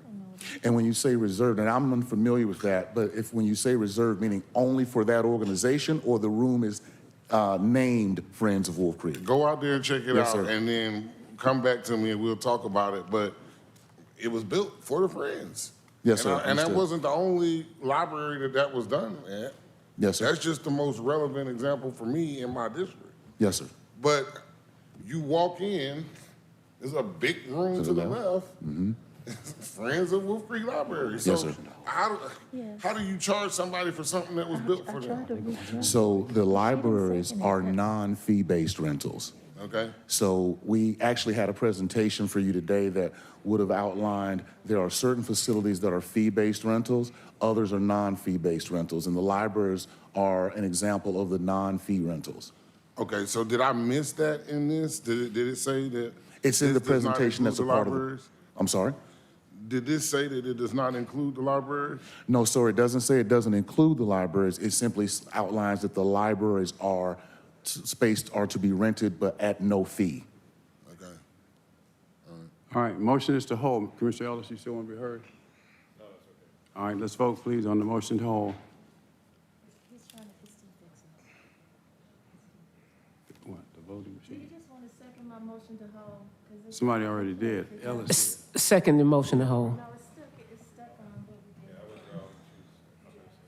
Is it working now? If not, I'll do it. All right, all right, motion is to hold. Those in favor say aye, opposed no, it's held. Next item. Aye. Huh? Let's go. Aye. The motion to hold is yay. open. Is held. Next item. Let me preside now. Next item. We have a vote. And it's not, the It won't machine's go not in working, further right? without the vote. It won't move forward without your vote. What? The vote to hold, it won't move forward without the vote. Okay, vote on the screen. Is it Yeah. working now? Yes, okay.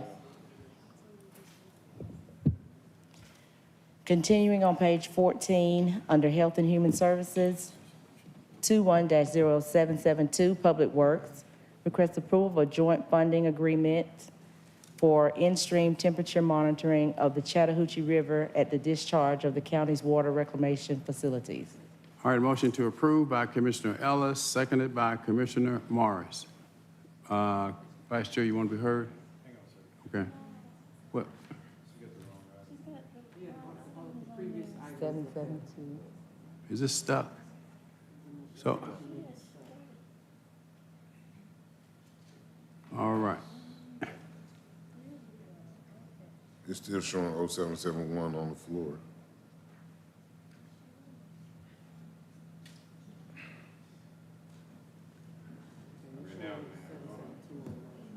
Please let me do this. All right, let's vote, please. And the vote is open on 0772.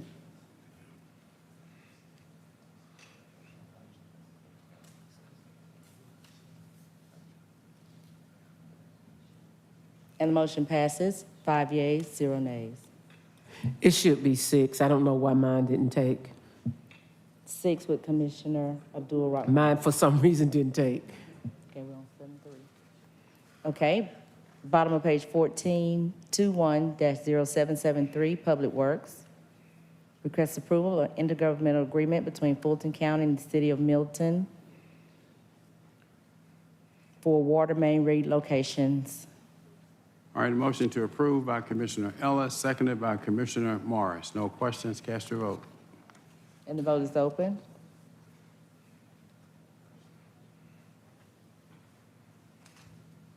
And the motion passes, 5 yeas, 0 nays. Page 15, 21-0774, Community Development, requests approval of a statewide contract to provide temporary staffing services. Is there a motion? All right, motion to approve by Vice Chair Hall, and it is seconded by Commissioner Abdul-Rahman, Commissioner Morris, Commissioner Ellis. Yeah, just to, I saw this, and we had heard that Happy Faces had been providing services to the Community Development Department. Is this replacing Happy Faces, or is this in addition to Happy Faces doing this? Yes, good afternoon. Stan Wilson, Department of Community Development. This is actually a contract that we're extending an additional year. We've been under contract with this group for a year, so it hasn't been Happy Faces doing this particular work. I'm sorry, you're speaking so softly. You say we've been using these folks. Right, the contract with corporate temps. We've had them for the last year. We're extending it an additional year for these temporary services. Happy Faces has not been providing these services. Okay. Commissioner Morris, if I could just add to Mr. Wilson's comments, where Happy Faces did support community development was in the emergency rental assistance call center. And that operation, as we've shared, has been transitioned to an outside vendor. So Happy Faces is no longer providing that service. Okay, so it is not a replacement for Happy Faces? No, sir. This is a separate and different service. Yes, Okay, sir. thank you. All right, Commissioner Ellis? That answered my question. So you said we've used them in the past, and this is a continuation of that? Correct. All right, thank you. Vice Chair Hall? Thank you, Mr. Chair.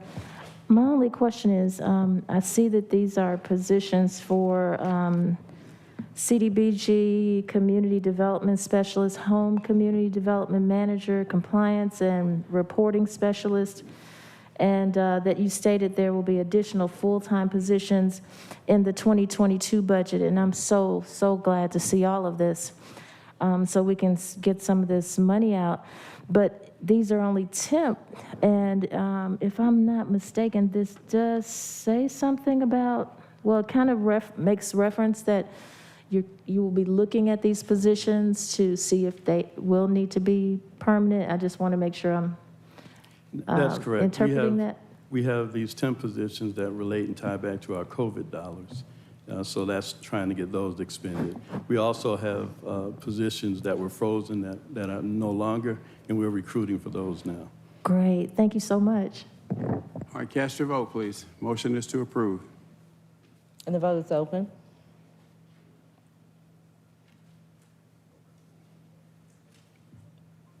And the motion passes, 5 yeas, 0 nays. 21-0775, Senior Services, request approval to extend an existing contract to provide senior transportation services. All right, motion to approve by Vice Chair Hall, seconded by Commissioner Ellis. Let's vote. And the vote is open. Hey, I'm sending Kendall some money. I'm still in my meeting. And the motion passes, 5 yeas, 0 nays. Under Infrastructure and Economic Development, 21-0776, Public Works, request approval of a change order greater than 10% to provide airfield lighting and signage rehabilitation for runways and taxiways. All right, motion to approve by Commissioner Abdul Rahman and seconded by Vice Chair Hall. Any questions? None. Let's vote, please. And the vote is open. This is what you wait for. And the motion passes, 5 yeas, 0 nays. Got you here. Commissioners' action items, 21-0703. Request approval of resolution authorizing the approval of a lease agreement between Fulton County and SKR LLC to provide space for Fulton County DA's office. All right, motion is to approve by Vice Chair Hall. Do I hear a second? Seconded by Commissioner Abdul Rahman. Vice Chair Hall, Commissioner Ellis. Thank you, Mr. Chair. Can we get an update on this? Because this is from the last BOC meeting, and we asked for a lot to be done between that time and now.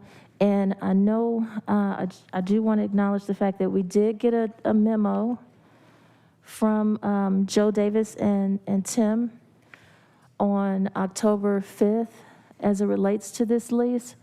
And I mean, such outstanding work from Dream and Joe and Tim, especially what stands out to me in the memo is the savings. The savings are tremendous. Tim, what you wrote about the savings?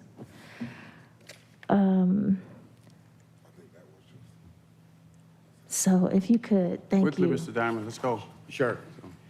So originally, we started out at 2125 plus expenses in a triple net, which would have put it at about $29 a square foot. We were able to negotiate that down to $24.93 for a full-service lease. We were able to eliminate a security deposit of approximately $100,000. There was a rent miscalculation in the lease originally of approximately $150,000. And then by reducing the rent at $450 a square foot, it came to a savings over the 5-year term of about $540,000. Yes, and I note that in your letter, it says, in summary, we're pleased to present, and you said to present twice because it's serious, for the benefit of the district attorney, a savings recaptured over the term of the lease of approximately $791,280. That is tremendous work. Thank you, ma'am. Yes. It was a team effort, Mr. Graham and the lawyers. So, I'm sorry, one last thing. So is it safe to say that this is the number one, the best lease option for the DA's office? Madam COO? This was the property she requested. We just worked with her office through Tim, and to your point, the good work that. Thank you. Thank you. Mr. Ellis? Just, yeah, thanks for that update and for the work for both parties for working together to get this before us in an approvable fashion. My question, not really on the lease, but really more from a use of funds standpoint. So part of the lease, as I understand it, is precipitated by the fact that we're bringing on a lot more folks, some of which are, or a significant number of which are related to the Orca project, correct? Yes, Commissioner. And as the district attorney has stated several times, I think everybody on the leadership team, and Dream included myself, visited her current space. And I get there. So really what my question is, and I'm not necessarily looking for an answer for it right now, but can we not pay for this lease out of the rescue plan money since it's being used for this additional personnel associated with the project? I mean, and I know the bulk of this is going to be next year when we're paying the pipe on it, right? It's about $650 or whatever. I think we ought to explore using those funds for that. So We'll talk to Kay about the permissibility of the use of funds. I think this is a 5-year lease, if I'm not mistaken, so we would have to stop the use of the ARPA funds at the time when it expires. And the lease is 5 years, but it could be terminated, I guess at some point, right? But Annually. Yes, sir, under the OGA law in accordance with state law requirements, yes, sir. Okay. But just if you explore that other piece, I think we should explore that. Commissioner Abdul-Rahman? Thank you, Chair. I appreciate the work that you all did. I did have a question for Madam DA. Do you mind stepping to the podium, please? Thank you. Just a quick question.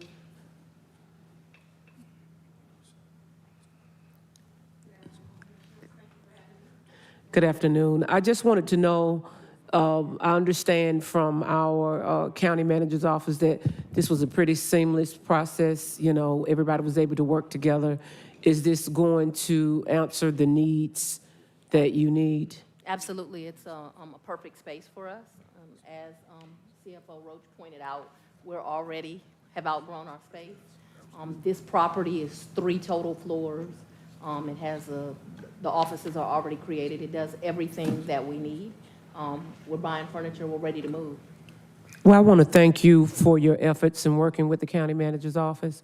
And I also want to thank you for your expediting a lot of the things. I know you were under the wire as far as employees and other things that needed to be done, and this was quite a bit. So I just wanted to thank you, and I thank the county manager's office for working with you to come to this. Thank you. we definitely appreciate the work of DREAM. They've done a lot of work, worked with us a lot of hours to get this done. And also, I know that she's going out, but our county attorney has really put appropriate staff on this issue and made sure that things were in proper order. So we want to thank them as well. We don't want them to go as heroes that aren't mentioned. Thank you, County Attorney. Our motion is to approve. Let's vote, please. And let's explore what Madam CFO, I think Commissioner Ellis is absolutely correct. This can be paid for out of that money, and it should be paid for out of that money. And there's that one-year cancellation clause in there. Let's vote. Thank you for having me. And the motion passes, 5 yeas, 0 nays. Next item. On page 16, 21-0712, discussion and request approval of resolution to enact the Fulton County Homeowners Economic Lift Program and Services Plan and for other purposes, sponsored by Commissioner Abdul Rahman. Is there a motion to approve by Commissioner Abdul Rahman? Is there a second? Well, not yet. Let's talk about it. Commissioner Arrington has just seconded it. Commissioner? Yes, I just wanted to, in conversations with my colleague, a couple of my colleagues, I'm still getting calls about the mortgage assistance. And I know at the mayor's meeting, there was said that the state has put something in place. They're waiting on guidance from the Treasury, I'm assuming, based on what was brought to my attention. However, I wanted to know what's the feasibility of if we put something in temporarily, because this is my concern. I'm getting calls from one end of Fulton County to the other. And I know that we went through a lot, and I commend the county manager's office for what they did with the rental assistance. But we do have a large segment of Fulton County that needs homeowners assistance, mortgage assistance. And are we able to, and maybe the county manager office can speak to this because it was brought to my attention by my colleague, that if we were to do this, can we get reimbursed? Will the state reimburse us? Because we still have homeowners that are looking at their tax bills that must be paid regardless. And their forbearance is ending. They're having other issues. We're going to look at foreclosures here shortly. And so here again, not to beat a dead horse, but I'm beating a dead horse, hope not, because the state has not put anything in place. My conversations with the county manager's office leads me to believe that if we do something, we could, but what I'm not clear on, and maybe I can try to get some direction today, if we were to do something just temporarily until the state kicked in, would that be reimbursable from the state? Commissioner Abdul Rahman, I think it's a very interesting question. In full disclosure, I've had several conversations with Commissioner Nunn. I've never asked him that question. So I wouldn't feel comfortable saying yes or no, but I do believe that's a good question to ask, and I'm glad to bring that to him. So in light of that, I believe I'm going to ask for this to be put on hold, because if we can find out if we do put something in place and it's reimbursable, then I would want to bring it back. So I'll put that on hold for now, Chairman. Okay. All right. Substitute motion to hold. Just change the caption. You need to do that before we move on. All right. Yeah. Seconded by the motion to hold is seconded by Vice Chair Hall. And go ahead. You have the floor, Commissioner. Thank you, Mr. Chair. And I just want to, because it is before us and I don't want it to come back without all the necessary information, I did ask the county manager's office and our COO, Anna Roach, about all of these things because I was a little bit confused when I saw so many things listed in here. Let me get to that really quick. It says to include mortgage, rental, utilities, broadband, and Wi-Fi assistance to COVID-19 impacted persons and households. And I was confused because we already did discuss mortgages. And then I have to go back to one of our speakers earlier from the community named Brandon, who said the state mortgage funding was not going to be available until next year. And I want that question answered. Is it not going to be available till next year? Because, you know, you and I have had the email discussion, and you've been really on top of this. Yes, Vice Chair Hall. I actually have asked the question about when it will become available. I have not been given a direct answer, but I was never told that it would be next year. In fact, the commissioner thinks it's forthcoming and has been in communication with Treasury about expediting the approval of the state's plan. So I've not ever heard that it was a year, but I don't have that information. Great. And then the other thing was, is Fulton County included in the plan that was sent to the Treasury Department? Can you answer that for our viewing and listening audience? Yes, Vice Chair Hall, I did ask that question. Fulton County and funding mortgage holders in Fulton County is a part of the state's plan submitted to Treasury for approval. And, you know, before when we discussed this, back when we were addressing the COVID plan, we heard from you that it would be about 10% of whatever the state received, but in our recent discussions, you said it's actually not capped at 10%. It could actually be higher. Is that correct? That was clarified by the commissioner as well, that there's not a cap of 10%, that all of the applications would be evaluated on their merits. And as long as they met both the state threshold as well as the Treasury guidelines, they will be funded up to the amount that they have available for expenditures. And please remind everyone about how much that money is that came to the state. It was $534 million. $534 million? Yes, ma'am. Okay, so that's a whole lot of money that we would receive, even if it was 10%. And then I asked you about what is the county doing, because I know I've heard you all, county manager and yourself and executive team, discuss with us about broadband and Wi-Fi, and can you share with us what is already being done in that area? Yes, ma'am. I did have an opportunity to talk with Samir. He did say that he has begun conversations, and I might ask for Alton's help with this because he's been directly interacting with Samir. But they have started conversations with 2 telecom providers as well as the school systems to develop a joint plan for pursuing broadband access and expansion. And again, it's important for the county to have partners in this because we don't own the infrastructure for broadband. And so we are working on an approach for that. But Alton may have information on how much further along in the conversation we are. Thank you. Alton?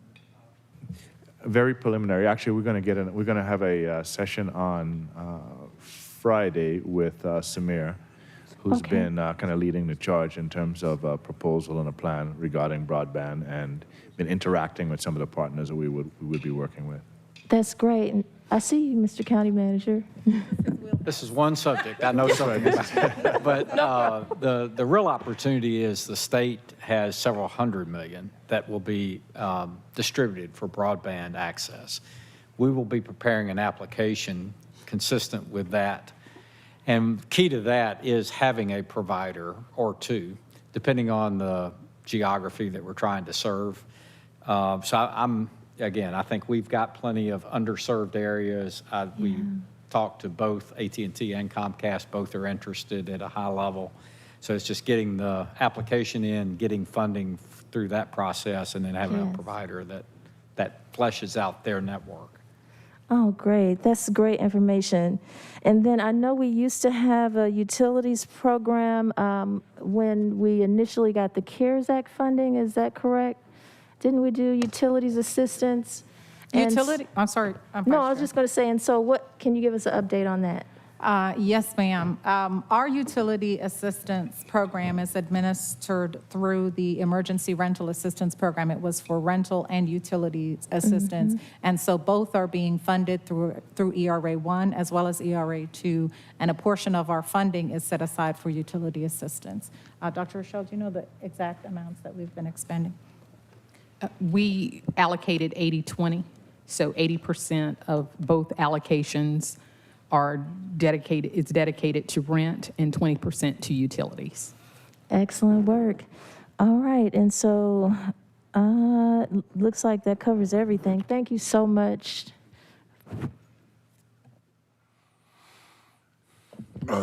So just briefly, I wanted to talk about the Georgia mortgage assistance. I'm definitely, to the extent that we're helping people from being evicted, we absolutely have to think about helping people from being foreclosed on. I think I asked earlier this year what was the number of homeowners versus rental, and I think, in fact, the number of homeowners was at 60% and rental was at 40%. So we're initially looking at targeting, I guess, some amount of $30 million towards helping homeowners assistance in Fulton County, and then we learned that the state would be providing that assistance. My understanding, and Dr. Rochelle was on a housing town hall that we had, but my understanding from Brenda McGee from the Georgia Department of Community Affairs is that there's $354 million available for mortgage assistance in the state of Georgia, a $50,000 limit per applicant that they submitted, and this was as of September 9th. The plan had been submitted to the U.S. Treasury, and they were just waiting to receive the funds from the U.S. Treasury, and that also what primary target would be homes in foreclosure, and that it would also cover HOA fees and the like. So I think it's important that we try to do something to help homeowners. I don't know if there's a way that we could be reimbursed from the state if we do that or not, but certainly I think we ought to make some gesture towards helping, because if we don't help them now, we're going to be helping them through the rental assistance program.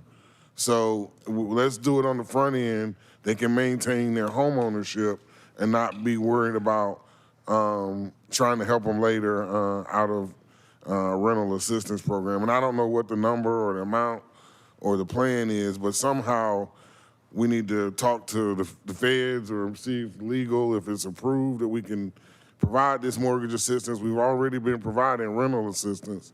I can't imagine how they would I can't imagine how it would not be approved and or reimbursable from the state. So, but Brenda McGee, Georgia Department of Community Affairs, she said for any questions, go to dca.ga.gov. All right, now the motion before us is to hold. It just quick. Abdul-Rahman, followed by I will be so quick, Mr. Chairman, thank you. The article, September 5th, 2021,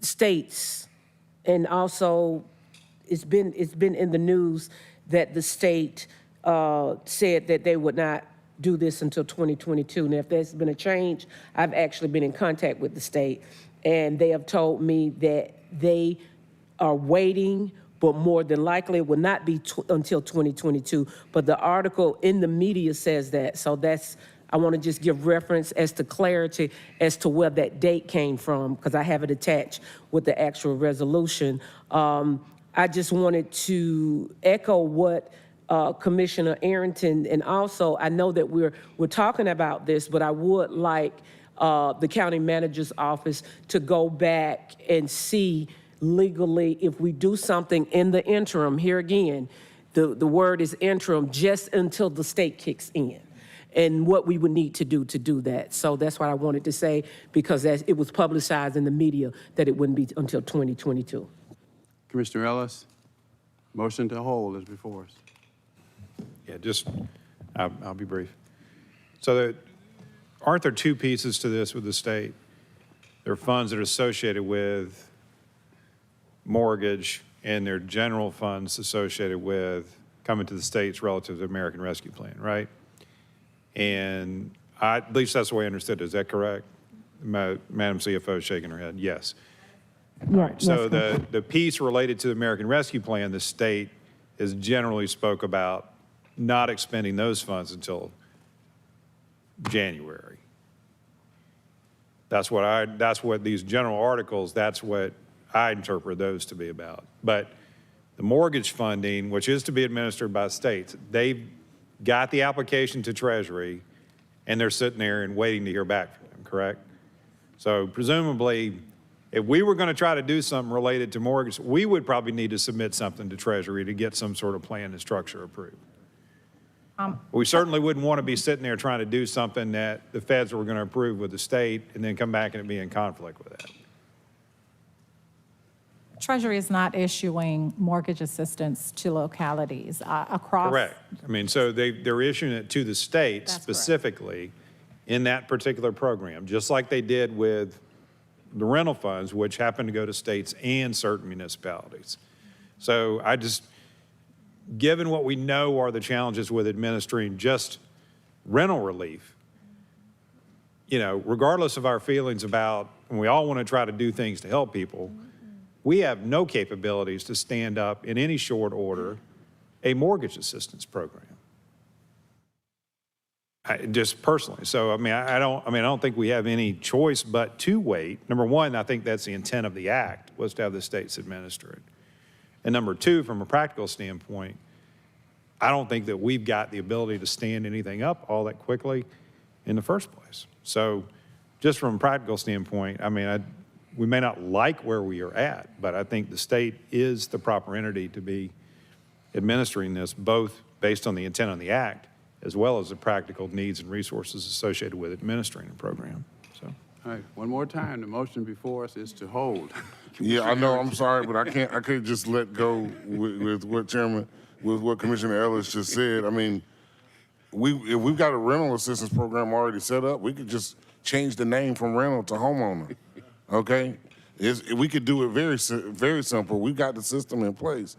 There's $354 million for the state. If we get 10% of that, that would be, or if 10% of that were allocated to homeowners in Fulton County, not if we get 10%, but that would be $35 million. If we took 10% of that, $3 million, and allocated it in a 3.5 and allocated it in an interim basis until the state gets their money and asks if we could be reimbursed, then that is something that is very feasible and very practical. So I don't want us to, I don't want the last image to leave that this was some type of pie in the sky that's unachievable or unfeasible. So I think there's something that can be done. I think we need to do something. I think everyone wants to support homeowners who have been suffering. We've done a great job at helping renters who've been suffering. Let's make sure that we maintain some of those homeowners. Let's set aside some amount of money that, you know, so that we don't have too much exposure, Commissioner Ellis. I agree. We don't want to set aside $35 million and then come back trying to get out of our budget later. But maybe we could do $3.5 million out of our rescue funds as an interim stopgap solution. So thank you.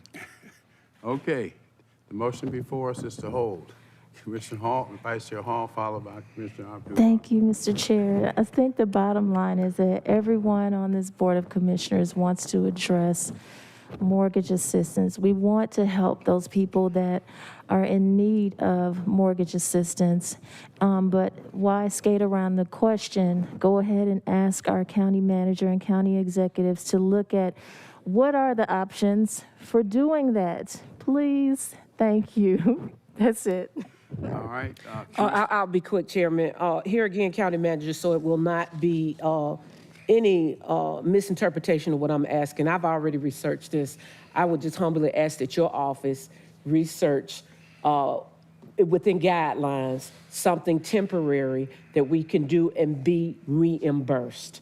I don't necessarily agree with Commissioner Ellis, but here again, we just have a difference of opinion, but I need the actual person, which is you, the county manager in your office, to look into this, and I will bring the information back. I'll reach out to your office, and you can let us know, because at the end of the day, like Vice Chair said, we do need help, and like Commissioner Arrington said, the mortgage holders need some help. If we can do it, let's do it. Thank you. Commissioner Morris, Call the question on the motion to hold. is there a second? All right, let's vote on the call and the question.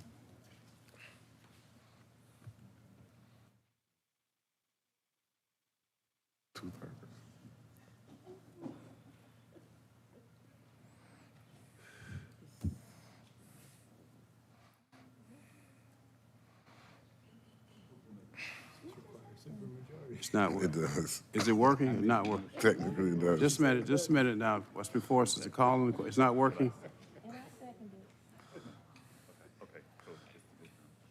Well, Yes or no? It's not working? according to Robert's Rules of Order, according to Robert's Rules of Order, yes. According to, The vote is open to call the question. And the motion passes, 6 yeas, 0 nays. All right, on the motion to hold, cast your vote, please.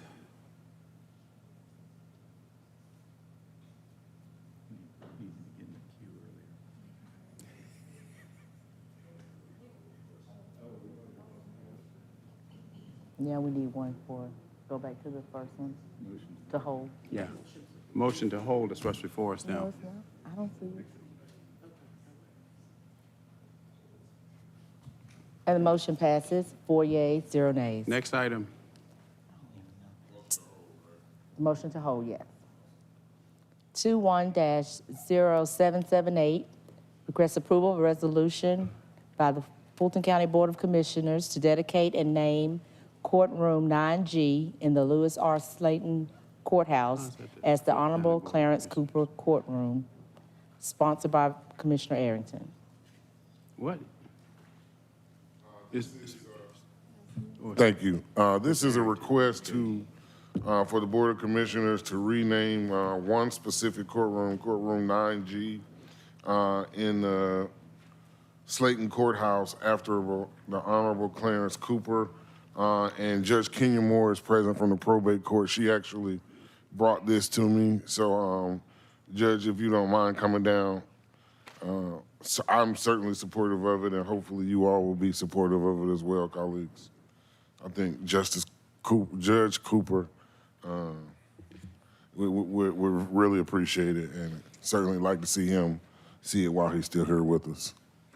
Thank you so much, Commissioner Arrington. Judge Clarence Cooper served the Fulton County Superior Court bench from 1980 to 1990 and went on to the federal bench where he had several key federal cases.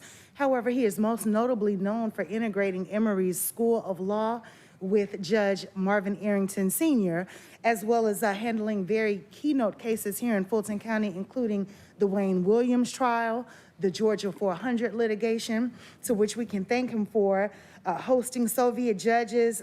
He presided over the Buckhead arson of the Ritz-Carlton and banning Beatles albums. There was a lot of things that he was involved in, and certainly a stalwart here in Fulton County. And so we'd like to honor him as the probate court assumes courtroom 9G. We thought it'd be fitting to honor his enduring service to our county. Thank you very much, Vice Chair Hall. I just want to say this resolution, the wording is outstanding in describing who he was and how he was and the great things that he offered during his time.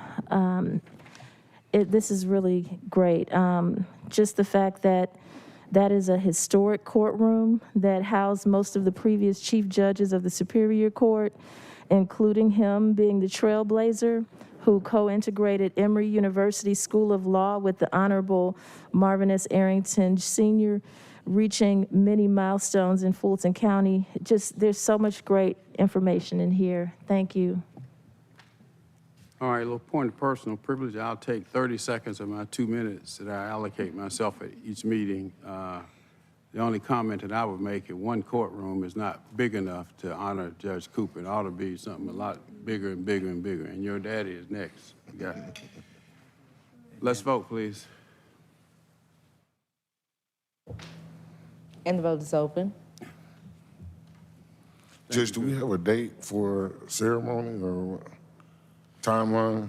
Yes, thank you so much for your vote. We do plan to do something in November. I spoke with Judge Cooper yesterday. He broke out in tears, and we look forward to honoring him in person at a later event in November. Thank you. The motion passes, 6 yeas, 0 nays. Madam Clerk, continue. 21-0779, request approval of a resolution declaring the importance of local sustainable food sources by supporting the growth and development of urban agriculture, small farms, urban farming, and local food economy, sponsored by Commissioners Ellis and Abdul Rahman.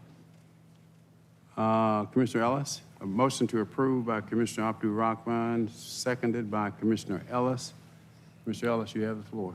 Yeah, before we get to this, I did want to make a request of you, Mr. Chair, based on that mortgage discussion we just had. If you could write a letter to what's that lady that heads up the Treasury, Ms. Yellen, and request on behalf of all Fulton County residents that she approved the state's plan that's been submitted up there so we don't have to keep having this discussion. So that would be appreciated. But that was what I wanted to say before Commissioner Morris kind of cut me off. But anyway. So you got it in anyway. I got it in anyway. All right, now we're going to pause 5 seconds. I'm going to transition it in. All right. I am very pleased to bring this forward, and the work here, I want to credit the work that was done here to bring this resolution forward. Commissioner Abdul Rahman and I certainly are sponsoring it, but the work that was done by our Fulton County Citizens Commissions on the Environment. I think it's a great resolution, and really it's doing two things, right? It's number one, we're adding a little bit of extra work for you, Mr. Clark, but it's going to direct you to provide a recommendation for us to expand our land use provision in unincorporated Fulton County to support urban agriculture, but it's also going to provide for a call to action to all our municipalities to do the same and to support urban agriculture and remove those obstacles or roadblocks that discourage or prevent industry and for other purposes. And I think, we had the perfect example here this morning. So, you can call it providential or whatever, right? That happened to be just sort of a line.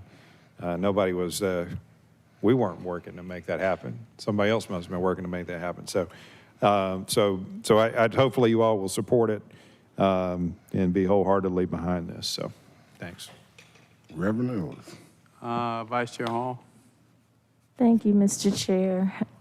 And I'm so happy to see this come before us, but I do have to go back to acknowledge the fact that Rashid Nouri brought this to me quite some time ago, and I still have the notes of some of the changes that were requested. We worked on this through the county attorney's office, and unfortunately, we didn't get any response on the last changes to be made to this resolution. And I have to acknowledge the fact that MicroWiki also played a very integral part in doing this as well. But there are just a couple of questions that I still have because they were never addressed even so long ago. And that is the fact that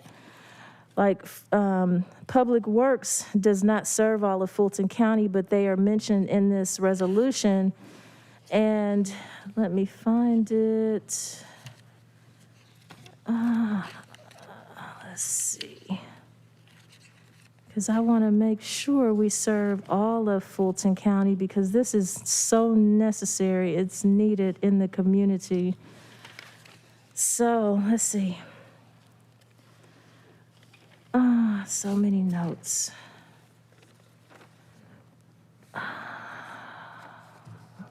Where is it? Please excuse me for 1 second. So there's a be it further resolved language that says that the Board of Commissioners hereby directs the Director of Public Works to study the impacts of gardening and small poultry operations in residential communities and to provide a recommendation to the commissioners for the types and scales of urban agriculture practices when in fact our Fulton County Cooperative Extension already does this. This is what we have a partnership with Georgia State for, to provide these services, but this is directing Public Works to do it, and Public Works does not serve all of Fulton County. Let me see. Hold on a second.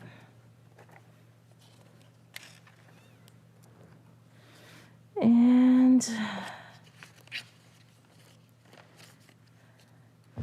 there is a section that says, be it further resolved, the Fulton County Board of Commissioners hereby encourages Fulton County to partner with organizations. It's kind of like BOC encouraging itself. So I don't know how, I had asked for that to be looked at and changed. Let's see. And then there's a section that addresses zoning, and it says, whereas the Fulton County zoning resolution provides at article, and it goes on, but zoning is not done in all of Fulton County, so I was asking about that as well. Let me see. And there's a section that says, be it further resolved that the director of the Department of Real Estate and Asset Management is directed to consider partnerships with schools, healthcare facilities, neighborhood groups, nonprofits, municipalities, et cetera, and can't this be done by the Cooperative Extension in conjunction with DREAM, because Cooperative Extension already does a lot of this stuff. And our facilities in the community already have gardens, and I can name a few just in my district alone, like New Horizons Senior Center and Dogwood Senior Center. They have gardens, and there's so many more. And I think you can probably get all that information from Cooperative Extension, because most of this is what they do. So I think that covers all of everything I asked, my questions and everything I would like addressed. All right, Commissioner Arrington.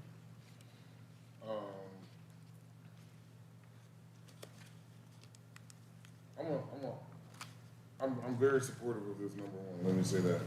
Number two, what I would like to do is, I guess, make a motion to hold.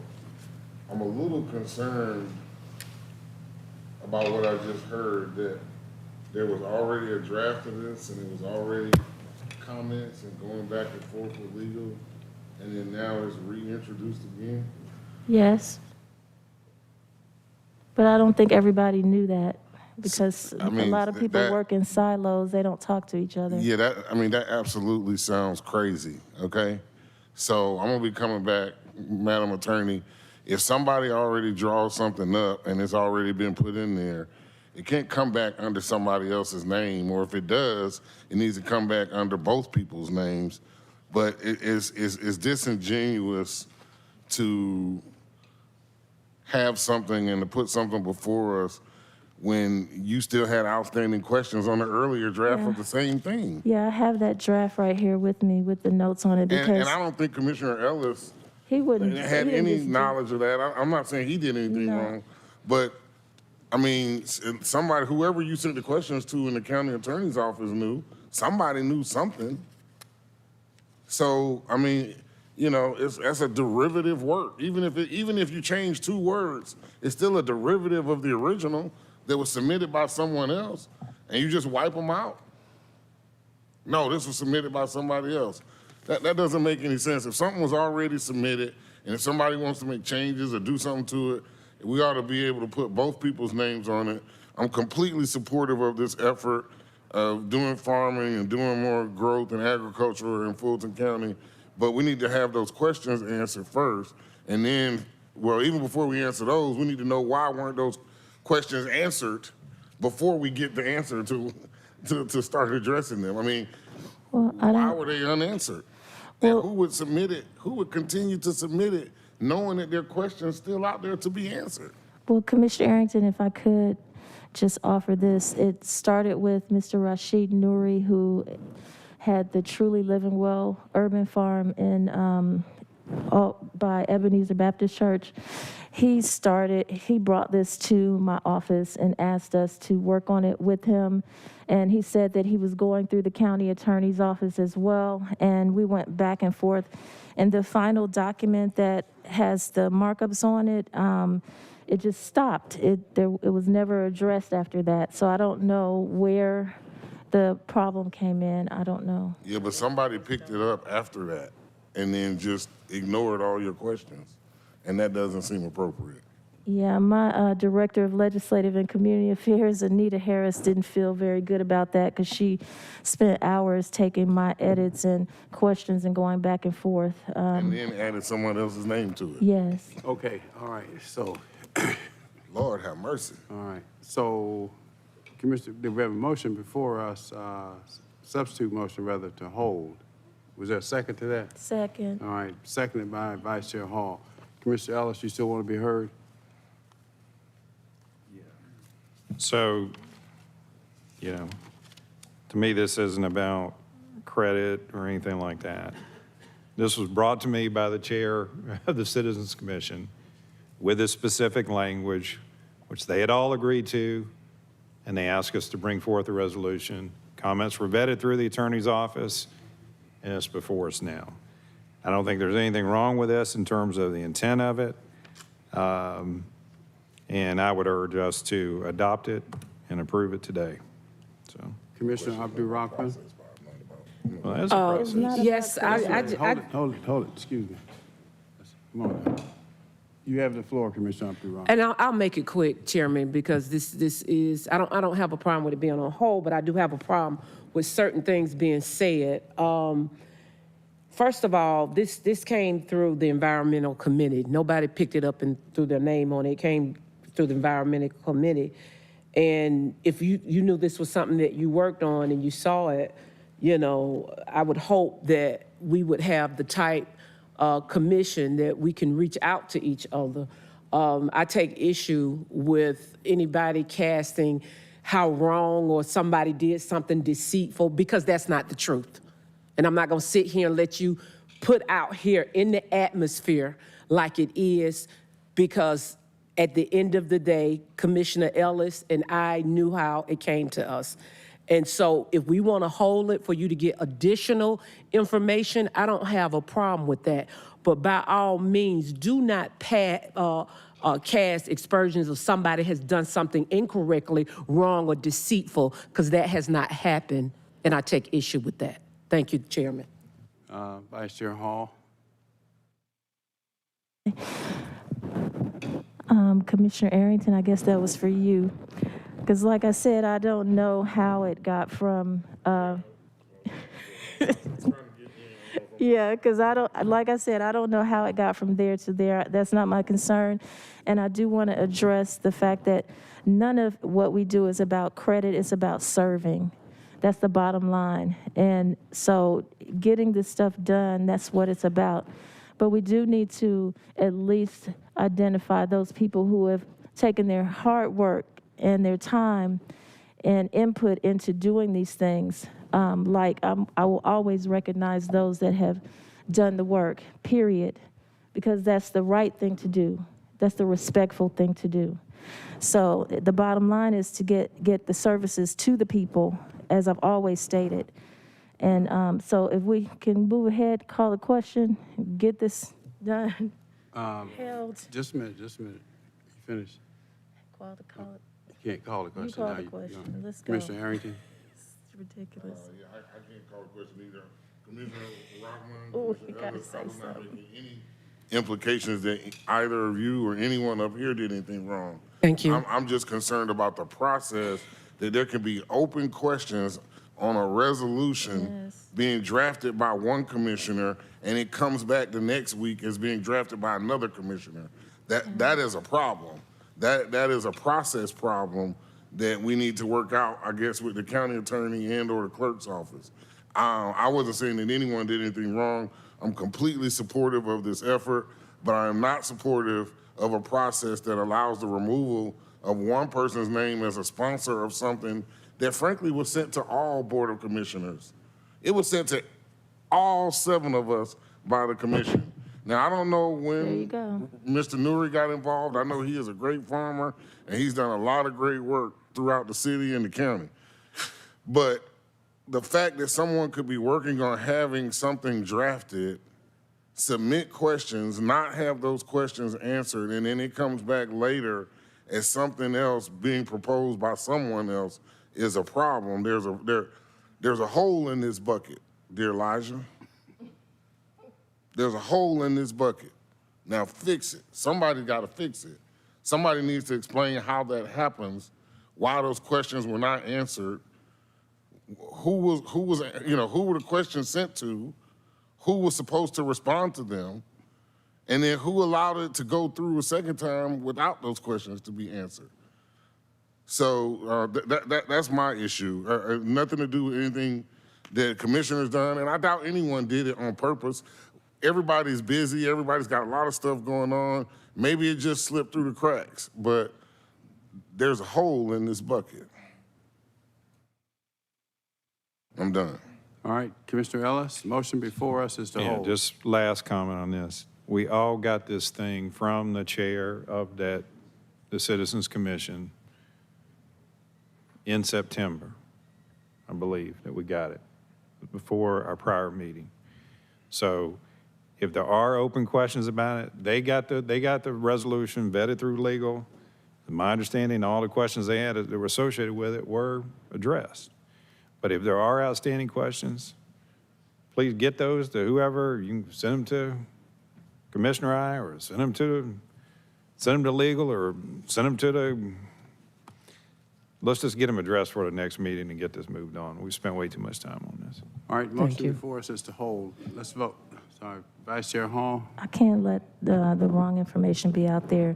First of all, I don't have an email from all of them in September, but I do have an email from Rashid Nouri long before any of this, long before there was even a discussion about it. So I don't know anything about that. Sorry. All right. Motion before us is to hold. Let's vote on the motion to hold, please. And the vote is open on the motion to hold.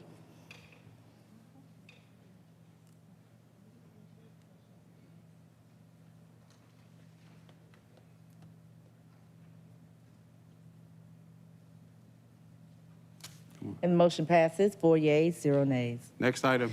21-0780, Human Resources Management. Discussion, the status of Phase 1 of the compensation study involving elected officials and key classifications. Good afternoon, Commissioners. Kenneth L. Herman, Jr., Chief HR Officer. Last board meeting, September 15th, Stacy Jones, my Deputy Chief HR Officer, did a yeoman's job in laying the foundations to what we were able to develop as relates to the compensation model for the elected officials and the key classifications where we're finding ourselves feeling a lot of pressure within the county. And I just want to make sure that, she's congratulated and credited with doing all of this report. Unfortunately, she's not here. She lost the coin toss this morning. And she has to stay with the team and navigate all of the COVID-related testing results while I'm here presenting to you, but the credit all goes to her.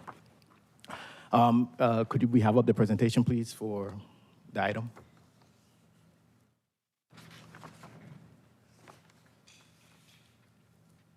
While they're bringing up the presentation, Commissioners, I just want to recap as to how we got there.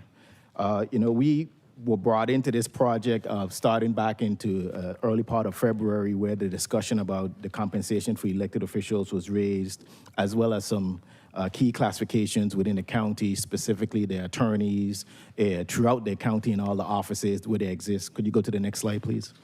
And we approached the project by establishing HR guiding principles, conducting a market salary to get us to a benchmark against our competitors, explored alternatives to the waterfall, because we understand that the waterfall that exists right now within the elected officials' compensation structure was a pain point for the commissioners and presented market-based data based on our recommendations, working with an outside vendor, in this case, Siegel, the Siegel Group, to get us to where we are today. Next slide. The guiding principles that we relied on to approach this process was relying strictly on the data. Data is king whenever we are developing a compensation model, and we go out and find competitors like counties, like cities to the county, and gather as much data as we can from those neighboring both local and regional jurisdictions. We applied basic HR principles, meaning things that you find in any organization as it relates to compensation structures. We want to always ensure parity amongst those individuals, and you'll see that in our presentation. We wanted also to respect the time-tested hierarchy of the structure within the courts and within our own system as we get to the key classifications.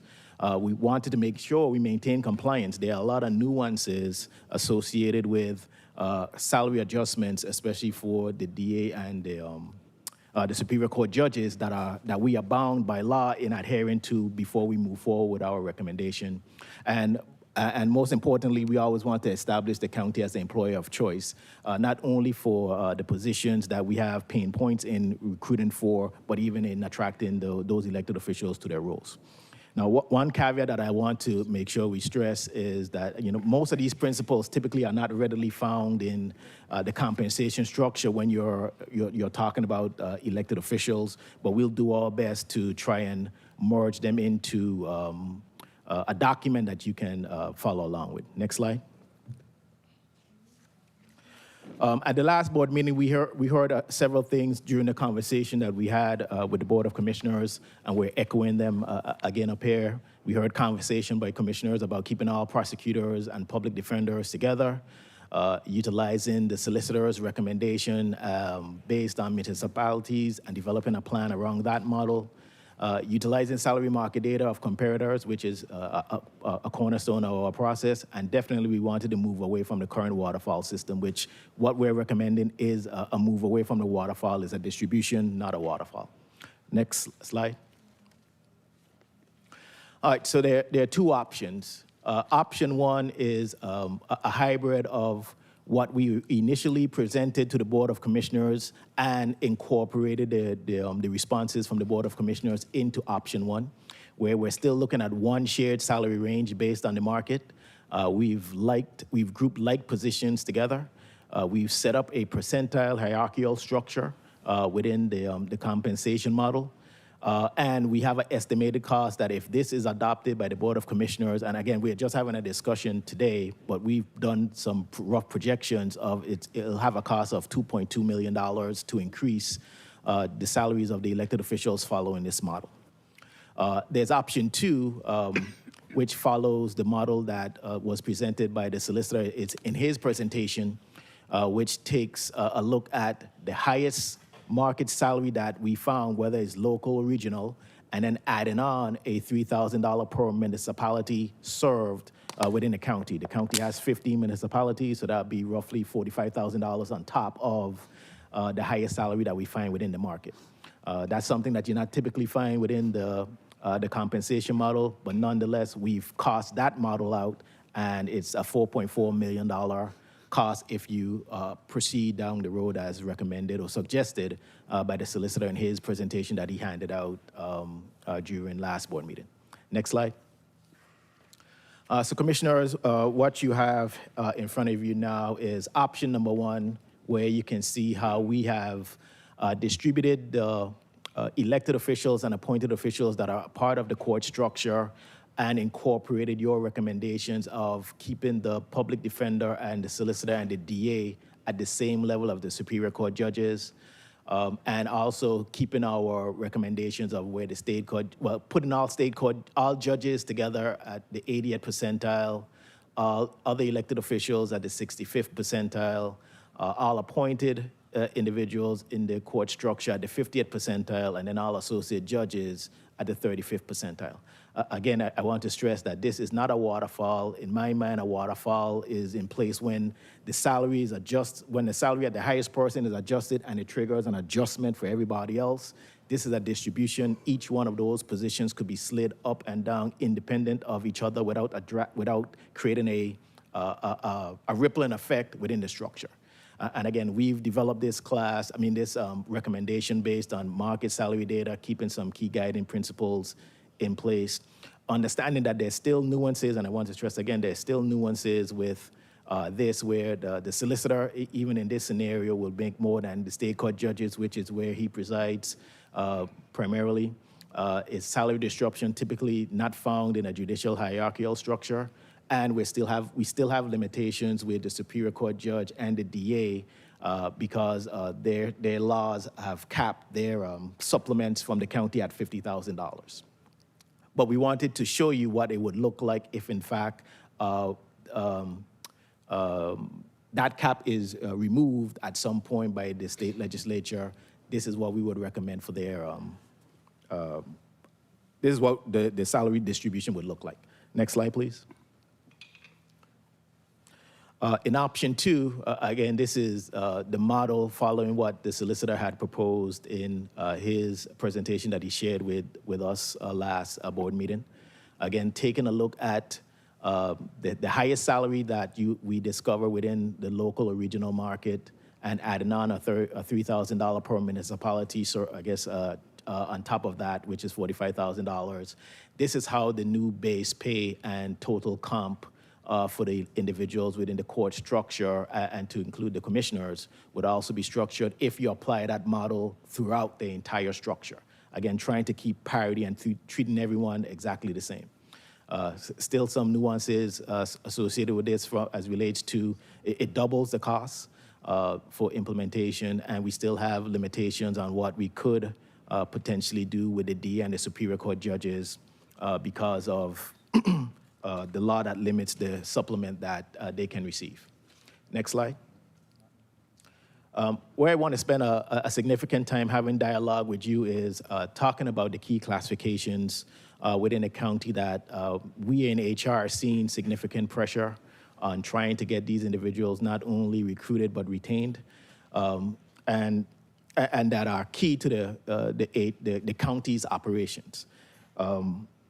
So when we went through this process, we've identified 76 classifications that fall within that model that are at risk at any given time within the county, whether it's due to hard to recruit, hard to retain, or we just can't get salaries that are enticing to the individuals. Next slide.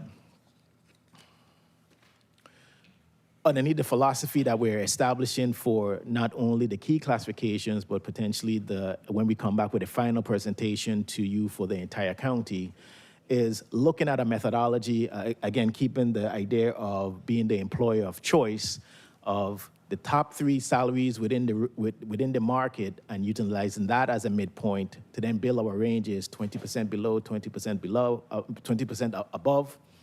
And then after that is done, saying that certain positions will be distributed based on the range at the 75th percentile for department heads and deputies, the 50th percentile and the 50th percentile. When you hear that, commissioners, I'm talking, that's the market. That's the going market rate for the position when we say the 50th percentile. That we get most of our employees, the managers, the supervisors, the technical professionals at the 50th percentile, and then at the 25th percentile, try and get everyone else also closer to the 25th percentile, our lower level employees as well, because we're also feeling pressure on those levels as well, where as we make offers to our electricians, for example, they are getting offers for $5,000 and $6,000 more than the county just offered because we're not at the 25th percentile or a little above.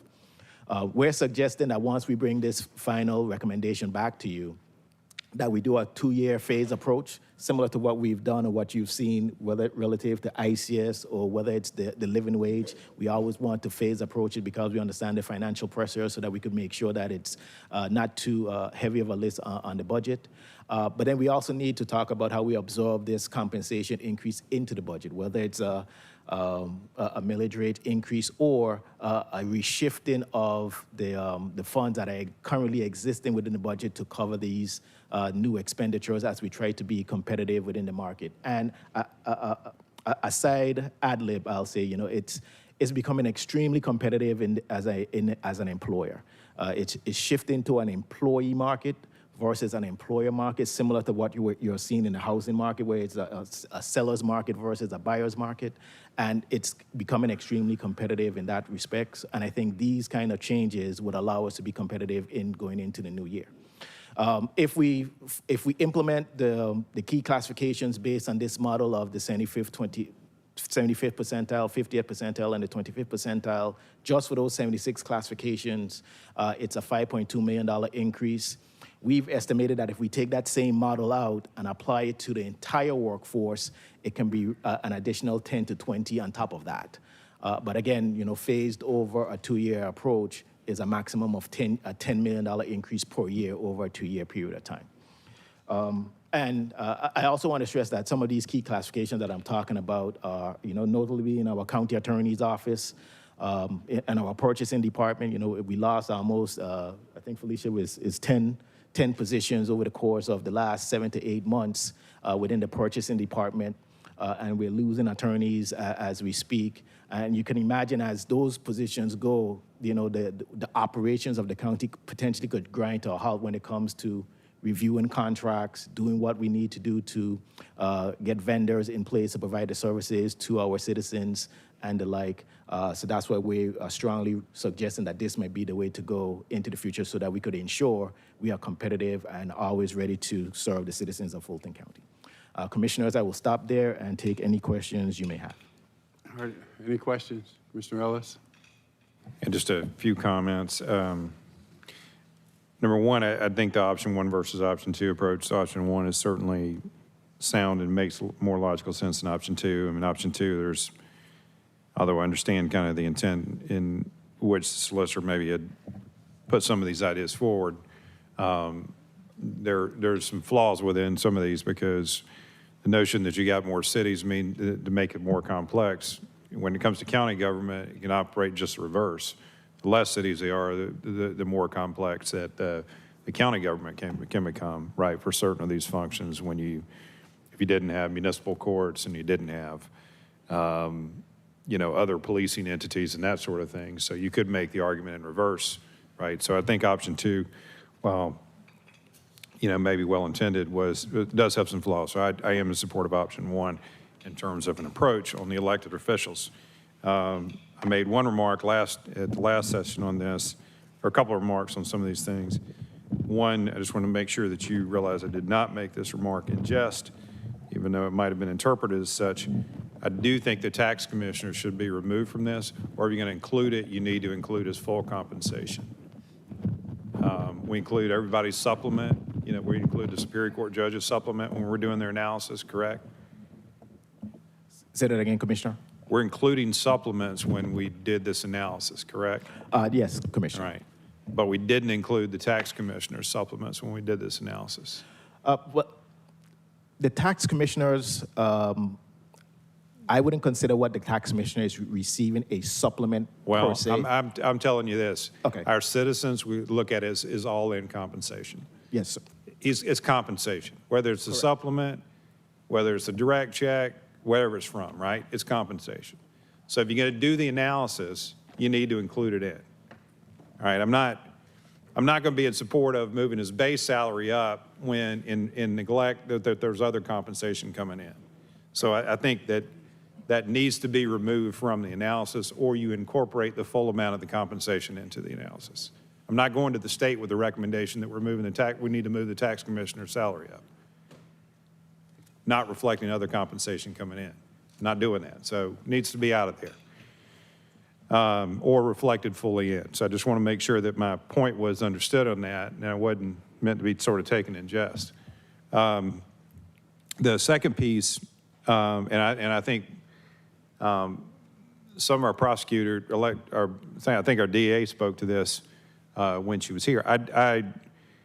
the scope of responsibility that the solicitor and the DA have, and while I get the notion of somewhat of parity or equity on the defense side, the public defender does not have responsibility for every case that flows through within the county. They've got a subset of them. I do not think that the public defender should be on parity or be viewed in sort of within the same bucket as the DA and the solicitor.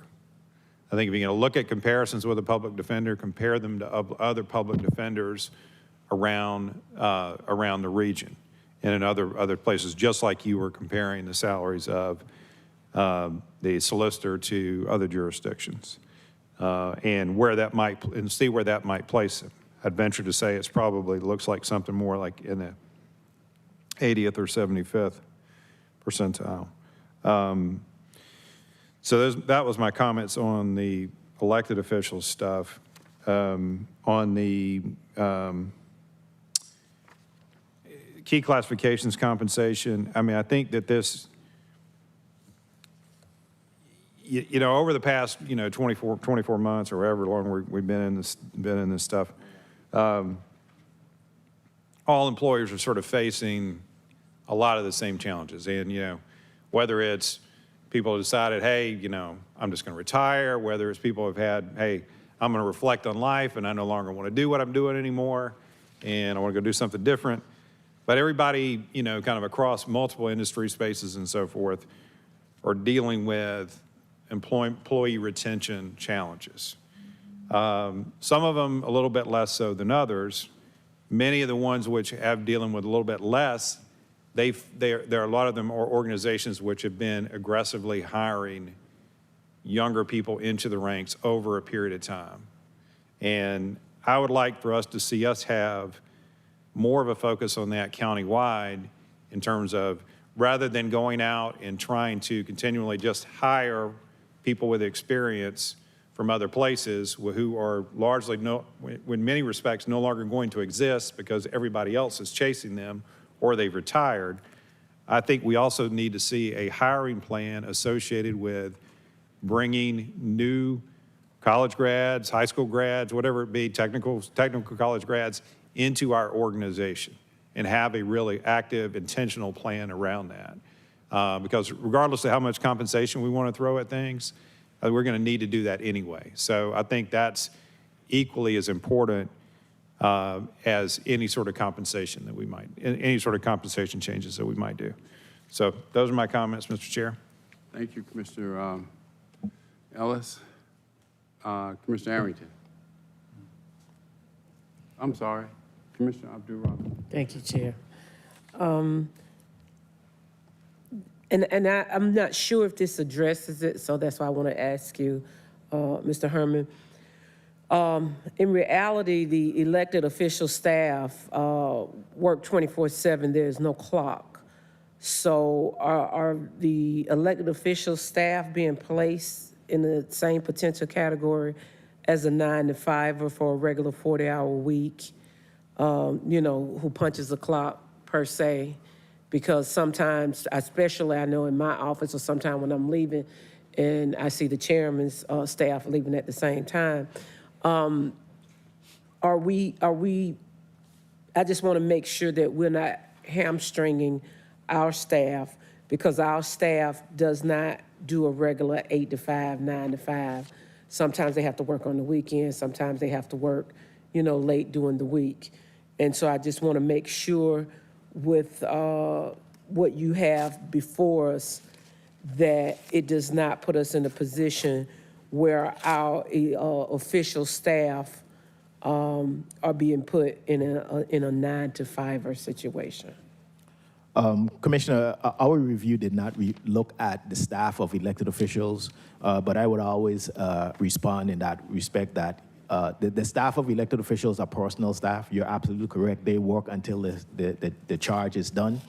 Elected officials, based on our rules and regulations, have full control over the salaries that are offered to those individuals.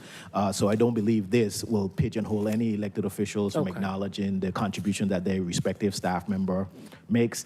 Once they have the budget in within their respective departments, they can compensate those personnel staff members accordingly based on this salary range that they may be in.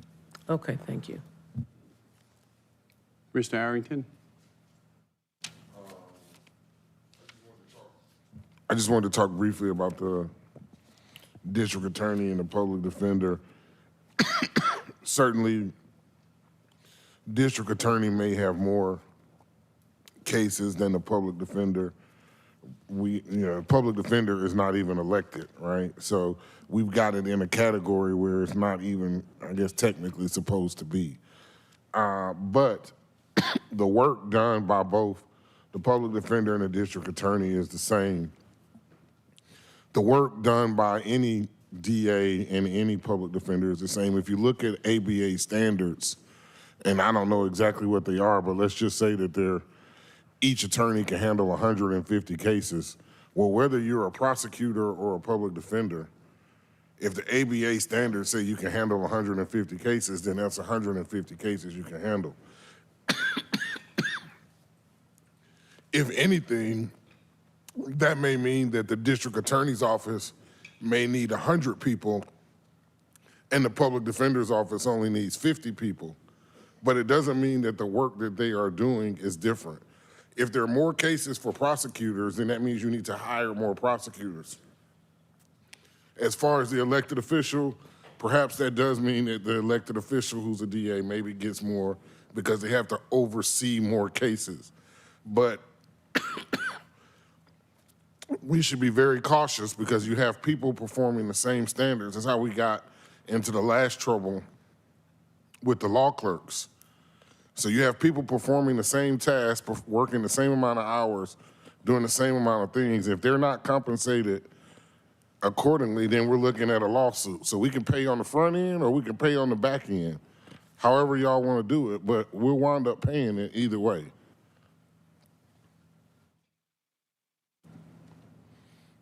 Commissioner Morris? Yeah, I'd love the opportunity, Mr. Herman, to sit down with you one-on-one and go through some of this. But for now, tell me about these percentiles. What are they percentiles of? Yeah, so what the percentile, if you could put back up slide number 5 for me, please. Yeah, slide 5. So what we've done within the HR structure is we've taken the full range. So let's say it goes from $100,000 to $200,000. The 50th percentile would be $150,000. That's your market. So we want to pay the majority of the individuals at the 50th percentile of the salary range. Or at the 75th percentile of the salary range, which just means $175,000. So that's what we're suggesting as to looking at a percentile model for distribution of the elected officials and even the key personnel and in the future, our personnel, based on those percentiles versus what you currently have relative to the waterfall. Again, this is the top number. That's the 90th percentile of what? Of the salary range for elected officials. So if you remember, Commissioner, there was, we took you through a 5-step process in the original presentation that showed how we got to the salary range. So the salary range in this example, if I remember correctly, was from probably about $145,000 up to $205,000. So that's your salary range. And we're saying that. And did you get that from the market? Yes. Okay, yes. That's my question. I mean, Yes. what is this a percentile of? It's a percentile of judges in the metro area? It's not percentile of judges in the metro area. We're just saying in our salary structure, we are trying to pay our judges at the 90th percentile of the salary range. There's some models that say, well, let's pay 90th percentile of the judges that are making it, but we didn't follow that model. We're talking solely on the salary range, not on the percentage of judges in the market. Okay. Next question. You've got an indication that this requires legislation for Superior Court judges and DA. Correct, sir. And those are the only ones that would require What about commissioners?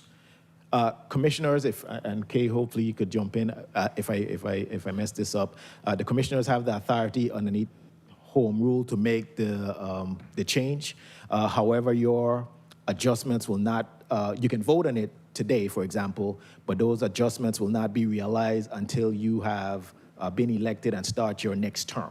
And Kay, if I've flubbed that. So that's not state law that creates our salaries. That would be an interesting one, giving our staggered terms. Correct. Correct. Like I said, Commissioner. Sorry, Bob. No.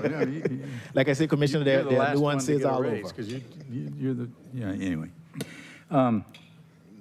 Interesting. So all the others are in effect cascading from the Superior Court judge salary? Is that? No, Commissioner. There's no more cascade. So why did state court judges not need legislation? Well, state court judges, because there's no specific local law passed by the General Assembly that capped the supplement that the Board of Commissioners can pay to state court judges. What the law that's in place right now says that state court judges receive 95% of a Superior Court judge. Well, that was my point, that these cascade down from the Superior Court judge salary by law. In that one respect, yes. But not with respect to the probate judge? No, sir. Okay. Where the cascade comes for everybody else, what we typically call the waterfall within the county, was adopted from a resolution that the Board of Commissioners adopted, I think, back in the 80s, back in the 90s. Okay. And then on slide 8, in effect, you're suggesting the possibility of tying department heads and managers and everybody else to some kind of percentiles. Correct. And what's the point? What's the philosophy there? What's the point of that? I mean, why? Well, it's a philosophy that you find in most major organizations, where you find that at your leadership level that you want to pay a premium for your leadership's positions, and that starts typically at the 75th percentile. You want to always make sure that your key positions are at the market, which is the 50th percentile of the salary ranges, and then everything else kind of works up from there. So we're trying to adopt a compensation philosophy that follows what you would find in the major organizations throughout the United States, as to being the best in class, being the employer of choice, and being able to attract and retain the individuals. Yeah, well, again, I'd love the opportunity if you could schedule with my office to sit down. Yes, sir. Get into more specifics about it. But at first blush, I'm sitting here thinking, well, we've talked about medical examiners, we talked about other key positions, and it seems to me if we arbitrarily set some of these at these percentiles, 2 years later we're going to have a situation where somebody comes in and says, well, we need a new XYZ, and what we're paying isn't cutting it in the market. We're going to have to pay them more than that to get somebody. So I see it breaking down fairly quickly, just based on what we've seen in the past few years with specific skill sets in the marketplace requiring more or less money. So anyway, that's my thought. No problem. I will make arrangements to sit down with you, Commissioner. Thank you. Any other questions or comments? Anything else, Mr. Herman? Well, I guess, again, this is conversation to get guidance from the Board of Commissioners as to modifying what was suggested. What we heard from Commissioner Ellis was, again, to put the public defender lower than where it's currently at. I don't know if we have, enough, I wouldn't say a vote or recommendations if you feel along that lines. We will go back. We'll go back and reduce it and probably have conversations with Commissioner Ellis and his team as to what would be the best.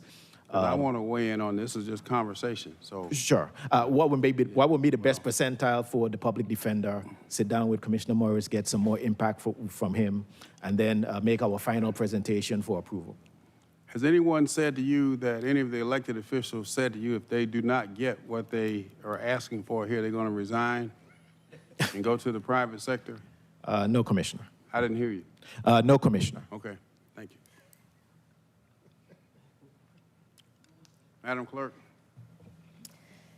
On page 16, 21-0708, Human Resource Management. Discussion, Board of Commissioners approved human resource policy that impact the offices of elected officials.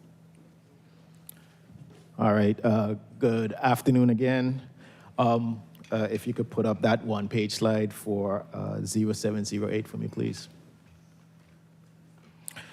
Commissioners, what we're about to have a brief conversation, a conversation on is something that came to light during the about 4 to 5 Board of Commissioners meetings ago, where you heard from the district attorney and the sheriff some pain points that they were had incurred during their transition as newly elected individuals within the county. Understanding that conversation and hearing the commentary from the Board of Commissioners, the county manager asked the HR department to take the lead and have conversations with those elected officials, and then we expounded to all the other elected officials just to get a clear indication as to what HR pain points they are having. And I think some of the Board of Commissioners asked, what HR policies can be removed to allow the elected officials to move as swiftly and as quickly as possible. While we have looked at the HR component, there are also some financial and procurement ones that they also want to address. But what we're looking at primarily here is the HR one. So here is a listing of the various HR policies and procedures that are board approved that we follow and adhere and apply to the offices of the elected officials. Some of these policies, in most part, are not applied to the personal staff relative to compensation, recruitment, and qualifications and the like, but everything else does. So we've tried to identify what the policy is, in a sense, what the impact or benefit would be for the elected official. We've sat down with both legal and finance to identify and put in our mind whether it's a low risk or a high risk and what those risks are. I don't intend to go through all of the items one by one, but I did want to have a conversation with commissioners about if in fact this is a direction that you want to go, understanding the low, medium, and high risk associated both from a financial impact and a legal side.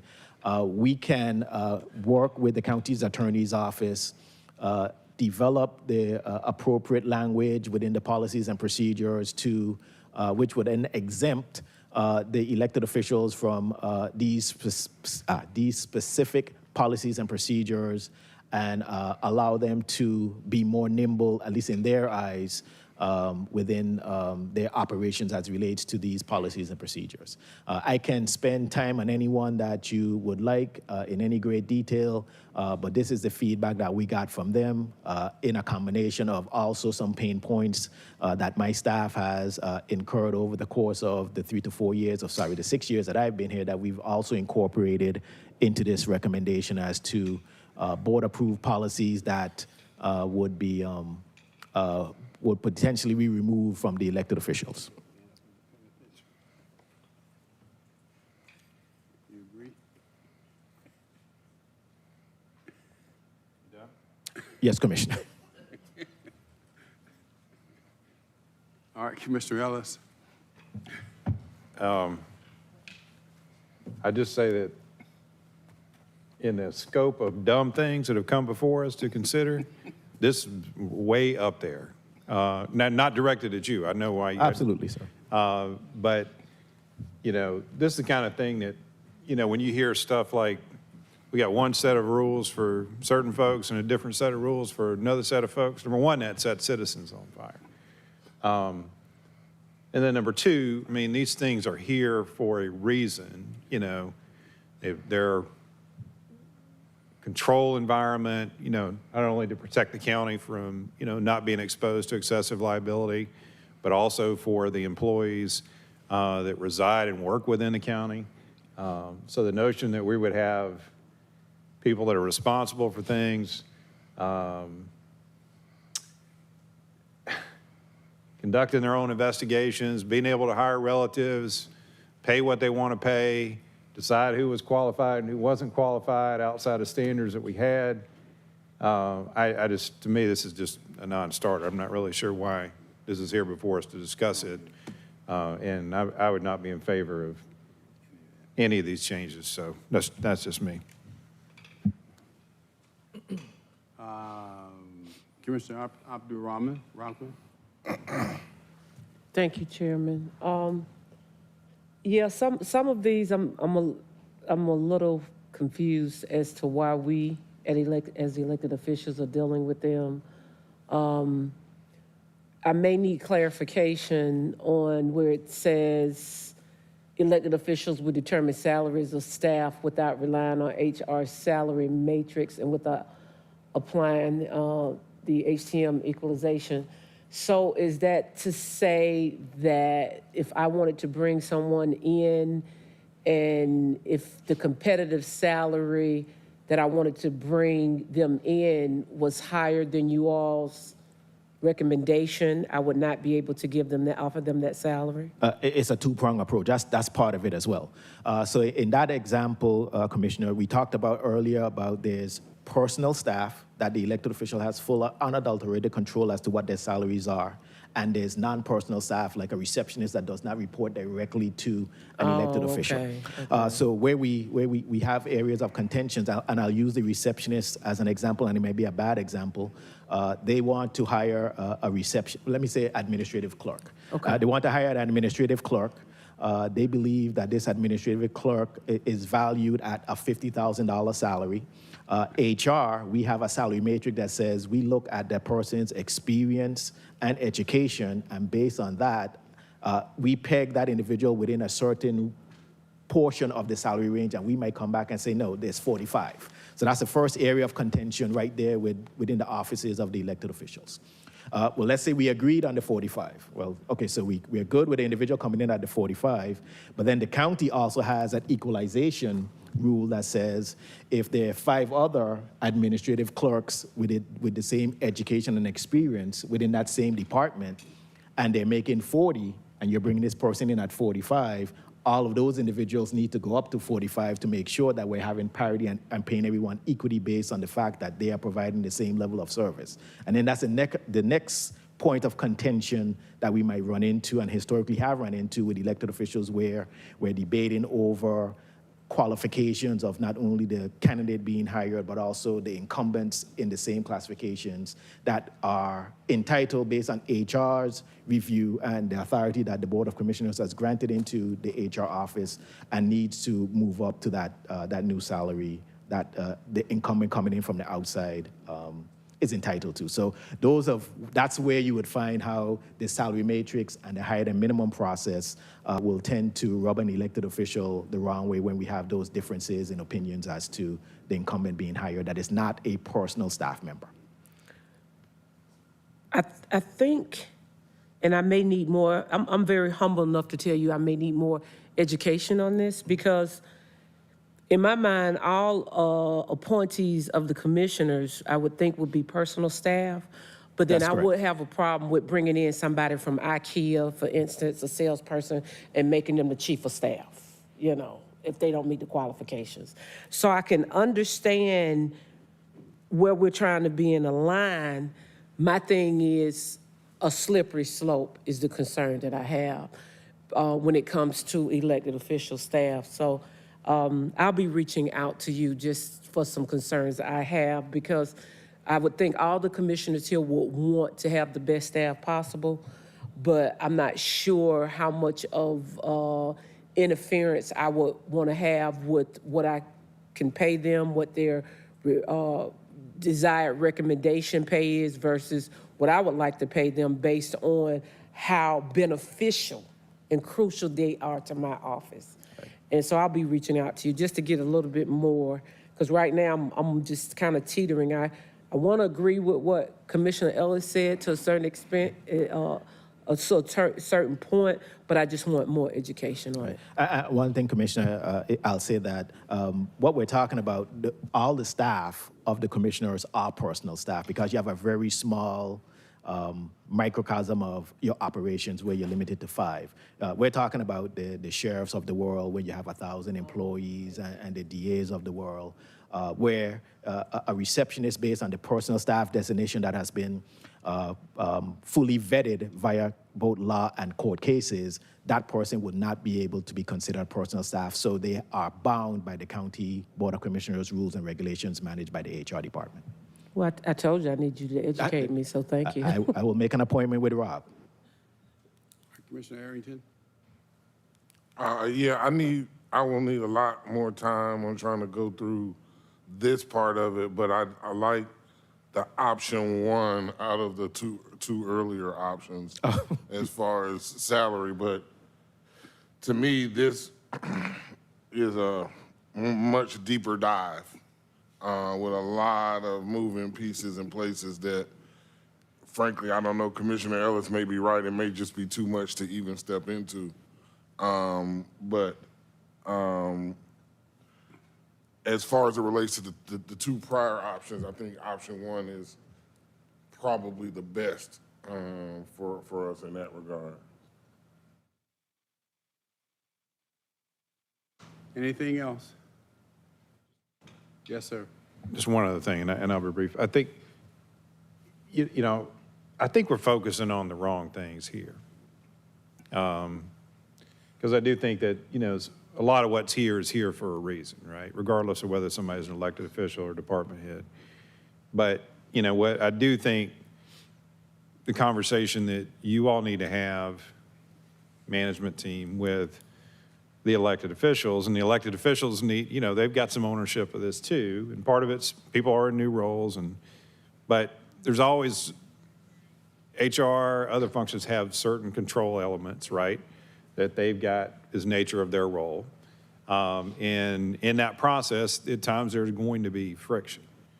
You know, how do we get to the point where the healthy tension that's supposed to exist, you know, with things like finance and HR and management, whether it's an elected official or a non-elected official, is healthy, right, and is leading to the right point and the right discussion stuff, and where does it reach the point where things have become counterproductive and they're causing, you know, kind of challenges and harm throughout the organization. So how do we all work better together, right? And I think that's the conversation that we need to have, probably outside this room, and the relationships that need to continue to be worked on and built.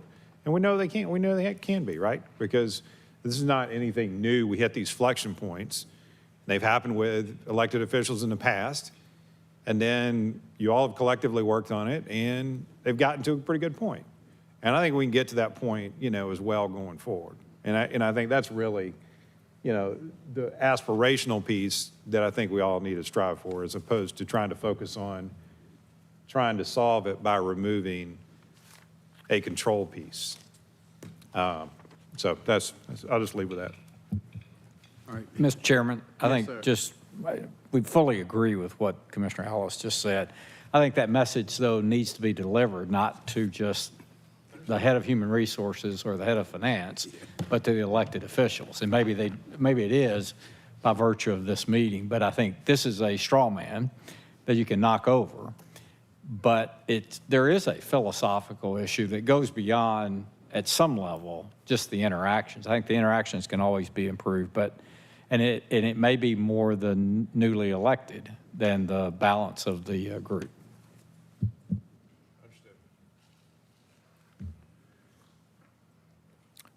Thank you, Commissioners. Yeah, I'm glad you're leaving before I weigh in on this. You don't want to hear what I got to say. I think I always want to hear what you have to say, Mr. Chair. Ellis was much kinder than I would have been. That's like a pipeline to the penitentiary, this stuff is. Next. 21-0709, External Affairs, 2020 Census Report. Good afternoon, Commissioners. Fran Calhoun, External Affairs. Pleasure to be with you today and to speak before you. The census numbers for 2020 have finally arrived, albeit 5 months too late. And if we can get the presentation uploaded, please. I will say the final public use data for local level results arrived September the 16th. We've also already started meeting with each of your offices to talk about the results, the impact of that on your districts. And I believe we've met with each commissioner, at least started discussions with each commissioner except but one, and I think we're scheduled to do that sometime soon.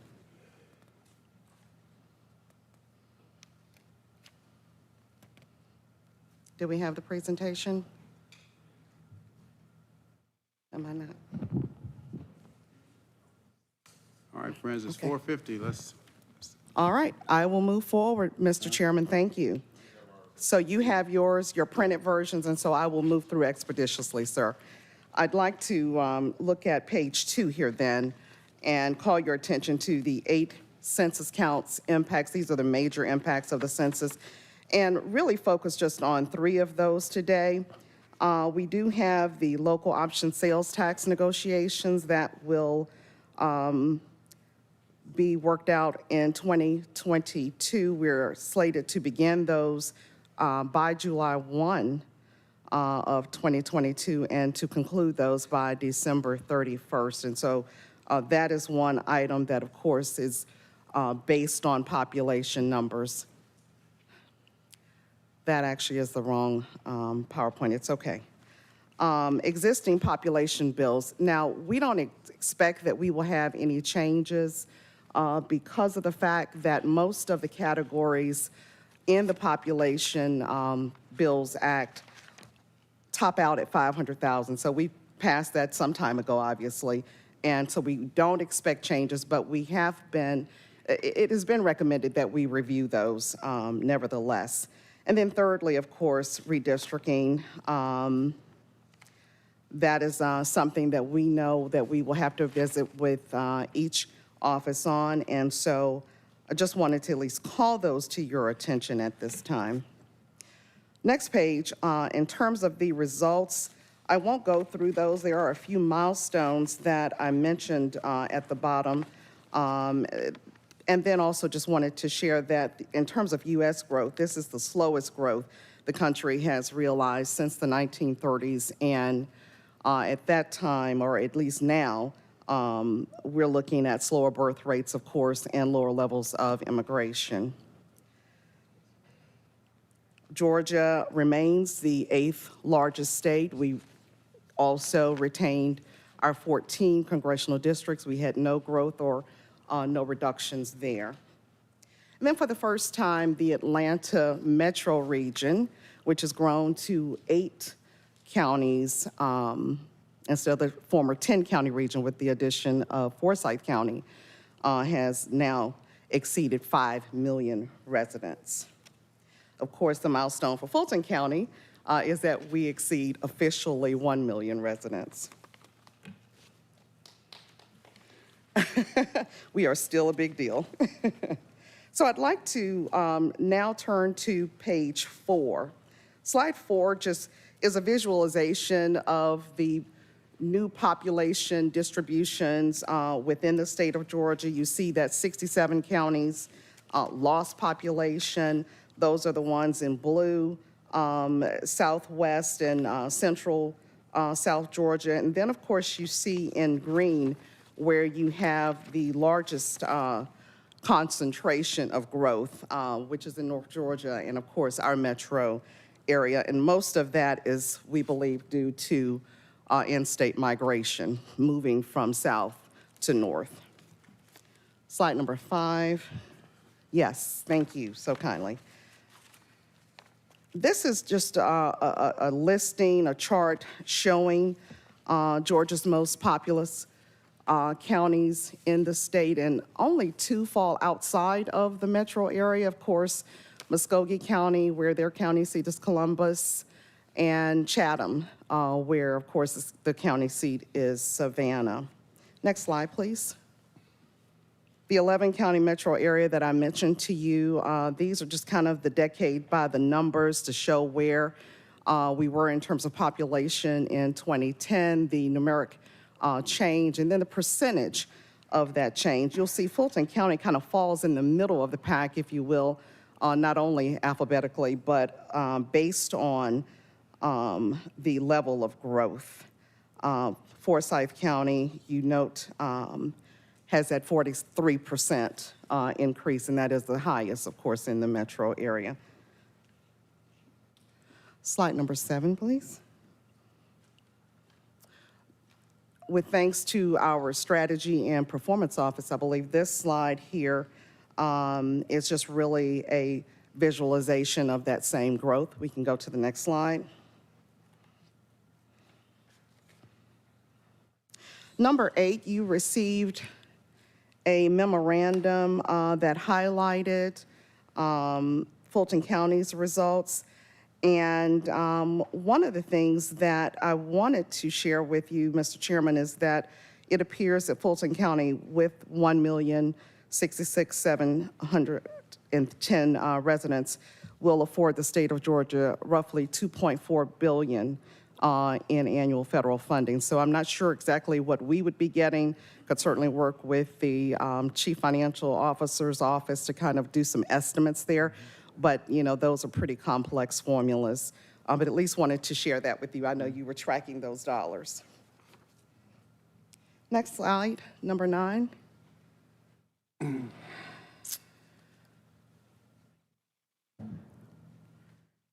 Okay, so what I have is total population of our commission districts, and that should be what you have before you in printed form, I believe.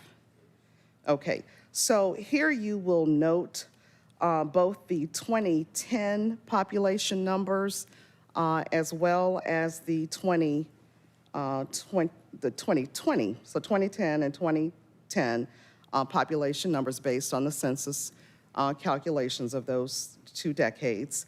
And you'll note, of course, the growth, the largest growth was in District 3. And of course, the lowest amount of growth was in District 1 during this decennial. Page number 10 is just a visualization of that and looking at that slow growth and that greatest level of growth. Of course, what that means in terms of redistricting, which we will continue in conversation with you on, is that those districts that lost population will have to gain in their footprint geographically. And those, of course, such as District 6 with the, and Districts 3 will have to be shifted also. And any shifts that are made, I will say, impact other districts. So any slight movement will impact the others. Slide number 11, please, is just a look at the cities and how they performed. This is something we'd love to come back to talk about in preparation for the next go-round. But we wanted to at least share that with you because you invested so much in the outreach effort in each of these cities. We did work hand in hand with each of those 15 cities. And we're very pleased for the most part, but I think we certainly have opportunities to grow our response rates in the future. Yes, thank you. This is the rate of growth and then the percent change, the total population and percent change. Slide 13, Georgia's legislative redistricting. So as you know, Governor Kemp issued a proclamation for a special session of the General Assembly. That session will begin November the 3rd. The purpose is for redistricting, and it is expected to last roughly 3 weeks. At this time, they will take up state-level redistricting only, is what we're told. And so you can see on slide 14, under special legislative session, the redistricting maps and legislation that they are slated to review. On the top portion, statewide, of course, our congressional districts, our state Senate and state House, our public service commission districts. And then we are being told that county level districts will be taken up in January during the regular session. So it's our goal and hope to have consensus among the board to have a map certified by the state that we can have a sponsor to introduce at the beginning of the January session. So this is just kind of a universe of all of the legislative redistricting that goes before the General Assembly. Slide number 15. On page 15, you'll note the ideal district size based on the current growth of the county, and that's 177,785. So that's roughly the number that we will be working with our staff in terms of the redrawing of those maps to achieve for each district with legally, we can have a 5% deviation to that, but that will certainly be our goal.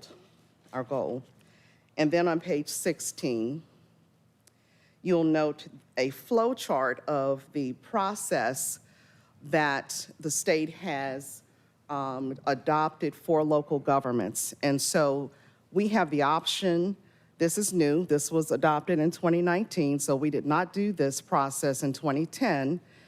We have the option to create our own map and to submit it to the Office of Legislative and Congressional Reapportionment for a technical review. They will be looking to see if we are complying with both state and federal constitutional requirements and, of course, the Voting Rights Act of 1965 as amended.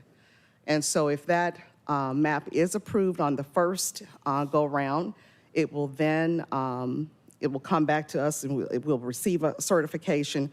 We will ask one of our delegation members to introduce that. If it does not pass muster, and oftentimes there are some technical issues at kind of the block level, which is the lowest level of geospatial data, then we have the option to have that corrected in-house by the state or to bring it back for outside resolution.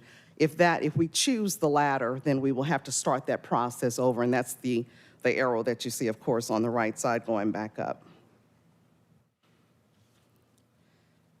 And then finally, we have a proposed timeline. So we've already initiated this timeline with you again, meeting with you to hear your concerns.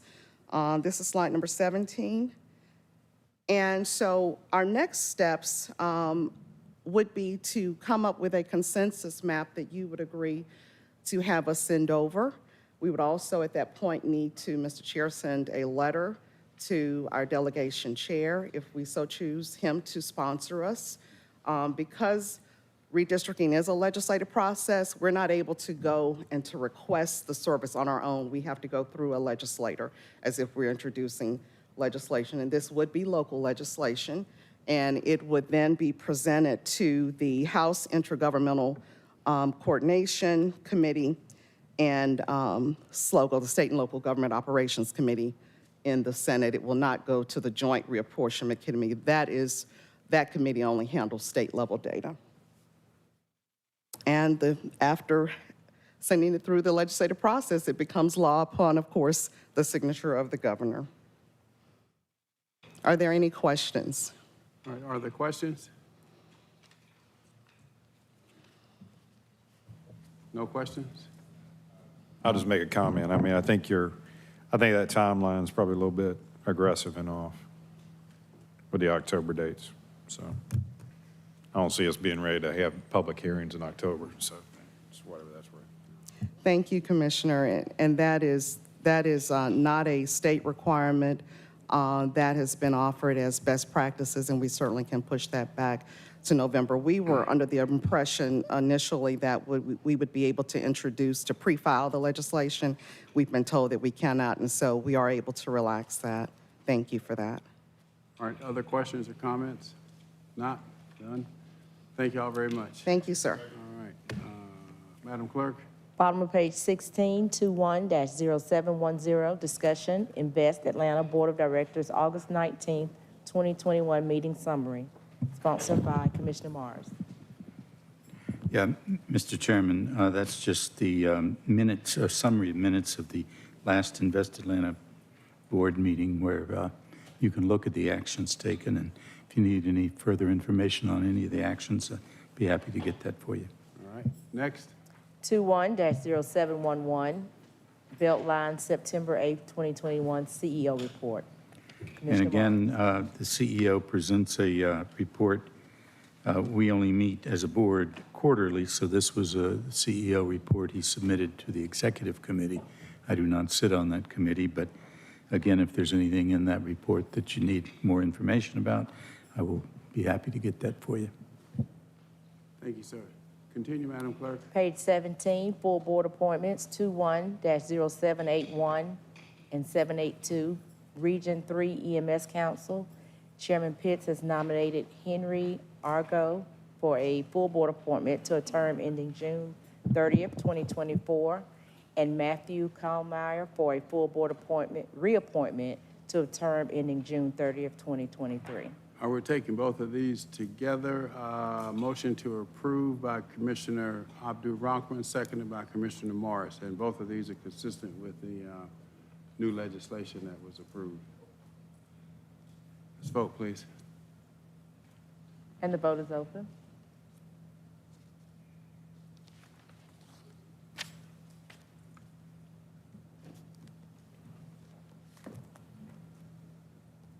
And the motion passes 4 yeas, 0 nays. No further items. No further business is coming before us today. Without objection, we are adjourned. Thank you very much.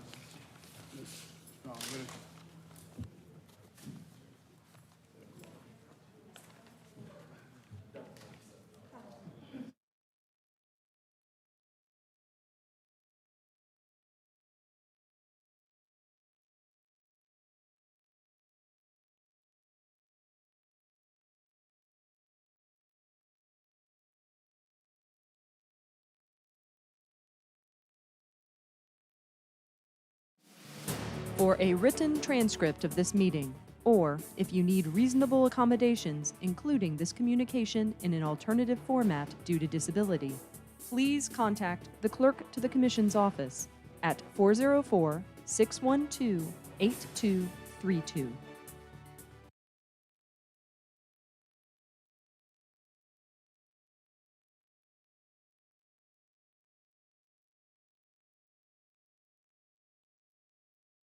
Waller substituting in for Darrell Carver. Do you want to go with the Zoom first or the red comments? Let's do Zoom first. Mr. Rico, if you would proceed. Hello, Commissioners. The first person we have is Ben Howard. Mr. Howard. Yes. Okay. So, hold on just a minute. Oh, my goodness. Hold on. Everybody has to leave. We don't need a form for this. Oh, hold on just a minute.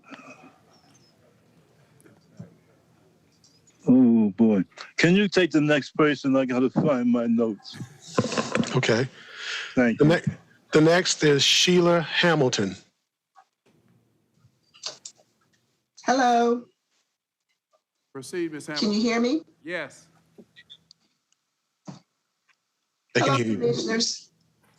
For 40 years, I have been a homeowner in Fulton County District 6. Today, I speak on several concerns that I have as I watch these commission meetings the past year. Number one, we as your constituents who have put you in these positions feel disrespected being public comments are put at the end of the agenda. Oftentimes, comments are at the end of the agenda, which influences or impacts the decisions made on the agenda. Explain to me also why there are so many minutes allocated to proclamations. There should be a limit on the proclamations where oftentimes they go over and last at least 45 minutes. The business of this commission should be more allocated to public comments, where we will have a voice in how you decide your business that you transact on behalf of your constituents. Number 3, I give overwhelming support to 21-0712, which was held today, but because it was held, I have grave concerns.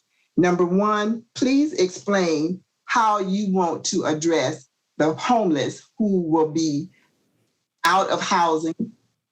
Children will be impacted. 15 and seconds. So how will you address that? 15 seconds.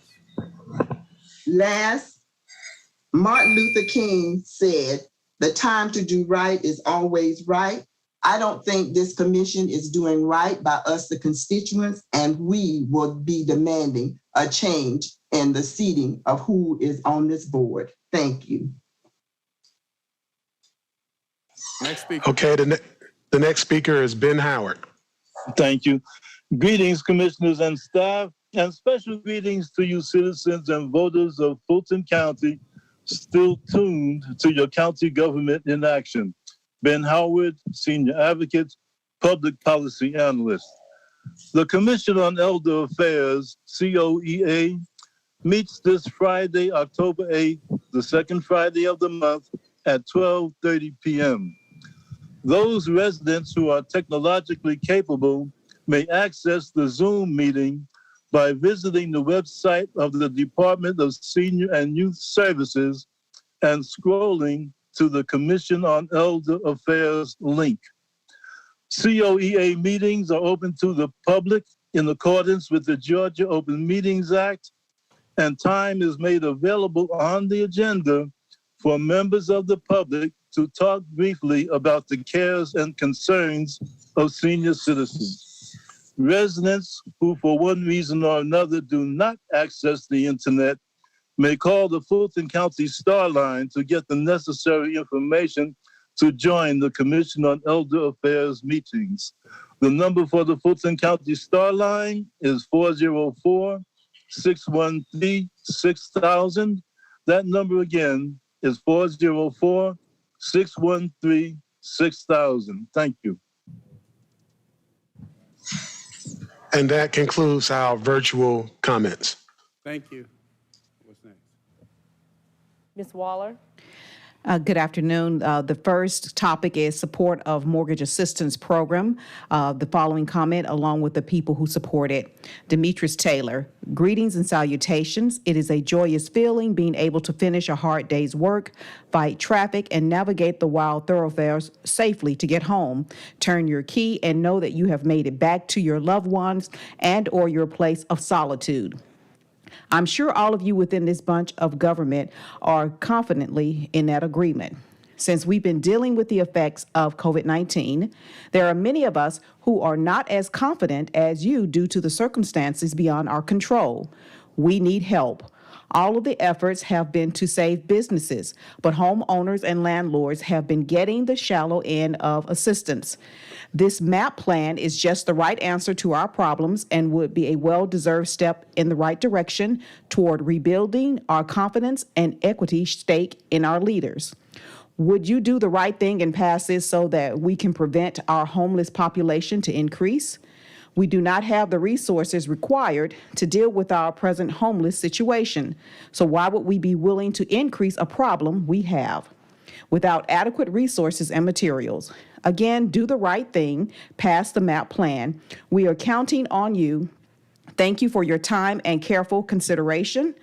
Others who support this are Gwendolyn Davis, Corey Reeves, Rodney Little, Terry Hightower, Greg Fan, Sheila Hamilton. And the next topic, Support Elections Board, Christina Bernstein. Hello, my name is Christina Bernstein, and I am a resident of Fulton County. I want to thank the Fulton County Commissioners for refusing to give in to the improper, blatantly patriot pressure from the Secretary of State regarding the appointment of the Board of Election Chair. Following the appointment of such a highly qualified Elections Board chair, the Fulton County Commissioners must continue to support the Registration and Elections Board and unite in their opposition to a partisan and conspiracy theory-fueled state takeover of the Board of Elections. Such a move would be disastrous for Fulton voters and voting access across the state and county. Fulton County worked hard last election cycle to expand voter access through mobile voting and accessible and conveniently located drop boxes. Despite political pressure and attacks, the focus must be on Fulton continuing to expand access to the freedom to vote for all eligible voters across the county. Others with the same support: Alice Elizabeth Knight, Barbara Wilson, Lois Osborne, Crystal Oduro, Christina Clark, Lauren Neffy, Shamika Vales, Patricia Cush, Thomas Bradford, Claudia Hackfield, Laurie Mitchell, Lauren Waits, Margaret Breen, Ellen Gerbel, Sarah Ziegler, Scotty Crow, Janet Harfoot, Jennifer Kawheeler, Sanhaya Naligra, Allison Campbell, Valerie Dorsey, Jennifer McNally, Makai Wimmeyer, David Woodsoe, Terry Pigott, Megan Nalahaya, Tara Stewart, Elizabeth Chestnut, and Linda Davison. And that concludes all of our comments from the email.